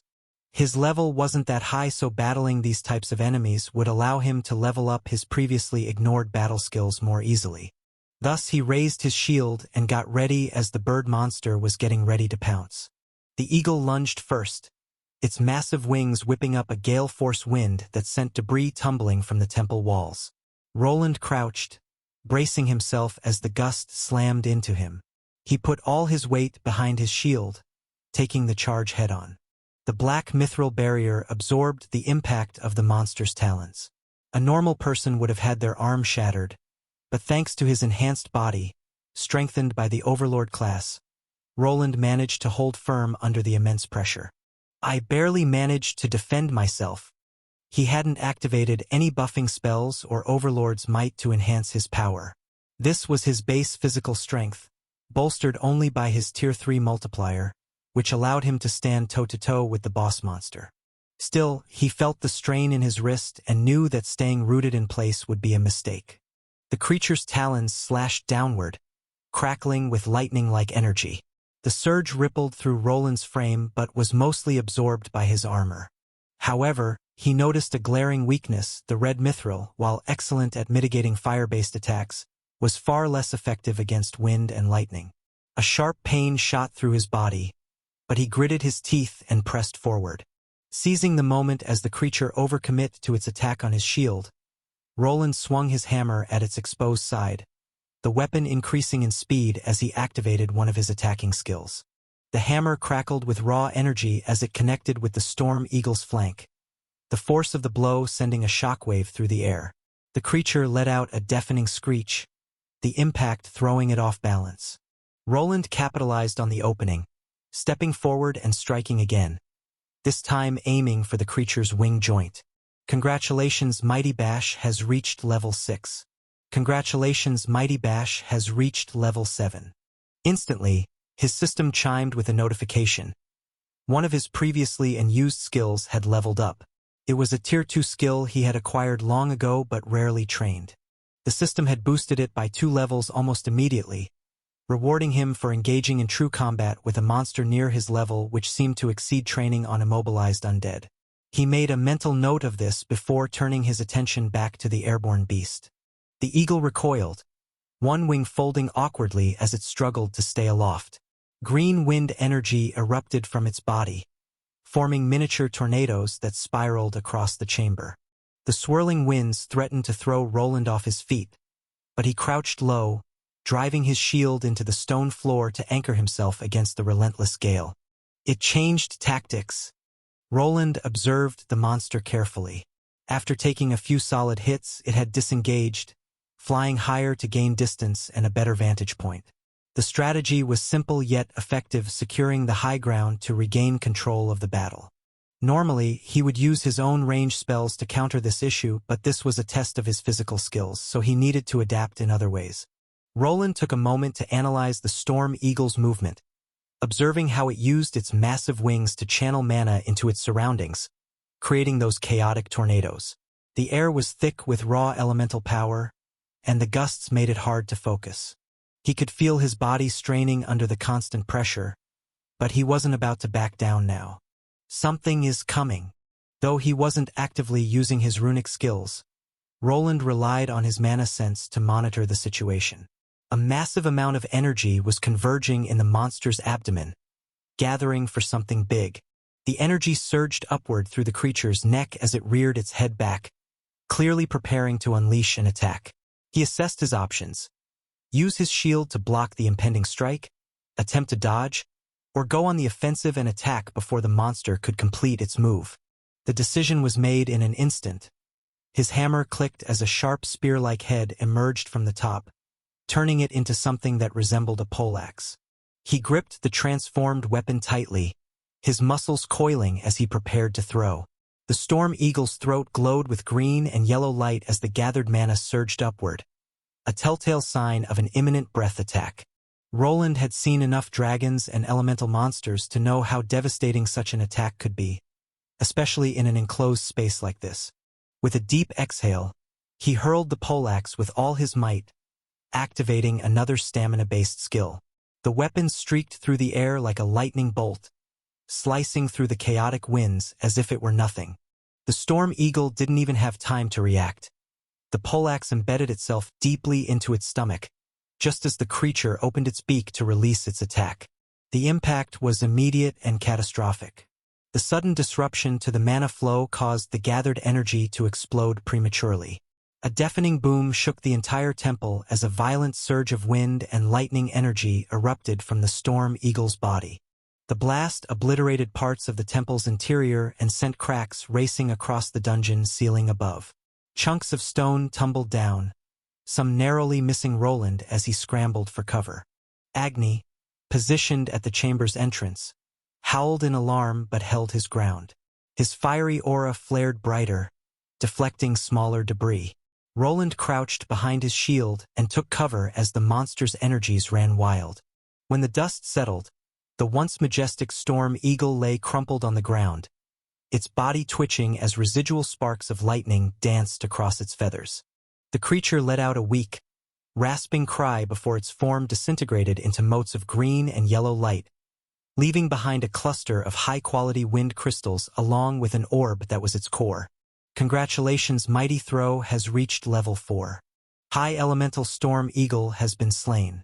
Another of his skills leveled up, one he had acquired alongside the previous but had rarely used. With the mini-boss defeated, Roland strode over to retrieve his weapon from where it lay on the ground. The battle had gone exceptionally well, but the victory was owed entirely to his calculated tactics and the versatility of his multipurpose weapon, which misled his opponent into thinking he lacked ranged capabilities. Still, he couldn't ignore the risks he had taken. A misjudgment of even a millisecond or a millimeter could have resulted in a missed strike, leaving him without a weapon to continue the fight.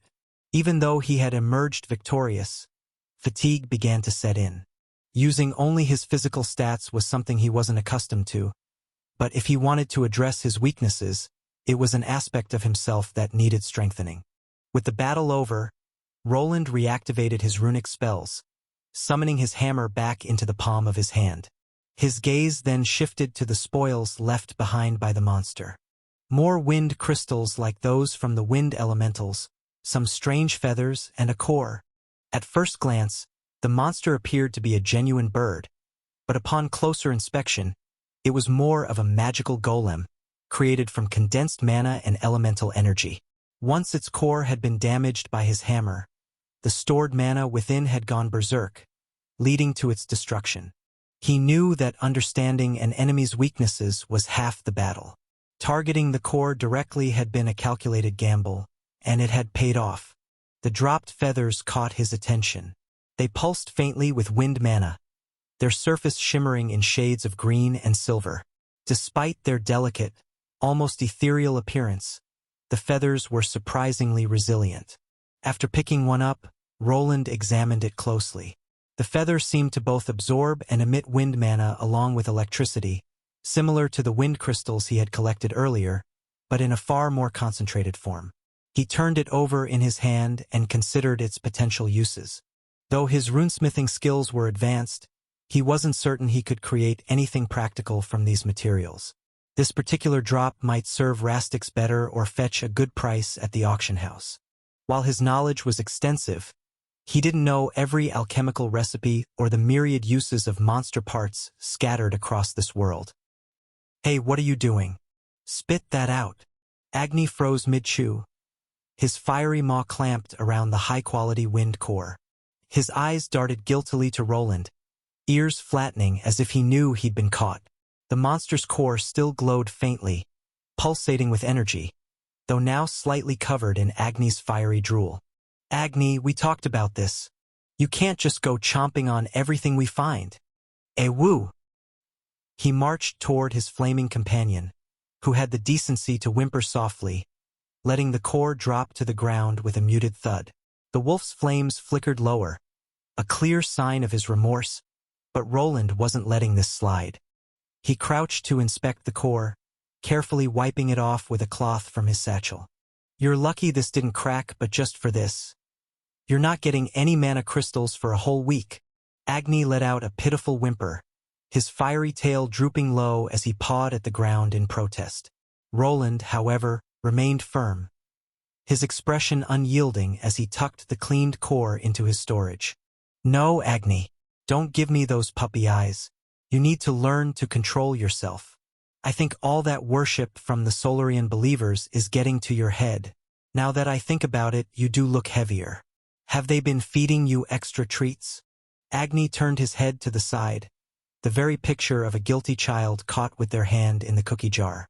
Roland sighed, knowing full well the worshippers were likely spoiling the holy beast with offerings. Narrowing his eyes, he watched as the wolf let out an exaggerated sigh of his own and collapsed onto the stone floor in an overly dramatic heap. His fiery mane dimmed to a faint glow, the very image of resignation. Roland's lips turned into a smirk at his partner's antics, though he kept his stern expression intact. "Maybe I should start rationing your snacks too." Roland chuckled aloud, earning another whine from Agni, whose ears flattened even further. "You'll survive. Now get up. We still have 3 more temples to get through." After shaking his head, Roland turned his attention back to the now cleared temple chamber. There were no hidden passages, only the elemental block remained, ready for him to pick up. It was the same shape as the one he had retrieved from the flame temple, but the magic it radiated belonged to the wind element. He slipped the block into his storage, the artifact instantly dimming as it entered the spatial space. As expected, the temple began to rumble, the dungeon's mechanisms resetting in preparation for future challengers. The magical winds that had once howled within the temple quieted, leaving behind an eerie stillness. Roland and Agni continued their quest, venturing further towards the other elemental temples in search of the remaining blocks. After securing the wind elemental block from the green temple, they proceeded to the water temple, where new challenges awaited them. The water temple stood serene yet ominous, its architecture mirroring the fluid and ever-changing nature of its element. Roland cautiously approached the entrance, scanning for traps and hidden runes through the lenses of his visor. As he had expected, the gate required the wind elemental block to proceed. With precision, he slotted it into place. The gates shimmered briefly before parting, granting them entry. Inside, the temple's atmosphere shifted immediately. The air grew damp and cool, and the sound of trickling water echoed softly through the narrow, winding corridors. Roland and Agni soon encountered elemental monsters once again. Skeletal forms, infused with shimmering water energy, rose to bar their path. Upon being defeated, these creatures dropped resources similar to those found in other temples.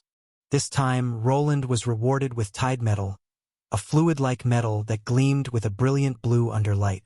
Its properties resembled mercury, making it more challenging to collect than the solid materials he had encountered before. The serpentine water elementals yielded high-quality water element crystals upon defeat. As they pressed on, Roland and Agni discovered several hidden treasure rooms, their persistence rewarded with rare finds, including a Tier 3 trident made with the previously mentioned tide metal. While the enemies were no stronger than those encountered in the Flame and Wind temples, navigating the Water Temple presented far greater challenges. Many of the tunnels were submerged, and Roland and Agni had to contend with multiple flooded chambers dominated by colossal water serpents. Agni's flames, typically an asset, proved to be more of a hindrance here. The intense heat generated large amounts of steam, making the air thick and difficult to breathe. Worse still, the flames were largely ineffective against the water elementals. Only the skeletons seemed vulnerable, their defeat aided by the divine energies imbued in Agni's fire. The frustration led Roland to briefly wonder if it might be wiser to leave Agni outside entirely. However, just as Roland was striving to overcome his own weaknesses, he felt it was important for Agni to face his as well. The wolf needed to learn how to handle his vulnerability to the water element and contend with enemies that wielded its power. Roland knew he wouldn't always be there to protect him. Resolute in this belief, they pressed on with their adventure, eventually climbing their way to the lair of the temple's next mini-boss, a massive, menacing, toothy fish. The upper portion of the temple was saturated with water elemental mana particles, so thick that they formed an ethereal environment where the creature swam with ease. The sight was both fascinating and humbling, serving as a stark reminder to Roland that he was still relatively inexperienced as an adventurer. He could count the number of dungeons he had explored on one hand, and each seemed to present a unique and unexpected challenge. Defeating the creature proved to be a grueling task. Its erratic movement patterns were difficult to predict, and the relentless waves of water it summoned only added to the chaos. Roland found himself being pushed, not quite to his limit, but he was getting there. Perhaps I should do this some other time. Roland grumbled under his breath as yet another wave of water crashed into him, drenching his armor completely. Without the use of his mana to form a thin protective barrier, much of the water seeped inside, leaving him with an uncomfortable, damp sensation. It was a new challenge, fighting without his magic, with the relentless water pushing against him, making his attacks weaker and harder to land. "Come here, you damn fish!" With a groan, he took off running. This stupid fish wouldn't get the best of him even without his magic. He would persevere. High Spirit Carp has been slain. "Awoo! I'm fine, Agni. Just give me a minute," Roland replied as Agni's nose poked him. He was panting and leaning up against one of the remaining walls. His body was drenched with water, his armor clinking with every heaving breath. Thanks to the carp's relentless water attacks, the once pristine temple floor now resembled a shallow pond. Agni, dripping as well, shook his body with an exaggerated swish, spraying droplets everywhere, mainly onto Roland. "Agni!" Roland shouted, holding up a hand to shield himself. "Do you have to do that?" Agni cocked his head innocently, his ears twitching. "Awoo!" Roland sighed. "I swear you're doing this on purpose. I'll remember this next time you're hungry." Agni responded by plopping onto the wet ground with an audible splat, his fiery fur sizzling as it met the damp floor. The wolf gave Roland a half-lidded look, his tail lazily swishing through the puddles. Roland groaned as he trudged through the waterlogged chamber, gathering the spoils left by the High Spirit Carp. Among them was a glossy blue orb that pulsed faintly with water mana and a pile of shimmering scale-like fragments. He eyed the orb warily. "Let me guess, you want to eat this one too?" Agni perked up instantly, his tail wagging. Roland waved a finger. "How about no?" Agni gave an indignant huff, clearly displeased at being refused the chance to eat the mana-rich crystals dropped by the creatures. Roland, on the other hand, wasn't sure what everything was useful for, so it seemed wiser to assess their worth after consulting Rastix and others like Brilvia. For all he knew, some of these items could be components for advanced weaponry or golemic creations. Stop being a drama queen, Agni. Let's go, we still have 2 more temples to conquer, and then there's that last door. With the loot secured, Roland and Agni pressed on toward the Earth Temple. Along with the one aligned to the darkness element, it was one of the 2 remaining. Once he secured all 5 elemental blocks, Roland assumed he would be able to unlock the closed door. He had previously let his golems analyze the door, revealing its considerable magical defenses. While it was possible to attempt forcing his way through, he was certain that such an approach would trigger traps.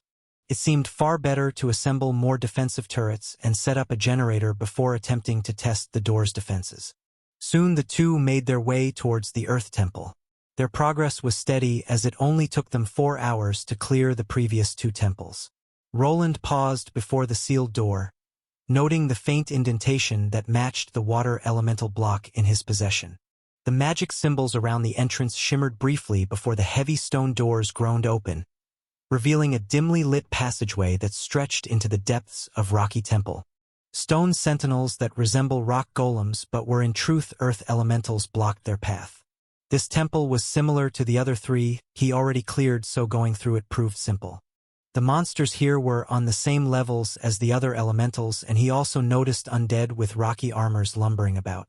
Once defeated, he was given earth elemental crystals from the rocky monsters and terranite, a solid, earthy, or quite dense and resistant.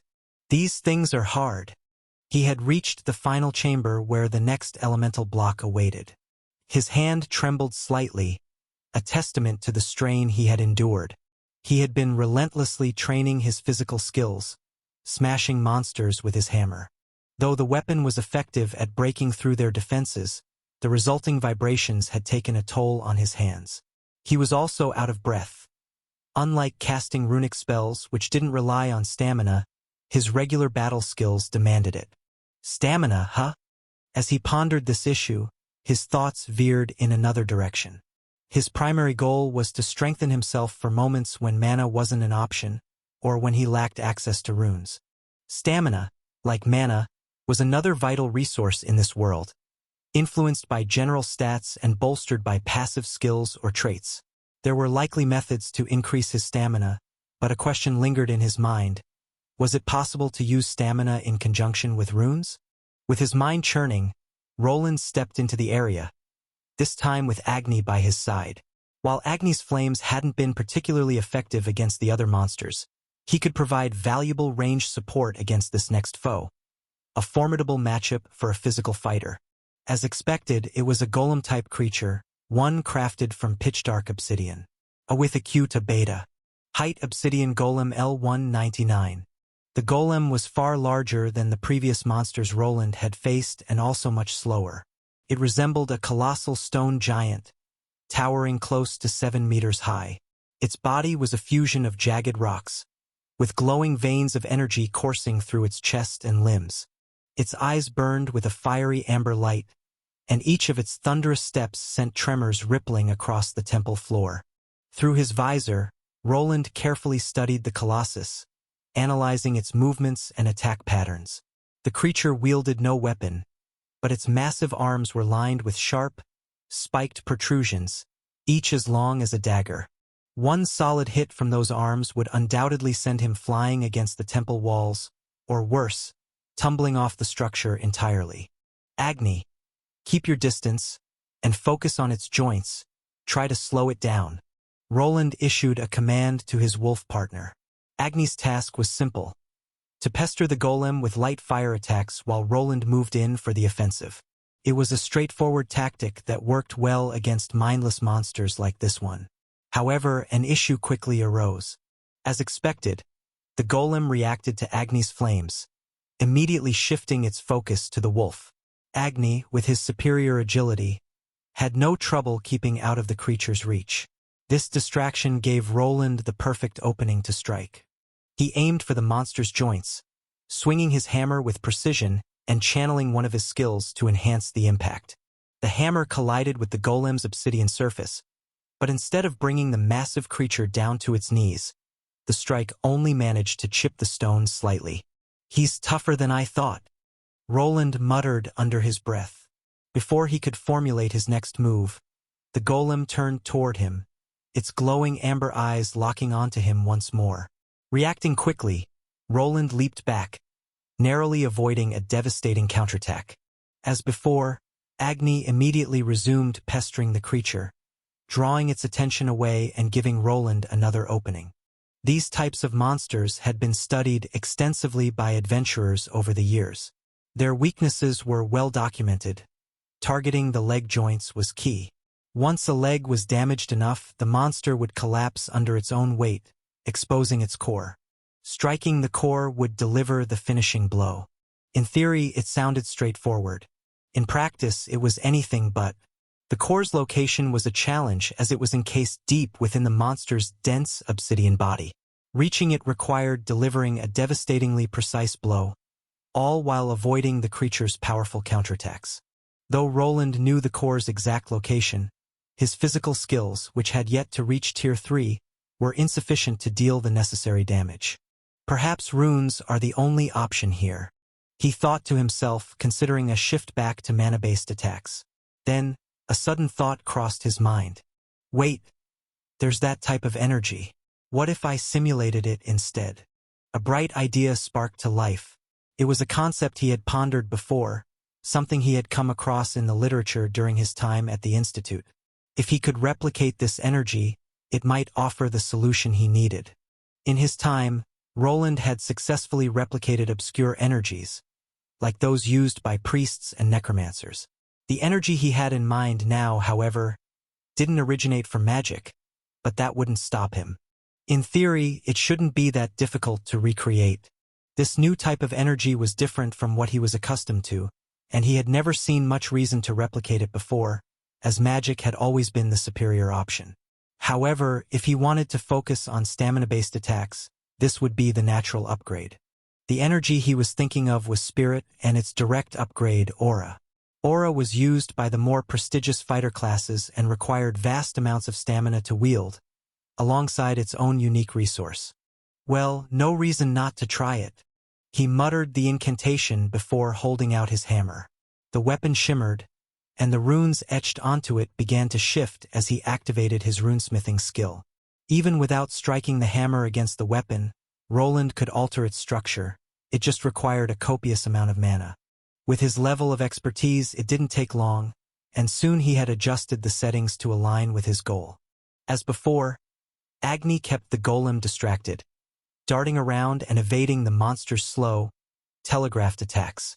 Roland seized this opportunity to strike. Dropping his shield, he gripped his hammer with both hands and sprinted forward. His weapon pulsed with crimson energy, and as he swung it down onto the golem's back, the resulting impact generated a massive explosion. The shockwave reverberated through the upper temple, sending tremors that rattled the very stone beneath his feet. The force of the strike cracked the obsidian plating along the golem's back, sending shards of dark stone flying in all directions.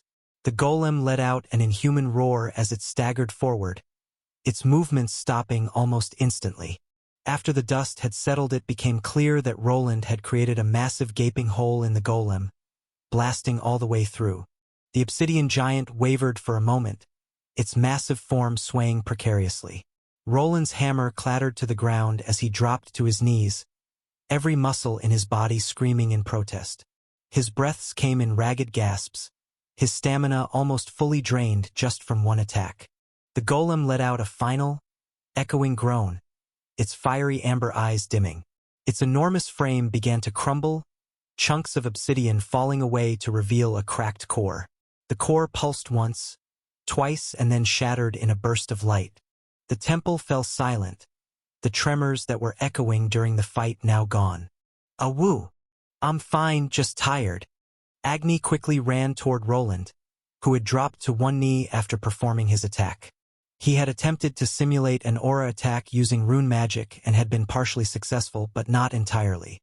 The technique had drained him of almost all his stamina and required some mana to activate. After all, it was still a rune, and mana was a necessary component. It's not quite a failure. I still managed to reduce the mana requirements by a large amount. I could potentially use this in a mana-thin environment. I just need a sliver of mana to activate it. The main limiting factor was aura itself, which was a resource of its own.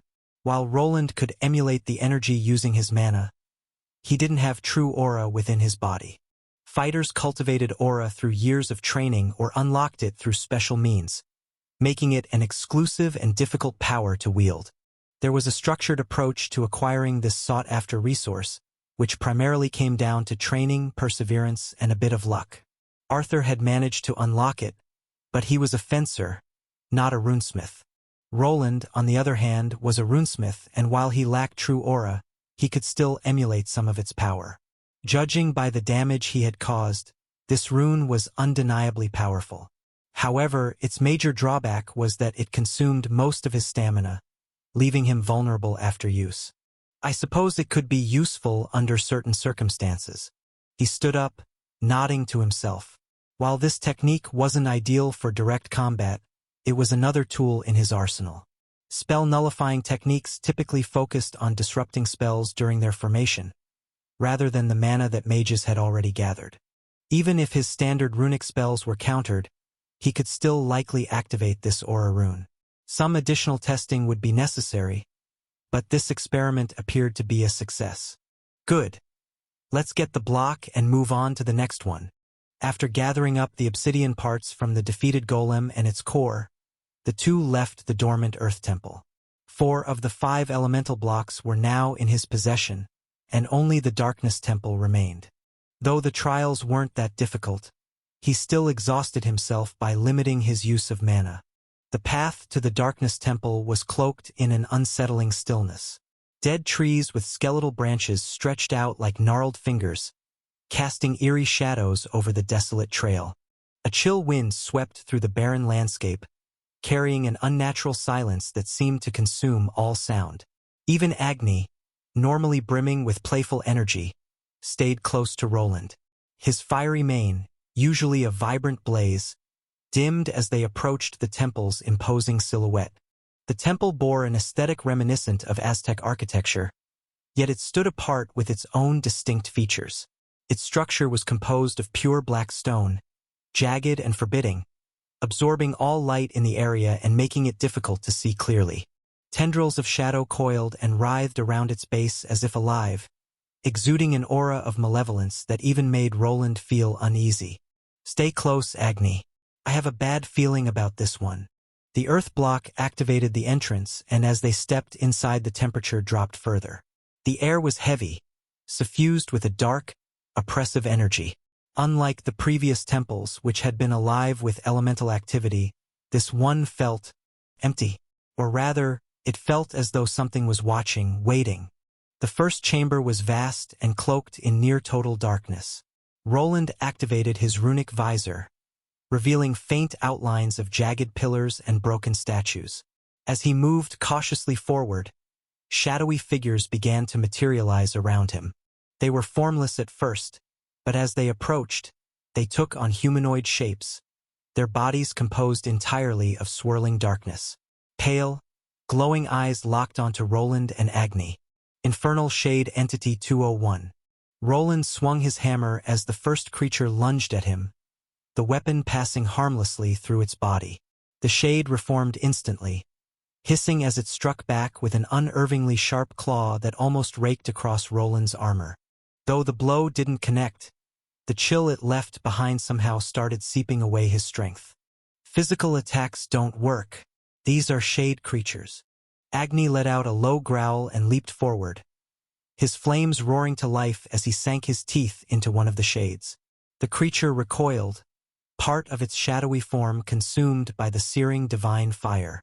Roland observed the effect and quickly realized that his training session would have to end sooner than planned.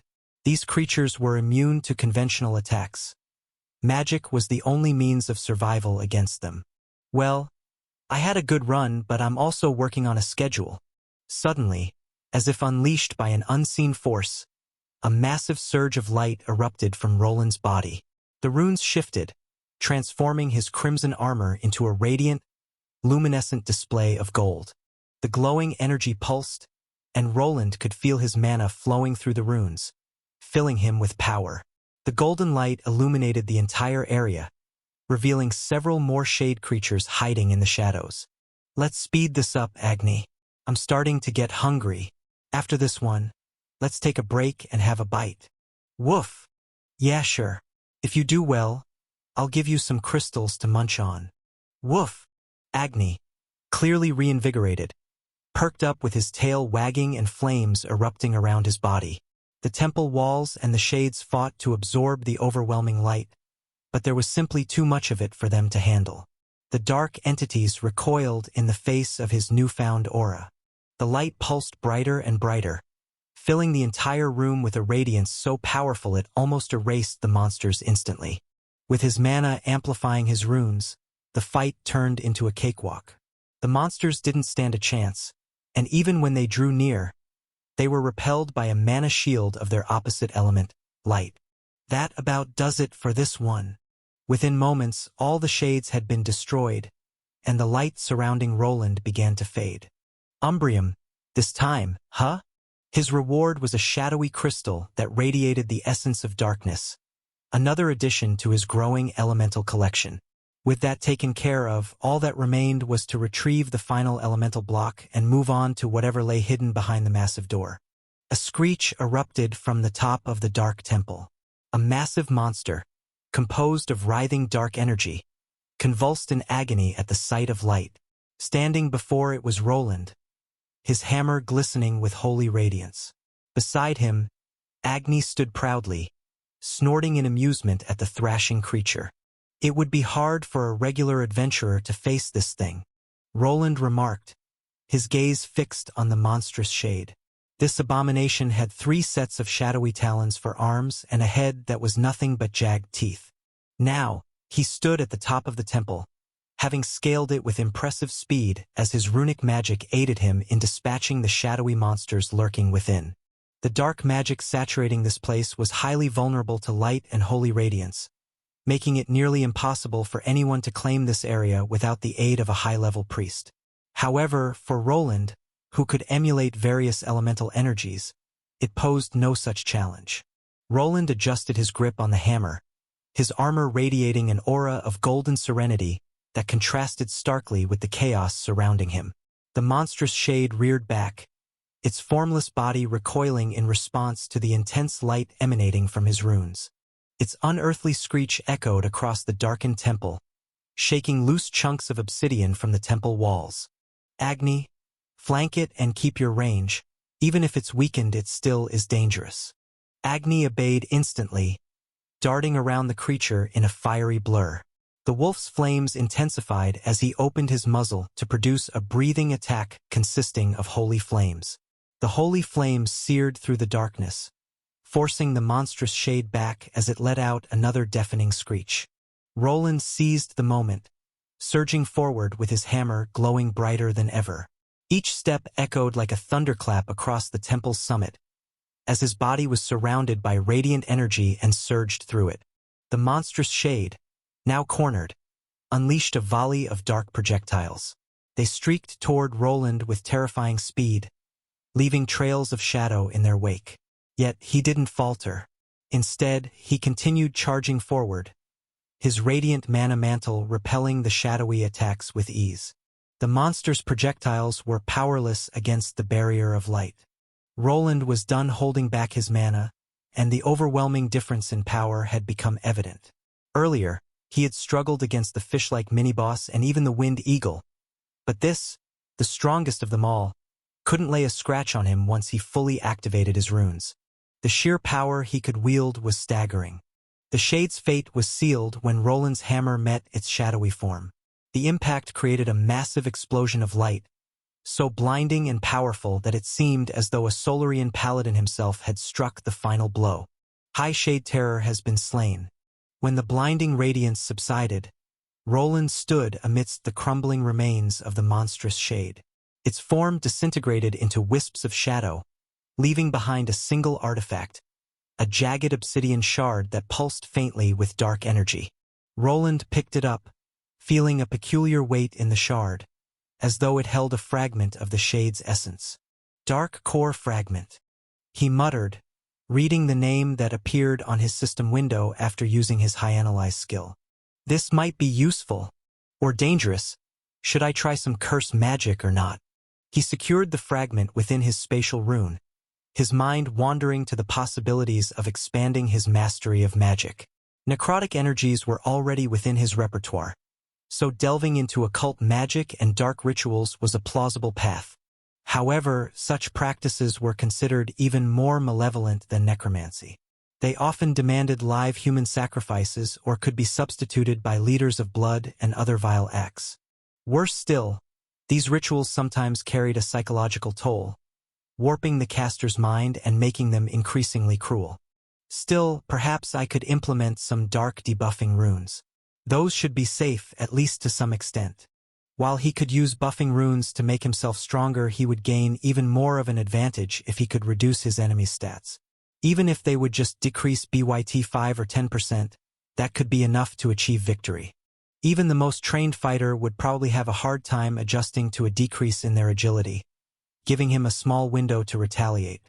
Let's see. Name: Roland Arden L199. Classes: T3 Runesmith Overlord L24. Primary. T2 Runesmith Lord L50. Tertiary. T2 Runic Engineer L50 Secondary. T1 Mage L25X. T1 Runic Mana Scribe L25X. T1 Runic Blacksmith L25X. HP: 47855/47855. MP: 72147/91771. Szkoły podstawowej. 52114/65804. Strength: 320. Agility: 262.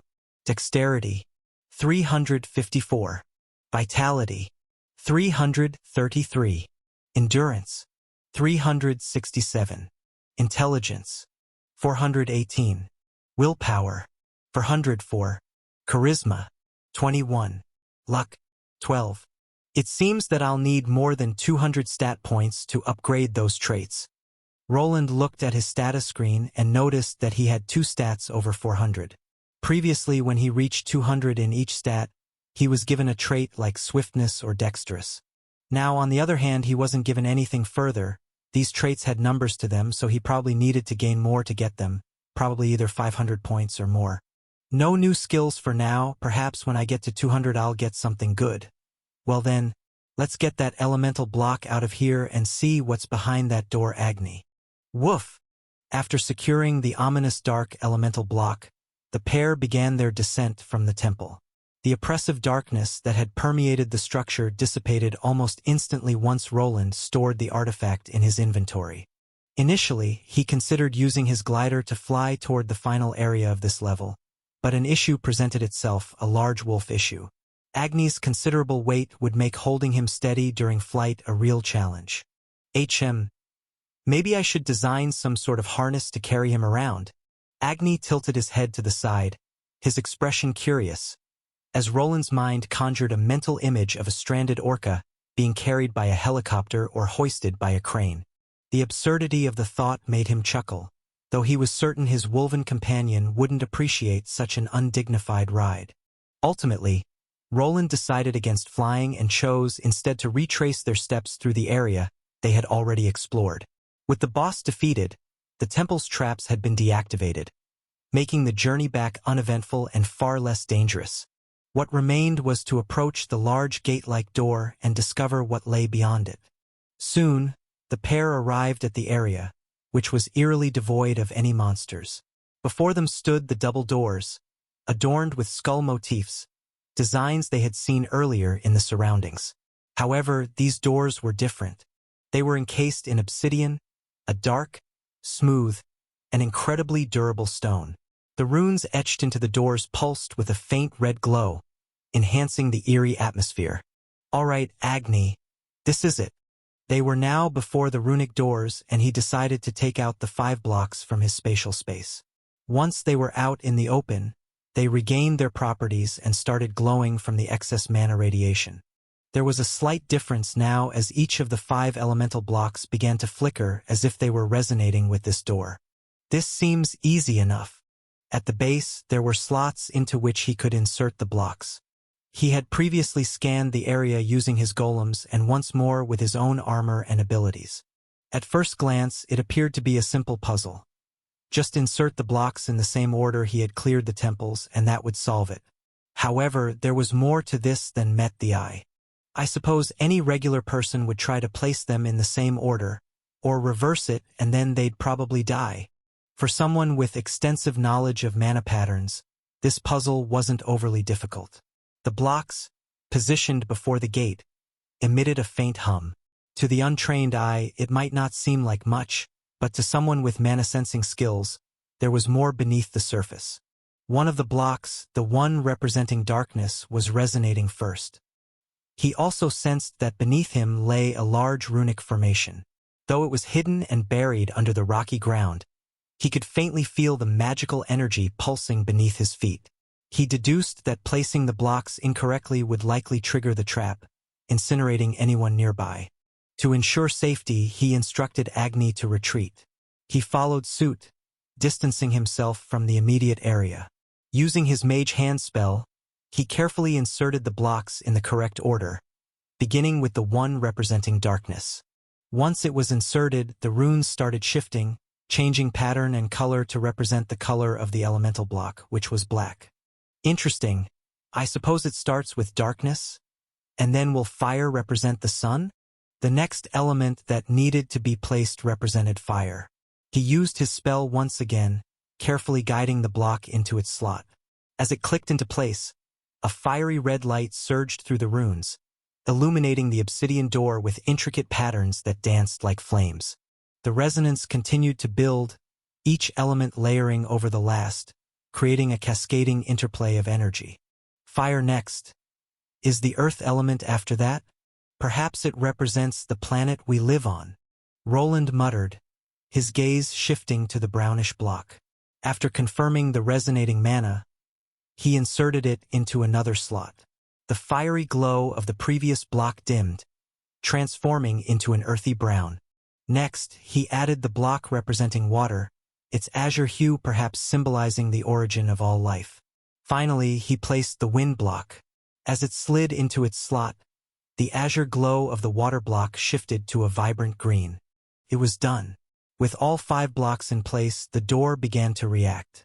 The obsidian doors trembled as the runes etched upon them flared to life, pulsating in sync with the elemental blocks. The whole area resonated, building in intensity as the mana energy cascaded through the intricate web of runes. The blocks emitted an otherworldly glow, the colors of the elements blending into a swirling aurora that danced along the stone surface. Oh, they are burning out. As the door began to open, Roland's attention shifted to the slots where he had placed the blocks. They were sizzling, shrinking as though the door was siphoning their energy to power its mechanism. It was clear this dungeon wasn't designed for convenience. Gaining access to this room would likely require adventurers to repeatedly clear all 5 temples to obtain new blocks for each attempt. I can already see the adventurers fighting over these blocks. Adventurers often formed parties, but that didn't mean they truly cooperated with others. Roland could easily imagine groups clearing out temples and hoarding the blocks for themselves. They might even resort to blackmail, demanding payment from those who wanted to progress further. While these blocks couldn't be used outside the dungeon, they could be concealed in spatial artifacts, hidden away, or even carried to higher levels. Whether the blocks would eventually regenerate remained unclear. Given the potential for conflict, Roland concluded it would be better if his people monopolized this area.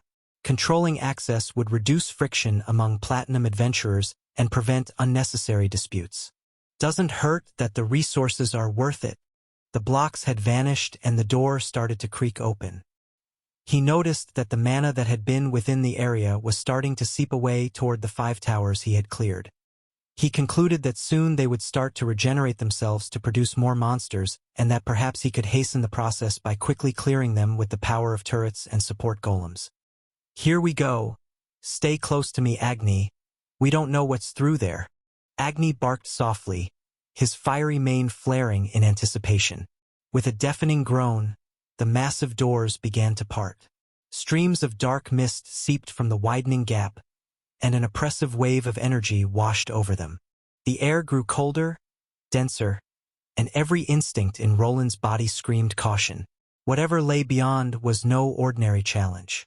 "It's hard to see. Better to be safe than sorry later." As the doors fully opened, they revealed a vast, cavernous space shrouded in dim light. From his current position, it was difficult to make out any details due to the thick fog that obscured most of the view. Fortunately, Roland had methods of detecting potential dangers. One of his floating golems arrived, and he sent it inside first to scout for traps and signs of lurking monsters. It was possible that whatever lay within the cavern could exceed his capabilities, and once inside, leaving might become difficult. He had already examined the exterior of the structure and found no alternative entry points, besides perhaps drilling through the hardened rock. If monsters of many levels above him lurked there, then he would have to postpone his journey further. His life was still more important, and he had already secured resources to help him progress further. The golem's magical sensors flared to life as it glided into the cavern, its glowing eye scanning the space and transmitting a real-time feed to Roland's visor. Through the golem's perspective, he began to uncover the concealed grandeur of the chamber. The first thing Roland noticed was the sheer size of the room. It was enormous, easily the size of several football fields.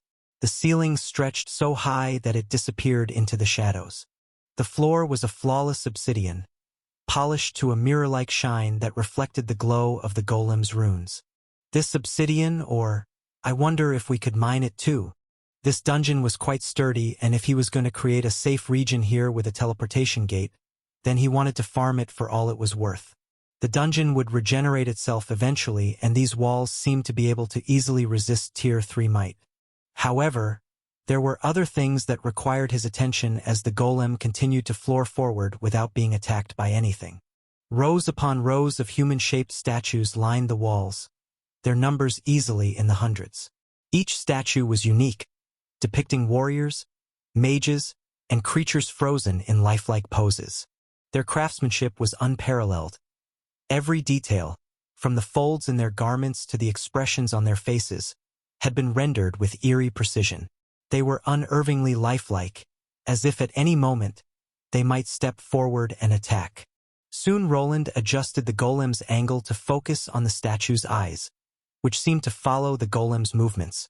It was clear that these weren't just normal rock carvings, but probably monsters or golems waiting for unsuspecting adventurers to step forward. "Creepy, and the numbers are problematic," he muttered, and was sure that if he stepped forward, he would be ambushed. As the golem ventured further, Roland's unease grew. At the far end of the chamber stood a colossal throne, carved directly from the black stone.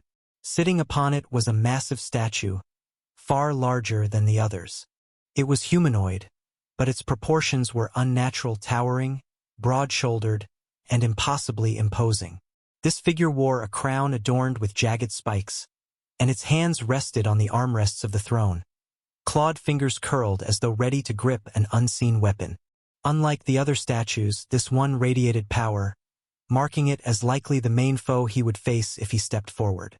The doors that had previously opened were starting to creak shut again.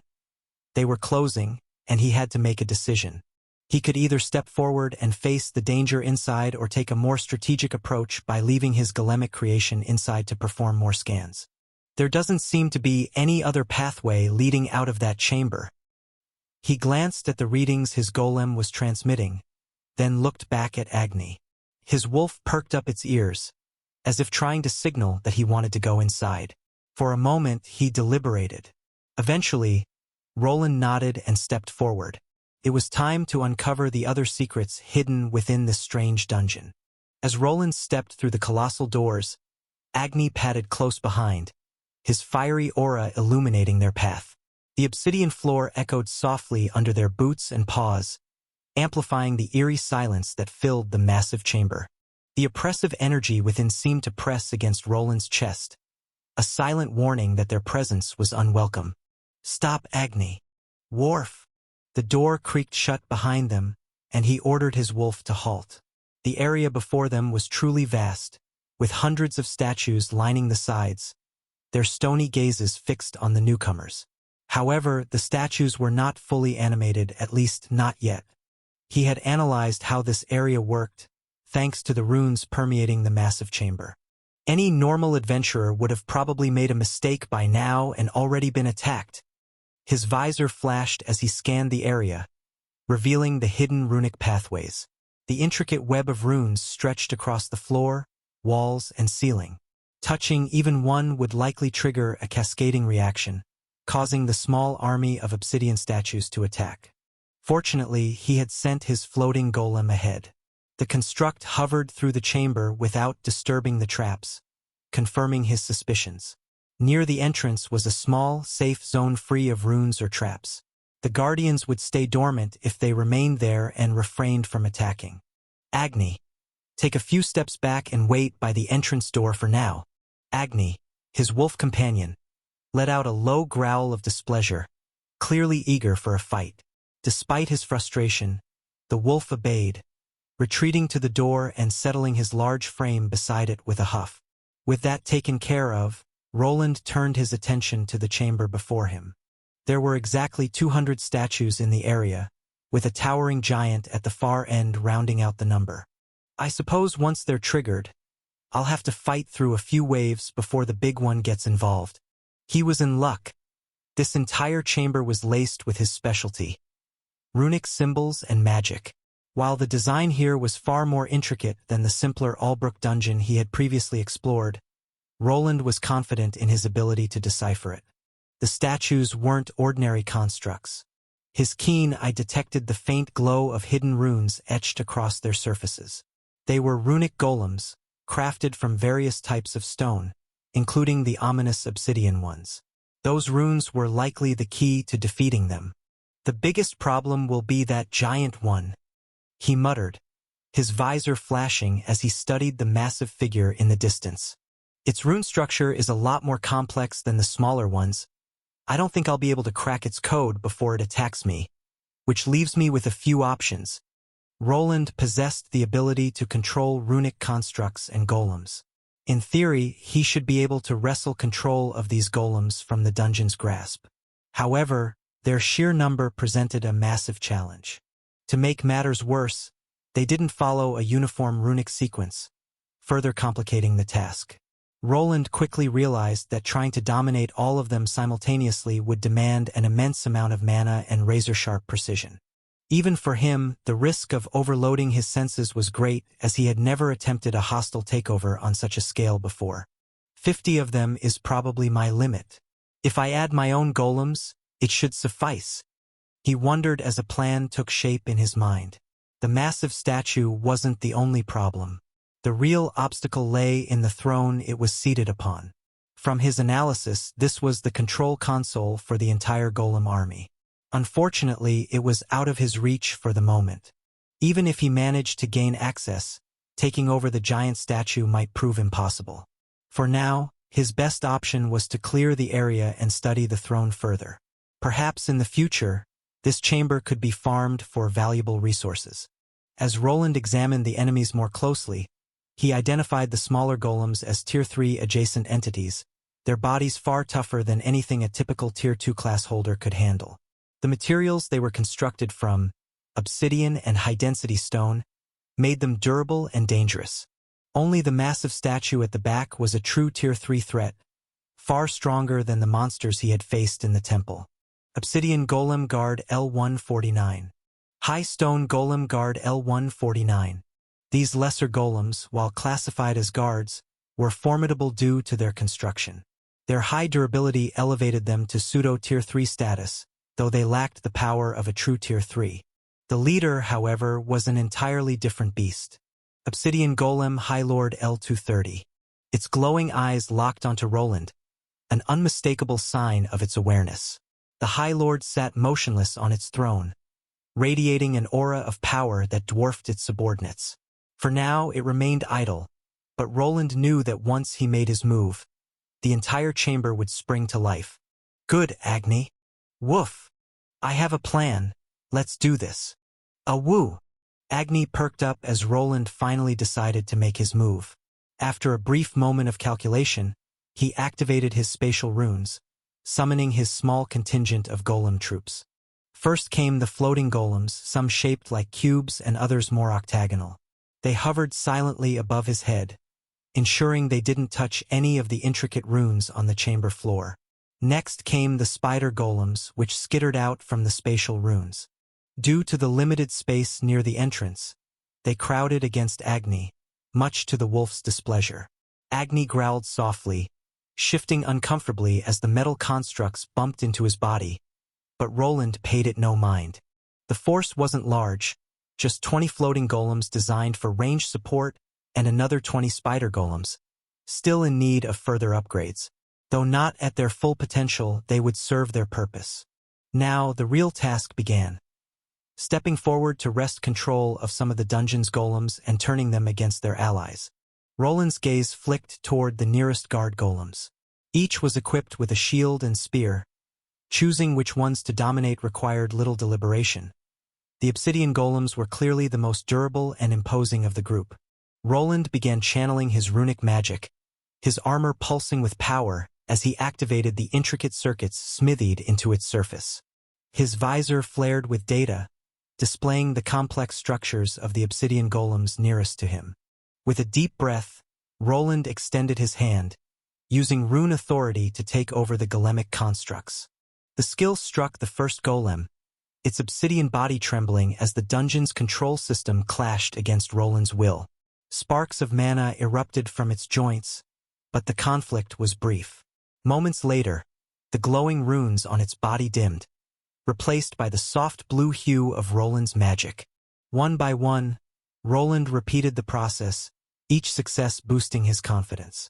By the time he finished, 5 obsidian golems stood at attention, their glowing eyes now under Roland's control.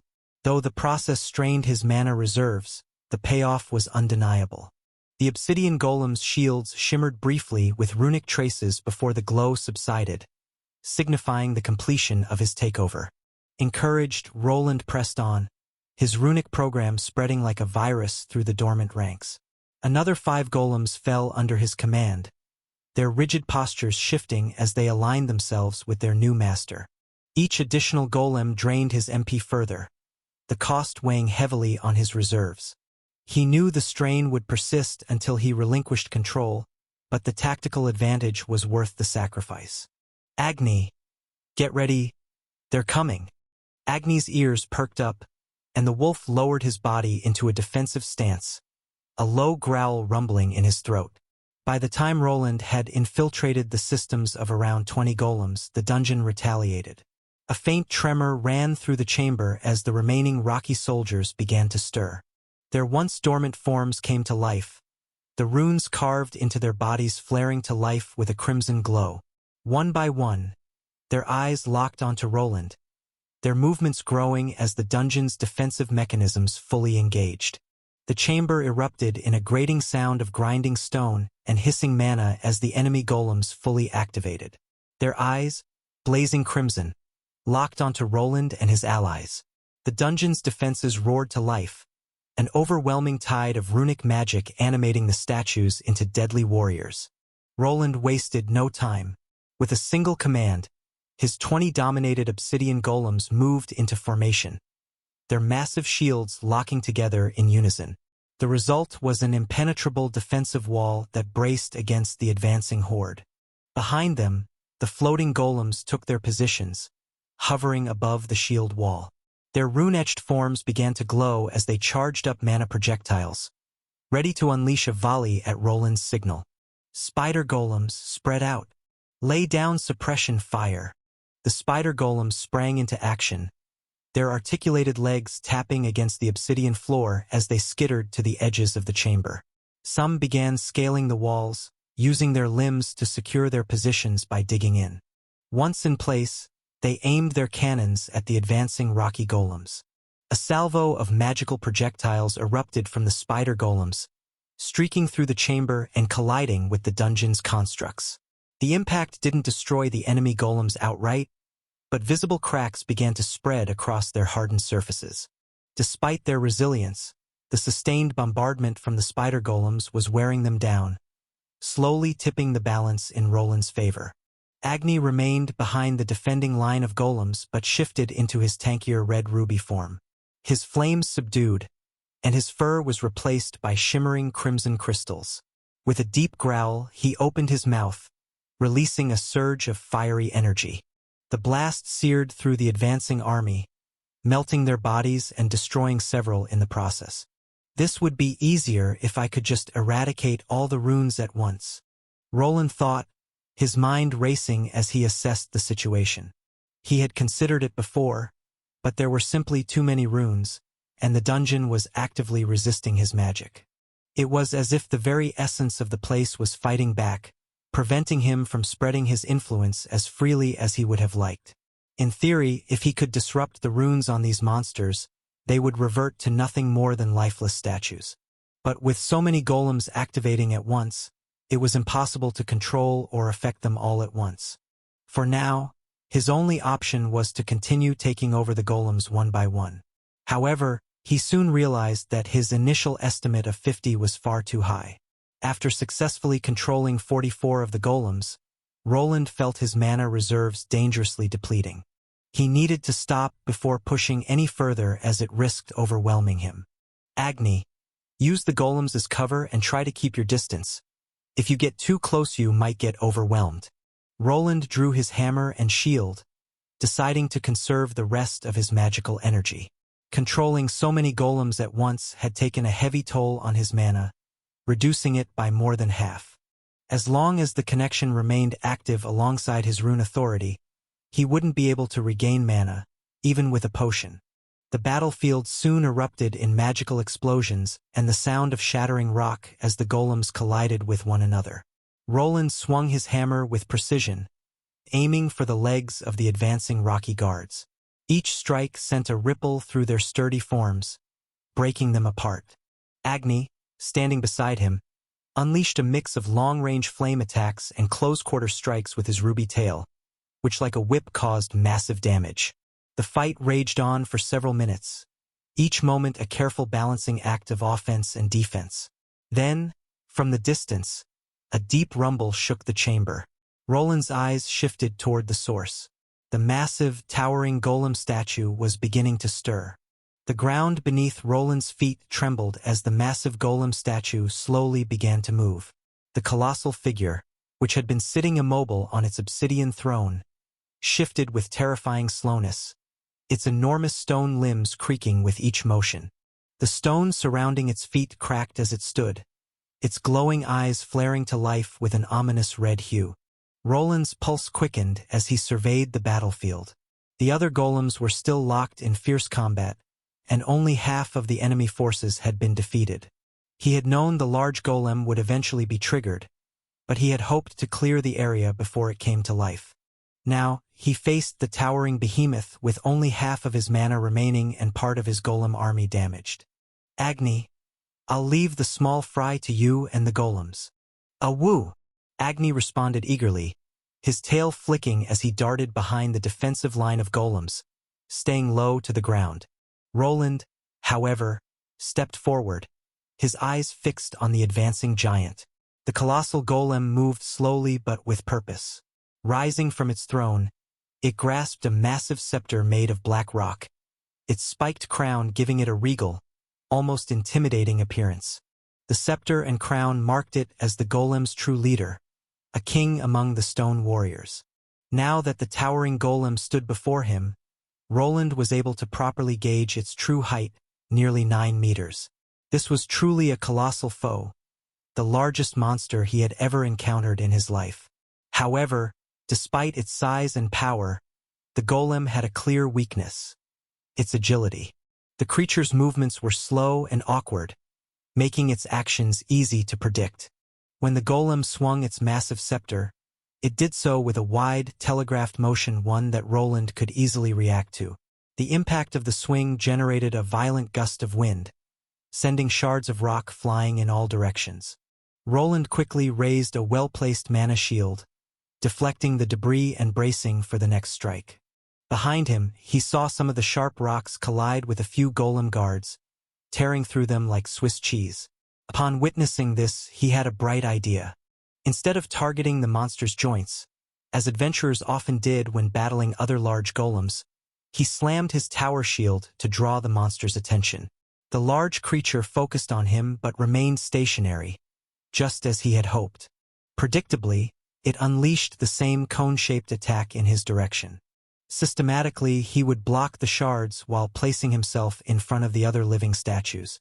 As Roland maintained his strategic position, he continued to bait the massive golem into launching its destructive cone-shaped attacks. Each swing of its colossal scepter sent a rain of sharp debris in his direction, but Roland's tower shield absorbed all of the impacts while hitting the enemies with friendly fire. The enemy numbers were rapidly dwindling, and he continued to defend himself like a turtle, steadfast and unyielding. The battlefield was a storm of calculated chaos. The obsidian golems under Roland's control held their ground, forming an impenetrable wall of shields and spears. Behind them, floating golems unleashed concentrated mana bolts, each strike illuminating the chaos with brief flashes of blue light. Meanwhile, spider golems continued their relentless flanking maneuvers, their cannons chipping away at the weakened foes. With the large boss golem's assistance, the tide of battle turned swiftly, and soon, their enemies were no more, leaving the massive golem lord standing alone before them.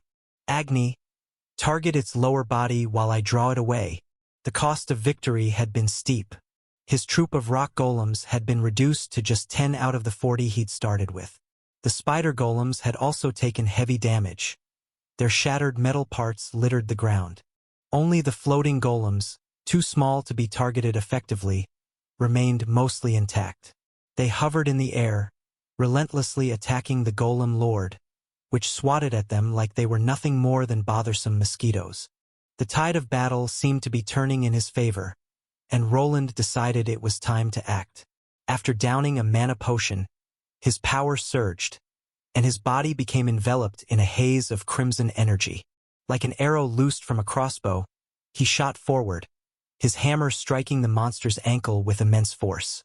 Bolstered by his overlord's might skill, the thick stone leg began to crack and, before long, shattered entirely. The monster turned to face him but stumbled forward, its balance compromised by the loss of its foot. Roland leapt back as it struggled to remain upright. Unable to support itself, the creature collapsed onto its knees, the impact causing a slight cracking sound as it hit the unyielding obsidian ground. Seizing the opportunity, Roland lunged forward again, this time aiming directly for the monster's hidden core, which, for some reason, was located beneath its armpit.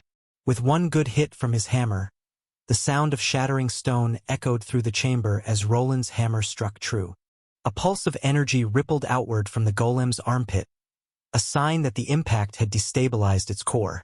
The towering figure froze mid-motion, its crimson eyes dimming to a lifeless black. For a brief moment, silence reigned in the chamber and it seemed that the battle was over, but then, out of nowhere, the throne began to glow. Roland watched as the throne's glow intensified, arcane energy crackling across the chamber. From the shattered remains of defeated golems, a new adversary began to emerge. The fragments coalesced into a pile of jagged rocks around the fallen lord, pulsating with a strange energy that mimicked a heartbeat. This doesn't look good. That's a lot of magic. Agni, stay behind me. This might be dangerous. Woof! The pile of shattered golem fragments writhed as though alive, and the entire chamber began to tremble. Roland braced himself, tightening his grip on his hammer. The glowing fragments spiraled upward, drawn into a vortex forming above the remains of the defeated golem lord. Crimson energy seeped from the cracks in the obsidian floor, converging into a semi-humanoid shape that pulsed with raw power. He considered interrupting the process but had no idea how. Reaching out with his runic spells proved futile. The concentration of energy was far too extreme for him to disrupt. Is this new opponent really this strong? Or is the dungeon preventing me from interfering? He wondered, uncertain but wary. He couldn't influence the transformation as the magical power that was being displayed was far above his. Without delay, he pulled a high-grade mana potion from his pouch and downed it, restoring his reserves. I didn't think this thing would have a second phase, especially with all these monsters still around. Roland steadied himself for the next round, his muscles tense and his mind racing. For a fleeting moment, doubt crept in. Was this going to be more than he could handle? If all the energy from the defeated golems in the chamber had truly combined, then the creature forming before him would be something extraordinary, perhaps even 100 levels beyond his own. Yet, as the energy began to settle, he noticed something odd. The surge in power wasn't as overwhelming as he had anticipated. It's strong, but not impossible. The monster continued to take shape, but Roland didn't simply stand idle. He ordered his floating golems to pull back and form a defensive perimeter around him. As he activated his rapid machine reassembly skill, the shattered remains of his spider golems responded instantly. Metallic fragments clicked and snapped into place, reconstructing themselves into fully functional units. His reinforcements were back in action, ready to fight. However, the golems he had commandeered from the dungeon were gone, their remnants absorbed as fuel for the monstrosity still forming in the chamber. The loss was frustrating, but Roland knew it was out of his hands now. Instead, he focused on taking out a few items from within his inventory, runic spheres, and even cards. After tossing them out in various directions, he was finally confronted by his next enemy, the true boss of this area, Lord of Fury L240. Never heard of such a monster before. Throughout his life, Roland had pored over countless books detailing monsters, records of their strengths, weaknesses, and how best to confront them. He had always believed preparation was the key to survival. Yet, the entity forming before him was something entirely foreign. There were no descriptions, no recorded strategies, nothing to indicate what he was about to face. It must be a unique dungeon boss. The thought was both unsettling and exhilarating. On one hand, it meant he had no insight into its weaknesses or behavior. He'd be fighting blind. On the other hand, being the first to defeat a dungeon's undiscovered boss carried the promise of extraordinary rewards. Rare loot, powerful artifacts, or unique skill books often awaited those who cleared uncharted chambers. But the danger was quite real. This anomaly, a second phase triggered after the defeat of the golem army, would likely have spelled doom for many adventurers. Most would have entered the chamber prepared only for the small army of golems, and then probably perished due to being underprepared. Luckily, he was a one-man army, able to restore defeated golems multiple times and with several potions and elixirs to restore his health. Soon, the monster stood before him, a towering creature encased in obsidian armor, radiating a strange crimson glow. Its lower body resembled that of an armored warhorse, massive and imposing, while its upper half was shaped like a knight clad in heavy, dark plate. Crimson smoke coiled and seeped from within its armor, wafting ominously through the air and spilling from the gaps in its jagged visor. In its hands, the beast wielded two long, menacing sabers.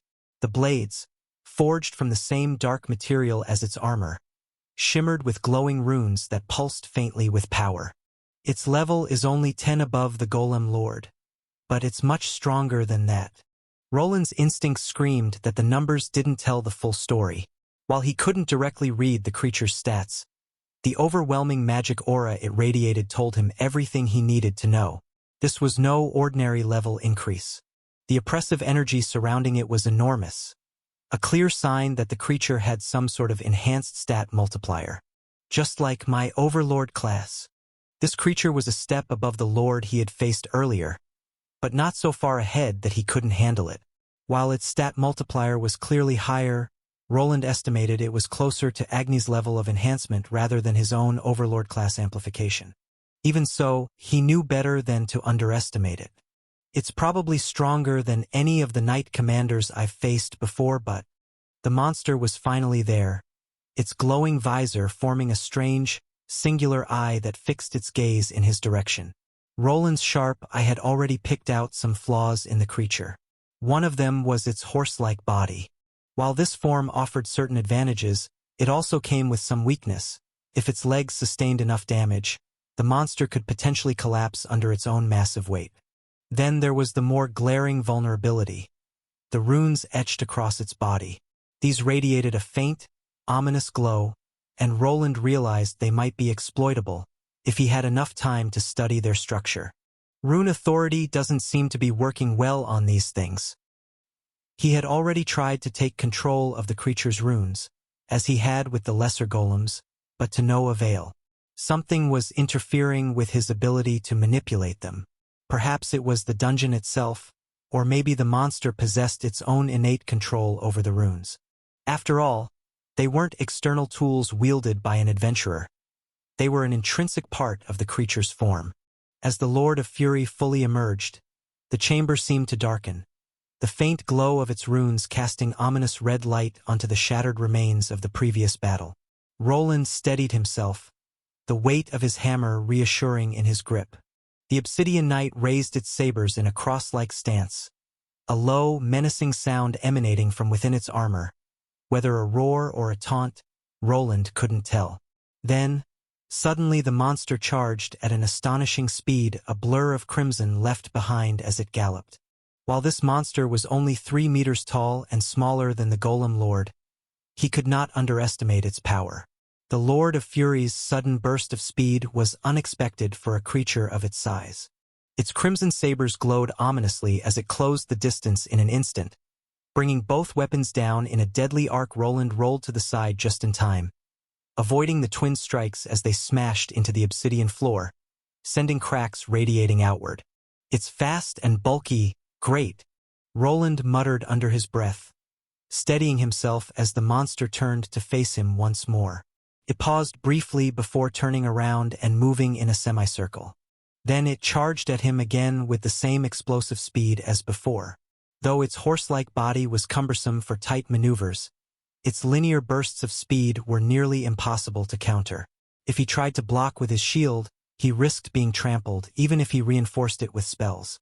The size of the boss arena only added to the challenge, offering the massive creature plenty of room to maneuver despite its lack of lateral agility. He had no intention of letting this monster charge at him unopposed. The creature resembled a runic machine, seemingly powered by the dungeon itself. Roland could sense a connection to the throne behind him, and it was clear the monster had access to more mana than even he could muster. Acting swiftly, he commanded the golems flanking him to barrage the beast with mana projectiles, hoping to at least divert its attention away from him.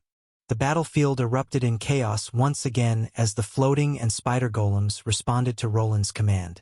A storm of mana projectiles rained down on the Lord of Fury, streaking through the air in glowing arcs.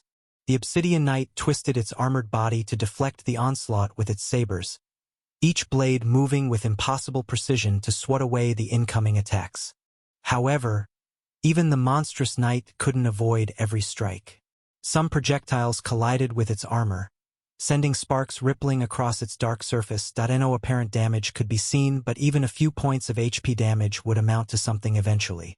The creature slowed momentarily, its sabers spinning defensively in a blur of crimson light, but the sheer volume of projectiles forced it to turn and focus on the smaller enemies. It charged forth with astonishing speed, the sabers producing strange half-moon energy blasts that traveled in the direction of the floating golems and the spider ones stuck to the walls. The floating golems, nimble and evasive, darted to avoid the onslaught, but several were caught in the crossfire.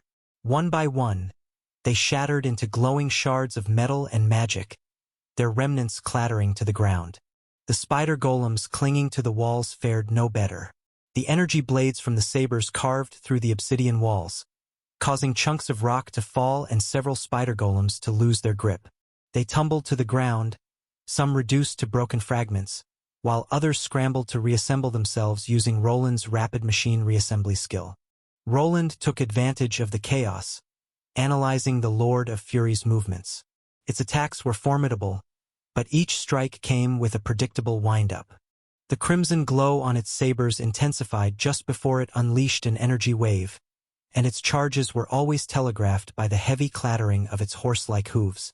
"Agni, aim for the legs but keep your distance and keep moving. It's fast but has trouble turning." Woo! Agni was there too, and his ranged attacks packed more power than the golems. The wolf opened his muzzle and unleashed a beam of concentrated heat that struck one of the monster's hind legs while it focused on the golems. In retaliation, the creature shot out energy blades in Agni's direction. Reacting swiftly, Agni leapt into the air, conjuring platforms beneath him to evade the attack at the last moment. Although his agility was impressive, his level still left much to be desired. Roland knew that even a single hit from those crimson, crescent-shaped projectiles would likely be fatal for his companion. Driven by fear for Agni's safety, Roland used his own magic and sacrifice golems to intercept some of the deadly blades, ensuring the wolf wouldn't suffer during the intense confrontation. The Lord of Fury's relentless assault left no moment to catch a breath. Each swing of its sabers, each thunderous charge, sent tremors through the battlefield. Roland's mind raced, calculating possibilities while ensuring that Agni and the remaining golems could continue their offensive. As the monster turned its attention toward Agni, Roland saw an opportunity. His body started glowing, a blue haze surrounding it as the world turned into mana around him. Previously, he had already used up his overlord's might to destroy the first phase, and this would have to be enough for the second one. The monster's movements had now become clear to him, and with the help of the mana phantom, he knew that he could deliver a devastating blow. It's going to be there in a few moments. He knew exactly where to aim. The runes on his armor began to glow intensely as the chest section expanded outward.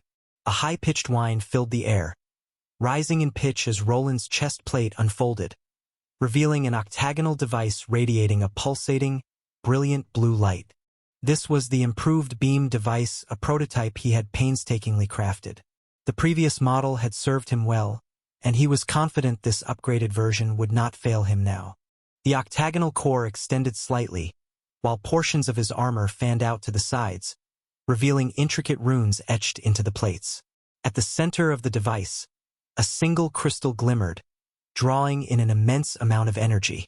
Power surged around it, coalescing into a dense, glowing sphere.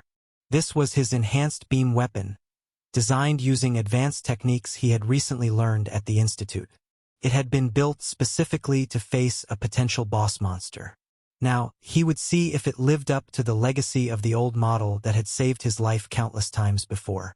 A mana circle appeared before the beam, a magic enhancement spell that would give it the penetrative power that he needed. Soon he made the calculations, and as the monster focused on Agni and the golems, he aimed for the area it would be in the next second. The Lord of Fury barreled forward, its sabers raised high as it closed in on Agni, oblivious to the silent power being harnessed behind it. Roland steadied his aim, his enhanced beam device locked onto the monster's broad, equine midsection, the largest and most vulnerable part of its body. In that split second, he unleashed the stored energy. The chamber was bathed in brilliant blue light as the beam shot forth, ripping through the air with a deafening roar. Initially, it was no thicker than a teacup, but as it passed through the magical enhancement circle, it expanded dramatically in size and intensity. The circle amplified the beam's speed, power, and penetrative force to extraordinary levels. The beam struck true, slamming into the Lord of Fury's midsection just as it raised its sabers to strike at Agni, who was darting through the air with incredible agility.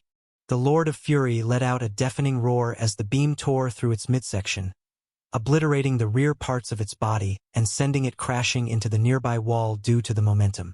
Crimson energy erupted violently, spewing from the gaping wound left by the beam.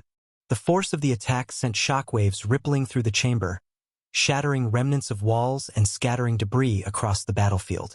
Roland held his ground as the light from the beam dissipated, his armor smoking from the residual heat of the attack. In the past, the crystal within his chest would have cracked by now, but this time around, it persisted. The battlefield fell eerily silent for a moment, the oppressive crimson light dimming slightly as the aftermath of the devastating beam attack settled. Dust and debris floated through the air, illuminated by the faint glow of the chamber's remaining runes. Roland steadied his breath, his eyes locked on the motionless form of the Lord of Fury. Its midsection was utterly obliterated, its once massive equine body reduced to jagged shards of obsidian that scattered across the chamber. Weak sparks of red energy flickered around the ruined remnants of its lower body. For a moment, it seemed as though the battle might be over, but Roland's instincts screamed otherwise. Agni growled low, ears pinned back, as the shattered remains of the monster began to stir once more. Grrrr. It's getting back up? Though severed in half, the knight's upper body remained connected to the forelegs. Those limbs began to twist unnaturally, bending at impossible angles. New joints formed and locked into place, transforming them into legs powerful enough to lift the upper half of the creature upright. Its grotesque new form resembled that of a minotaur. The runes on its twin sabers flared to life, glowing with ominous energy. With a roar, the creature charged forward once more, undeterred by its wounds and seemingly determined to take him out. This day is full of surprises. While it remained standing, its speed had dramatically decreased. It could no longer zip toward him with its previous ferocity. Finally, Roland raised his shield to meet its attack. One of the swords connected with the shield, producing a burst of magical energy that cracked the very ground beneath his feet. Yet he didn't retreat. Though the attack was powerful, Roland held firm. His shield absorbed the brunt of the blow, but vibrations rattled through his body. He gritted his teeth as his reinforced armor groaned under the strain. With a powerful shove, he deflected the blade to the side, throwing the Lord of Fury off balance for a split second. The monster staggered back a few steps before surging forward again, the runes on its blades glowing brightly, ready to unleash crimson half-moon energy. However, as it swung down, something strange happened. Its weapon failed to produce the expected effect, as though an unseen force was blocking its power. Finally, that should make it a lot easier. Roland grinned. Rune authority had finally started to work. Though it had taken some time, he had begun to unravel the monster's intricate rune structures mid-battle. The process had been slow, as the Lord of Fury's runes were deeply entrenched and fiercely protected by the dungeon's magical network. But now, after the devastating beam strike and the loss of its original form, the creature's defenses had weakened, allowing Roland's skill to disrupt the flow of power within the runes. The monster hesitated, its movements momentarily erratic. Crimson energy flickered unpredictably across its weapons and armor, and the glow of its runes dimmed. The knight's once menacing aura felt unstable, as if its power was beginning to falter. It was clear that the monster was not expecting this turn of events, and that perhaps its inner programming was not prepared for such an occasion. This is my chance. With its saber runes deactivated, the Lord of Fury's attacks lost much of their lethality. Though it swung its blades with unrelenting ferocity, the absence of the rune enhancements left its strikes no more potent than those of ordinary weapons. Roland dodged nimbly, sidestepping the creature's heavy, telegraph swings and countering with precise blows aimed at its now exposed joints. As with any other creature, the mana phantoms allowed him to anticipate its movements before they were carried out. What had begun as a chaotic battle had shifted into a more controlled exchange of physical blows, one that Roland was starting to dominate. His status window kept updating, notifying him of level-ups to both his passive fighting skills and active abilities almost instantly. A foe 40 levels above him was indeed a formidable challenge, but in its current diminished form, the Lord of Fury had become merely troublesome. His golems once reformed again and aided him by blasting the monster from multiple angles, creating constant distractions and breaking its focus. Each mana projectile found its mark, striking the creature's cracked armor and further destabilizing its form. Agni capitalized on the chaos, darting in and out of range, his fiery attacks burning through weakened plates and exposing raw, less hardened rocky flesh. The monster was fascinating. Externally, it was heavily armored, but internally, it seemed to be composed of some form of living mineral. Roland was eager to study this creature, along with the other rocky golems he had encountered. Its power was undeniable, and he realized that without his army of golems and a generous supply of mana-restoring potions, the battle would have been far more challenging. If the creature hadn't shifted its focus to other targets, he likely wouldn't have been able to execute his beam attack so effectively. The battlefield now belonged to Roland. With each passing moment, the creature's movements slowed, its power fading as the crimson runes sputtered out one by one.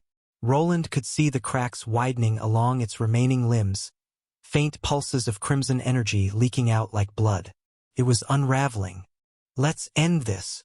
Although he was winning, Roland had already restored his golems multiple times, and their quality had dropped by 2 grades. His mana reserves were dwindling, and consuming more potions would only raise the toxicity levels in his body. While this world operated with a game-like system, he couldn't endlessly refill his MP and HP with potions. There was always a limit. Fortunately, the monster before him was beginning to crumble, and the time had come to deliver the final blow. The runes on his hammer flared to life, glowing as arcs of blue lightning crackled along its surface.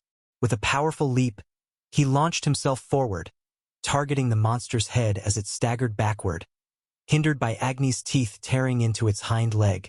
With a devastating strike, his hammer connected, and the monster's head exploded in a spray of debris. From within, a crimson orb emerged, the monster's core, its only true weak point. Roland extended his hand, his gauntlet glowing with magical energy as he prepared to destroy the core with a spell. But at the last second, he hesitated. Instead of unleashing a torrent of magic, he cast a mage hand spell, catching the core in midair and drawing it closer. Encasing it in a protective layer of mana, he successfully disabled it, preserving it for further study. This was a golem core similar to the ones he had worked on in the past. While its grade went above the simple volcanic golem cores he learned to wipe, the basics were the same. He knew what to disable to defeat the monster. He just needed a few moments to sever the signals it was sending to the body parts to prevent it from reforming. Soon, the monster parts that were burning with crimson energy started to dim, and he had won this battle of attrition. Lord of Fury has been slain. Congratulations, you have leveled up. Congratulations, you have leveled up. Congratulations, you have leveled up. Multiple system messages erupted before him as the monster crumbled to the ground. His level shot past 200, and along with the milestone came a new skill. Overlord's Regal Resilience. Passive skill L1. Increases the Overlord's mental fortitude, making them resistant to various forms of magical and non-magical effects aimed at control. At first glance, the new skill didn't seem particularly impressive, but it subtly enhanced his already formidable mental fortitude. Roland wondered if it would be enough to counter something as potent as an Abyssal Cult's illusion relic, as the description seemed to suggest. The mention of non-magical effects likely extended to intimidation-based abilities used by both monsters and certain classes. For instance, something like Intimidating Shout, a common skill known for rooting its target in place for several seconds, could render even seasoned warriors defenseless, leaving them open to attack. If Regal Resilience provided resistance to such debilitating effects, it could prove invaluable in future battles where his armor was damaged. Roland stood amidst the shattered remains of the battlefield, his breathing steady but heavy. The Lord of Fury's disintegrated form was scattered across the chamber, its once imposing presence reduced to rubble and faintly glowing fragments. In his hand, he held the ultimate prize, a fully intact core containing the monster's magic program. With this core, he had the potential to recreate the Lord of Fury as his own golem. Replicating the runic magic it utilized wouldn't be overly challenging, and such a construct could prove to be a powerful future asset. However, the Lord of Fury was a high-level Tier 3 monster with exceptional stats. Reconstructing it would demand costly materials to maintain its original performance. Using lesser resources might render the recreated golem weaker, incapable of matching its previous might in battle. I wonder if we could use something like this to bolster Albrook's forces. He wondered, turning his gaze to the remains of the other rocky golems. Several fragmented cores peeked out from the rubble. Though most were shattered, Roland believed he could salvage enough pieces to reconstruct their operating systems. These humanoid golems were far less advanced than the Lord of Fury, but they were still functional. Better yet, they could be assembled with Tier 2 materials resources he could mine directly from this cave. Compared to hiring more soldiers, these golems were cost-effective. They even retained the ability to maintain basic formations, making them a viable option for bolstering Albrook's defenses. With enough effort, Roland envisioned assembling an entire troop of these golems, a force under his complete command. This was all just speculation for now. Roland wasn't sure how effectively he could process the obsidian rock scattered throughout the area, nor how much of it was actually stored here. Being in the boss chamber made mining a risky endeavor. If the boss respawned suddenly and the door sealed behind the workers, it could prove disastrous. Before anything else, he needed to secure the floor and assemble a teleportation gate to bring workers safely into the area. However, the materials the golems were made of were still present. Each time the boss respawned, it would provide him and Albrook with a wealth of parts to recreate these golems, assuming he figured out how to replicate their bodies. So far, he had only worked with metals, not rocks.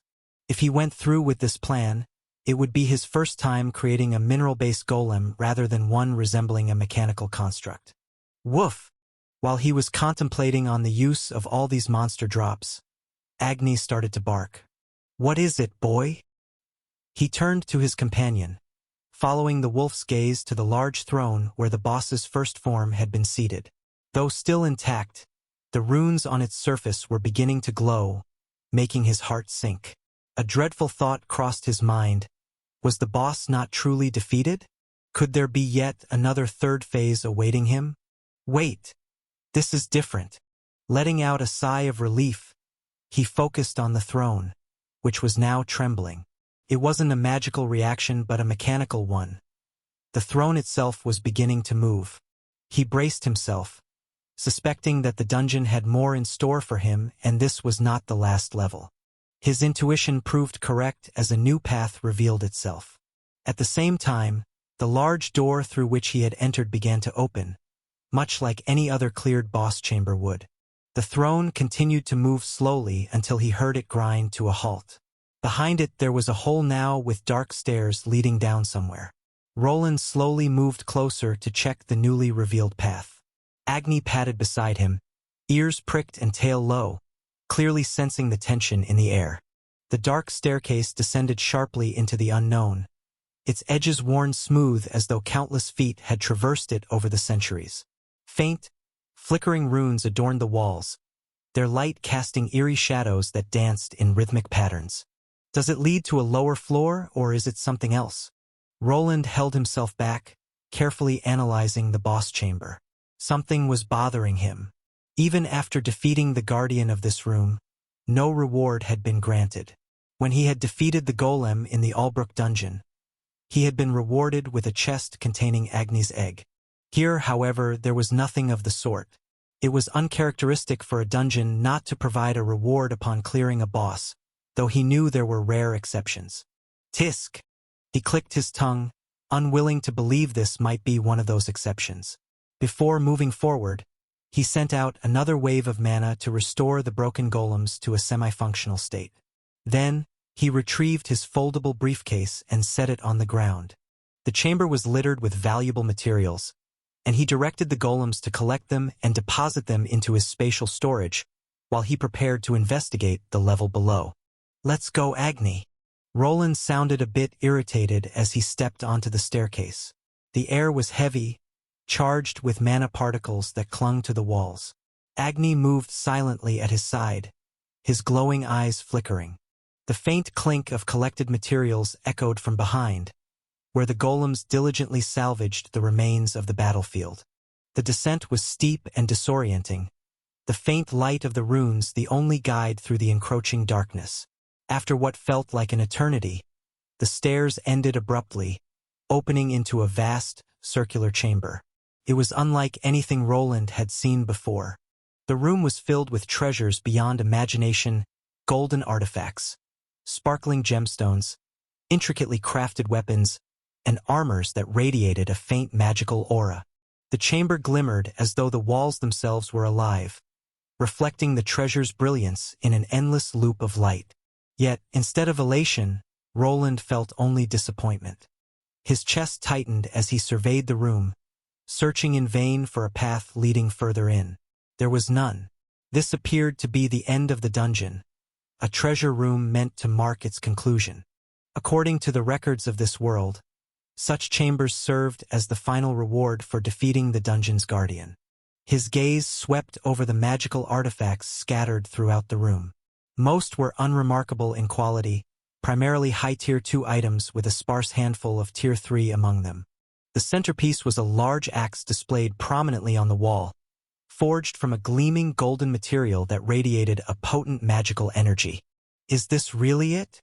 While these items would fetch a hefty price and temporarily ease his monetary troubles, Roland had been expecting something more, a path to a greater dungeon.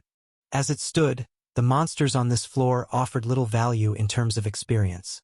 Most of them hadn't even reached level 200, a threshold he had now surpassed. The only creature that could potentially aid his progression had been the boss he'd just defeated. However, he knew all too well that it would likely take at least a week for the boss to respawn. If he used it to level, it would take him forever, and eventually, he would not be able to progress any further. He glanced at his current level, which had shot up quickly after clearing out all those monsters. Name: Roland Arden L204. Classes: T3 Runesmith Overlord L29, Primary. T2 Runesmith Lord L50, Tertiary. T2 Runic Engineer L50, Secondary. T1 Mage L25X. T1 Runic Mana Scribe L25X. T1 Runic Blacksmith L25X. One of the problems was also boss quality. He was sure that the next time he attempted, the next monster would be weaker, perhaps just the first phase and nothing more. While this wasn't bad, he still wished for something more. However, he hadn't just given up. His life already showed him that these dungeons aren't that simple and anomalies sometimes arise.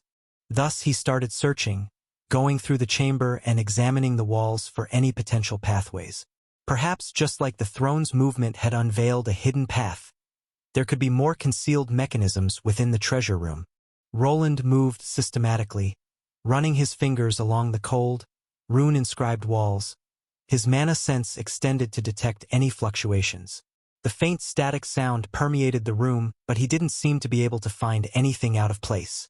Agni prowled beside him, sniffing the air and occasionally pawing at the ground as if sensing something amiss.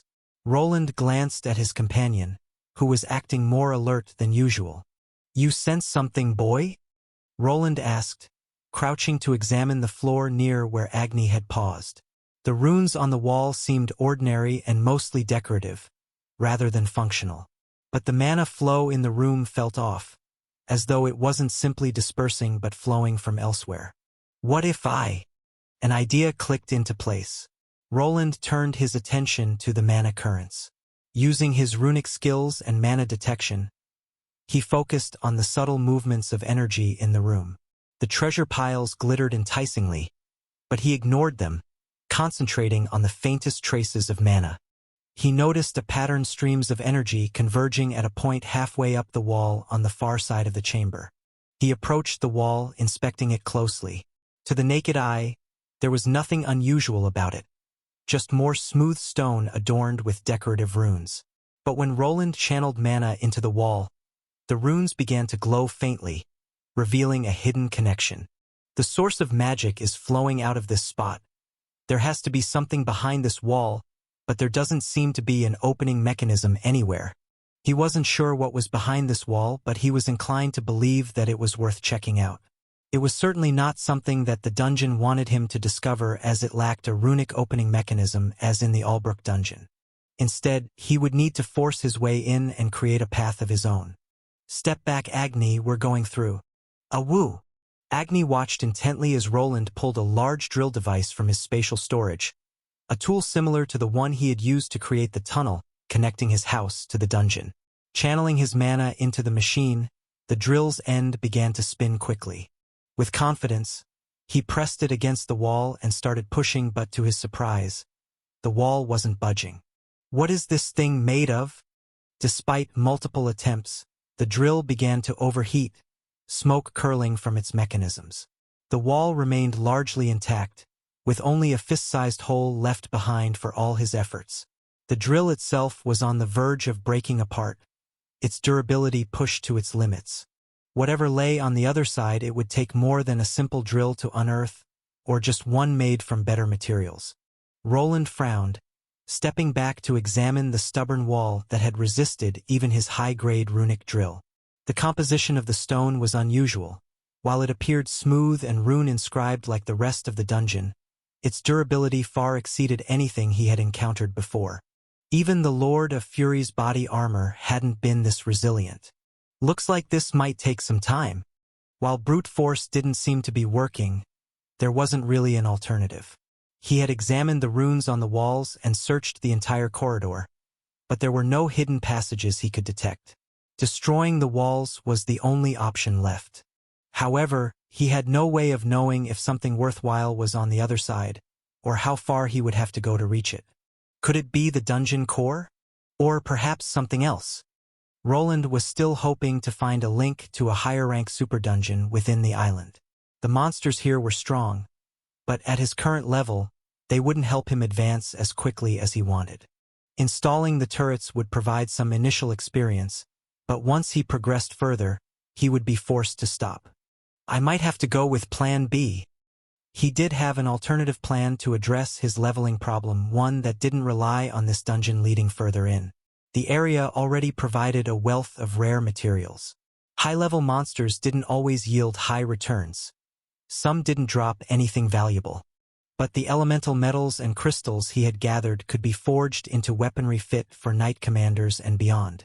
It was enough for the next stage of Albrook's evolution. Well then, Agni. Woof! Why don't we get some help this time around? Roland looked at Agni, who was wagging his tail. He had already spent a few days inside this dungeon. Normally, he would take out his entire toolbox and assemble a better drill on the spot to push into the potential new area. He had done it before, grinding to reach Tier 3 and tackling countless challenges alone. But now that he was older and had more allies, handling everything by himself was no longer the best option. There were two paths he could take. He could keep the existence of the potential pathway a secret and claim all the benefits for himself, or he could involve others and speed up the process. The first option would likely yield greater rewards, but it would be far slower than enlisting professional dwarven miners to dig the tunnel for him.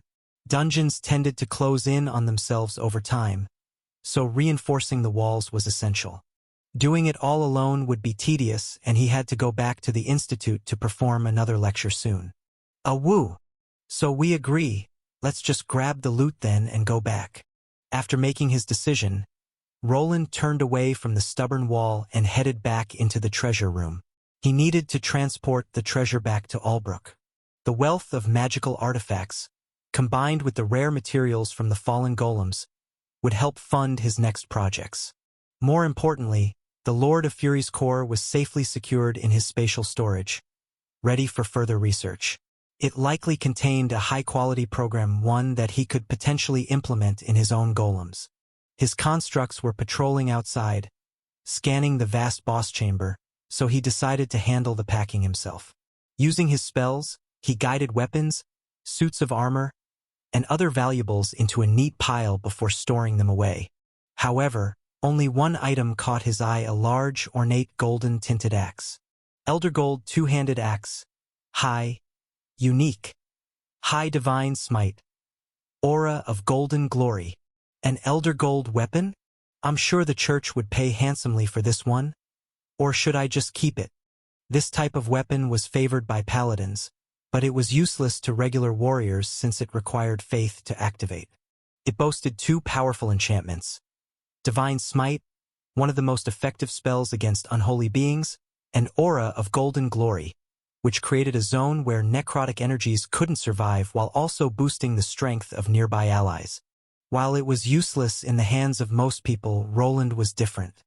He lifted the axe and, after a few adjustments, channeled his emulated holy mana into its hilt. Almost instantly, an aura of divinity spread through the room. The Elder Gold axe pulsed in waves, illuminating the treasure chamber with a warm, golden glow. Agni's ears perked up, and he let out a curious whine, stepping cautiously into the aura's embrace. As expected, the holy energy bolstered the wolf's vitality, making his fur shimmer faintly. This would be a great weapon against a necromancer, and useful for clearing this dungeon too. He considered what to do with it. If it had been a sword, he would have given it to his brother, Robert, who needed a good weapon for his journey through the dungeon floors. While Roland lacked the faith of priests or paladins, he could design a mechanism using runes to alter someone else's mana, just as he had done for himself. However, without his specialized skills to reduce mana costs, others would likely only be able to use it once or twice before exhausting themselves. The weapon was still made from a material undead monsters were weak against, and the spells were just an icing on the cake. Elder gold is rarer than mithril. Maybe I'll just keep it for now. With the rare materials he had already gathered, his monetary worries were essentially over. Selling the axe wasn't necessary. It had other uses, some political, others practical. He could always melt it down and experiment with the metal, testing its properties. Perhaps Rastix would even know of some alchemical recipes involving elder gold. Soon he placed the axe back into the spatial space, and it was time to return. Roland took a moment to survey the treasure room one last time before heading back up the stairs. He had collected a wealth of items, but the nagging feeling of a hidden secret behind the impenetrable wall continued to claw at him. He knew it was something important, but for now, the time for discovery had to be put on hold. He had completed the dungeon dive, and his resources and time were too valuable to waste. Agni followed closely behind, his fur still shimmering faintly with the residual holy energy from the elder gold axe. Roland could tell the wolf was feeling stronger, as if the brief exposure to the aura had rejuvenated him. The dungeon had certainly offered its rewards, but it was clear that Roland needed to move forward with his plans for Albrook. With the materials he'd gathered, he could accelerate his progress in improving the defenses and infrastructure of the city. Once at the top, he noticed that the golems had finished salvaging the remaining materials. Their mechanical bodies clanked as they moved, their systems still functional but clearly worn from the intense battle with the Lord of Fury. Once everything was done, he retrieved his golems and let them settle back in his spatial storage with the rest of everything. For a moment, he thought that none of this would have been possible if he hadn't decided to visit the Institute. Before, he had struggled with storage, forced to create bulky golems with enough girth to hold his items. Now, however, he could simply widen the opening with magic, allowing objects that once seemed far too large to fit inside. He turned to Agni and gave the wolf a reassuring pat on the head. "We've got a lot of work ahead, but I think we've earned a break. Let's go back home, boy," Roland said, though his voice carried a trace of uncertainty. There was still so much to do, so many variables to consider, and new obligations constantly arising. The choice to seek help hadn't been entirely his own. He simply didn't have enough time to do everything himself. Perhaps, once he created golems with enough intelligence, he would have other means of handling things. But for now, he had to rely on others. Agni sneezed in response, as if to say he was eager to leave this dark cavern and get back outside. Before departing, Roland took a final look around. He placed various sensors and left a few of his floating golems behind to continue recording data. He needed to determine how long it would take for the boss to respawn, and, if possible, to gauge the true extent of that mysterious wall. "Lord Arthur, a letter has arrived. It's from His Grace." "That's certainly unexpected," Arthur replied with a forced smile as he accepted the letter. The seal of the Valerian household was unmistakable, an emblem that couldn't be forged and could only be opened through a specific procedure. "I think this is only the second one he's ever sent me." Arthur recalled receiving a similar letter when he was ordered to go to Albrook. At the time, he had assumed he was being cast away, banished to the rural outskirts of their territory, a place so insignificant that he would fade into obscurity, reduced to nothing more than a forgotten mayor. Yet, fate had taken an unexpected turn. His luck had only grown since then, and now he could even stand in opposition to his brothers, at least to some extent. "I never liked this part." Carefully, he withdrew a small, ornate needle from a carved wooden box on his desk. After a brief hesitation, he pricked his finger, allowing a single drop of blood to fall upon the seal. In that instant, the wax shimmered and softened beneath the touch of his heritage, acknowledging him as a Valerian. Arthur slowly broke the seal and unfolded the parchment, his eyes scanning the carefully scripted words. Mary stood in silence as Arthur read. His fingers tightened around the parchment as he absorbed the contents of his father's letter. The Duke's words, as always, were precise, weighted with the authority of a man who commanded entire legions and shaped the course of noble affairs with the mere stroke of his quill. "Is everything all right, Lord Arthur?" Mary finally broke the silence. Arthur had remained quiet for a full minute after finishing the letter, his brows furrowing deeper with every line he had read. At last, he placed the parchment down on the desk, lost in thought. She hesitated to interrupt, yet curiosity gnawed at her. Was this good news or bad? Yes, everything is fine. I just wasn't expecting this to happen so early." Mary tilted her head slightly as Arthur spoke, his gaze still fixed on the letter. Though curiosity tugged at her, she knew her place as a maid. Unless he chose to share its contents, she had no right to ask. Instead of pressing further, she studied his expression. The usual smirk that often played on his lips had vanished, replaced by something far more serious and contemplative. "It seems an opportunity has presented itself," Arthur murmured while tapping the desk with his finger. "But I'm not sure we have enough time to gather the necessary forces. This is indeed troubling." "Time," Mary replied, wondering what they needed more time for. "Yes, we must prepare." He exhaled, then looked up at her, his expression quite serious. "Summon the High Knight Commander. I need his counsel. I really need to get that gate in there. This is far too inefficient." "Woof," Agni responded as the two made their way through the upper levels of the dungeon, now nearing the exit. Roland moved swiftly through the winding corridors, his thoughts still lingering on the mysterious wall and the hidden mana flow behind it. Though he had decided to retreat for now, he couldn't shake the feeling that something big lay concealed beyond. However, with no immediate way to break through, he had no choice but to bide his time. The dungeon exit was close. Upon reaching it, he slipped into his own tunnel, beginning the journey back to his workshop. The entire trip between traveling, diving through the dungeon, and returning had taken a little over 5 days, a time frame he was determined to shorten next time. Unbeknownst to him, his pace quickened, his feet moving faster and faster as his mouth began to water.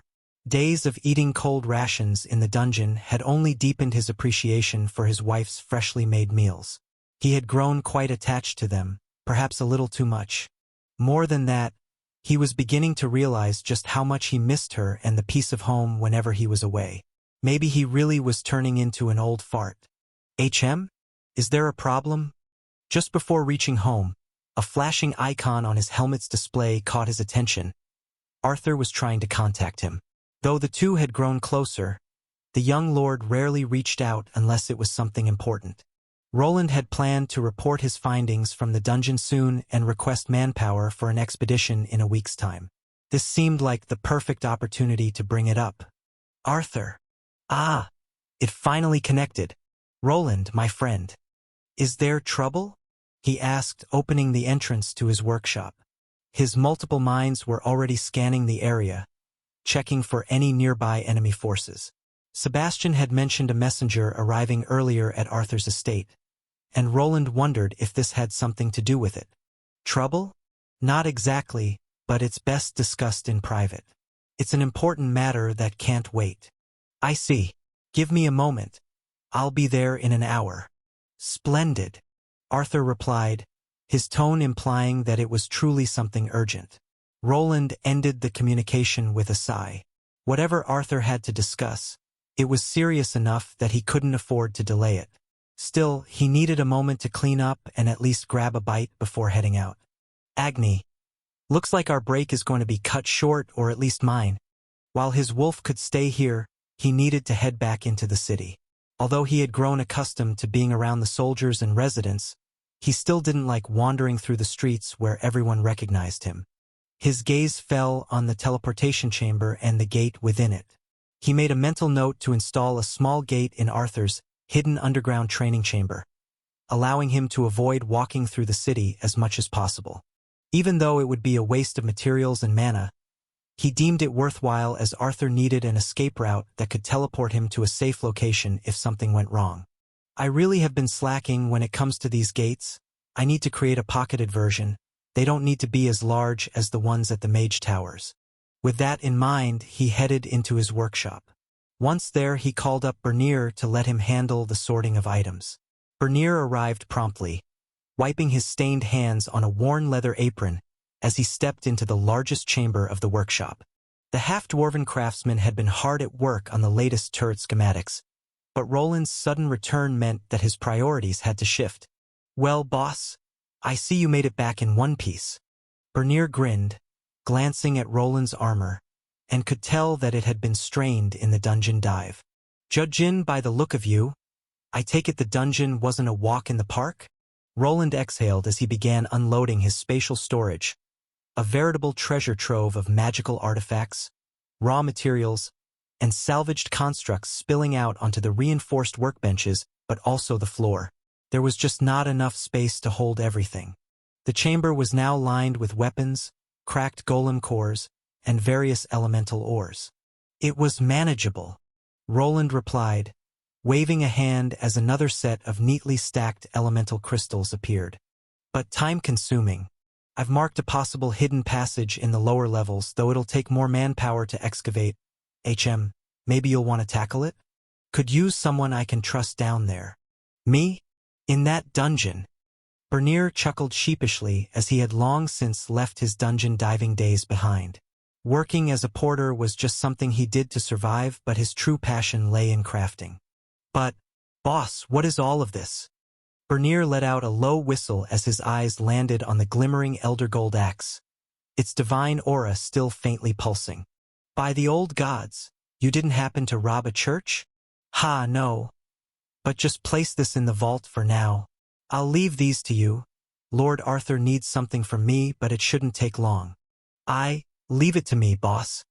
Bernier eagerly began sorting the items, his eyes gleaming with delight as he examined the dungeon weapons and materials. Roland, on the other hand, prepared to leave. He needed to see what Arthur wanted, but for some reason, he had a feeling it wouldn't be that simple.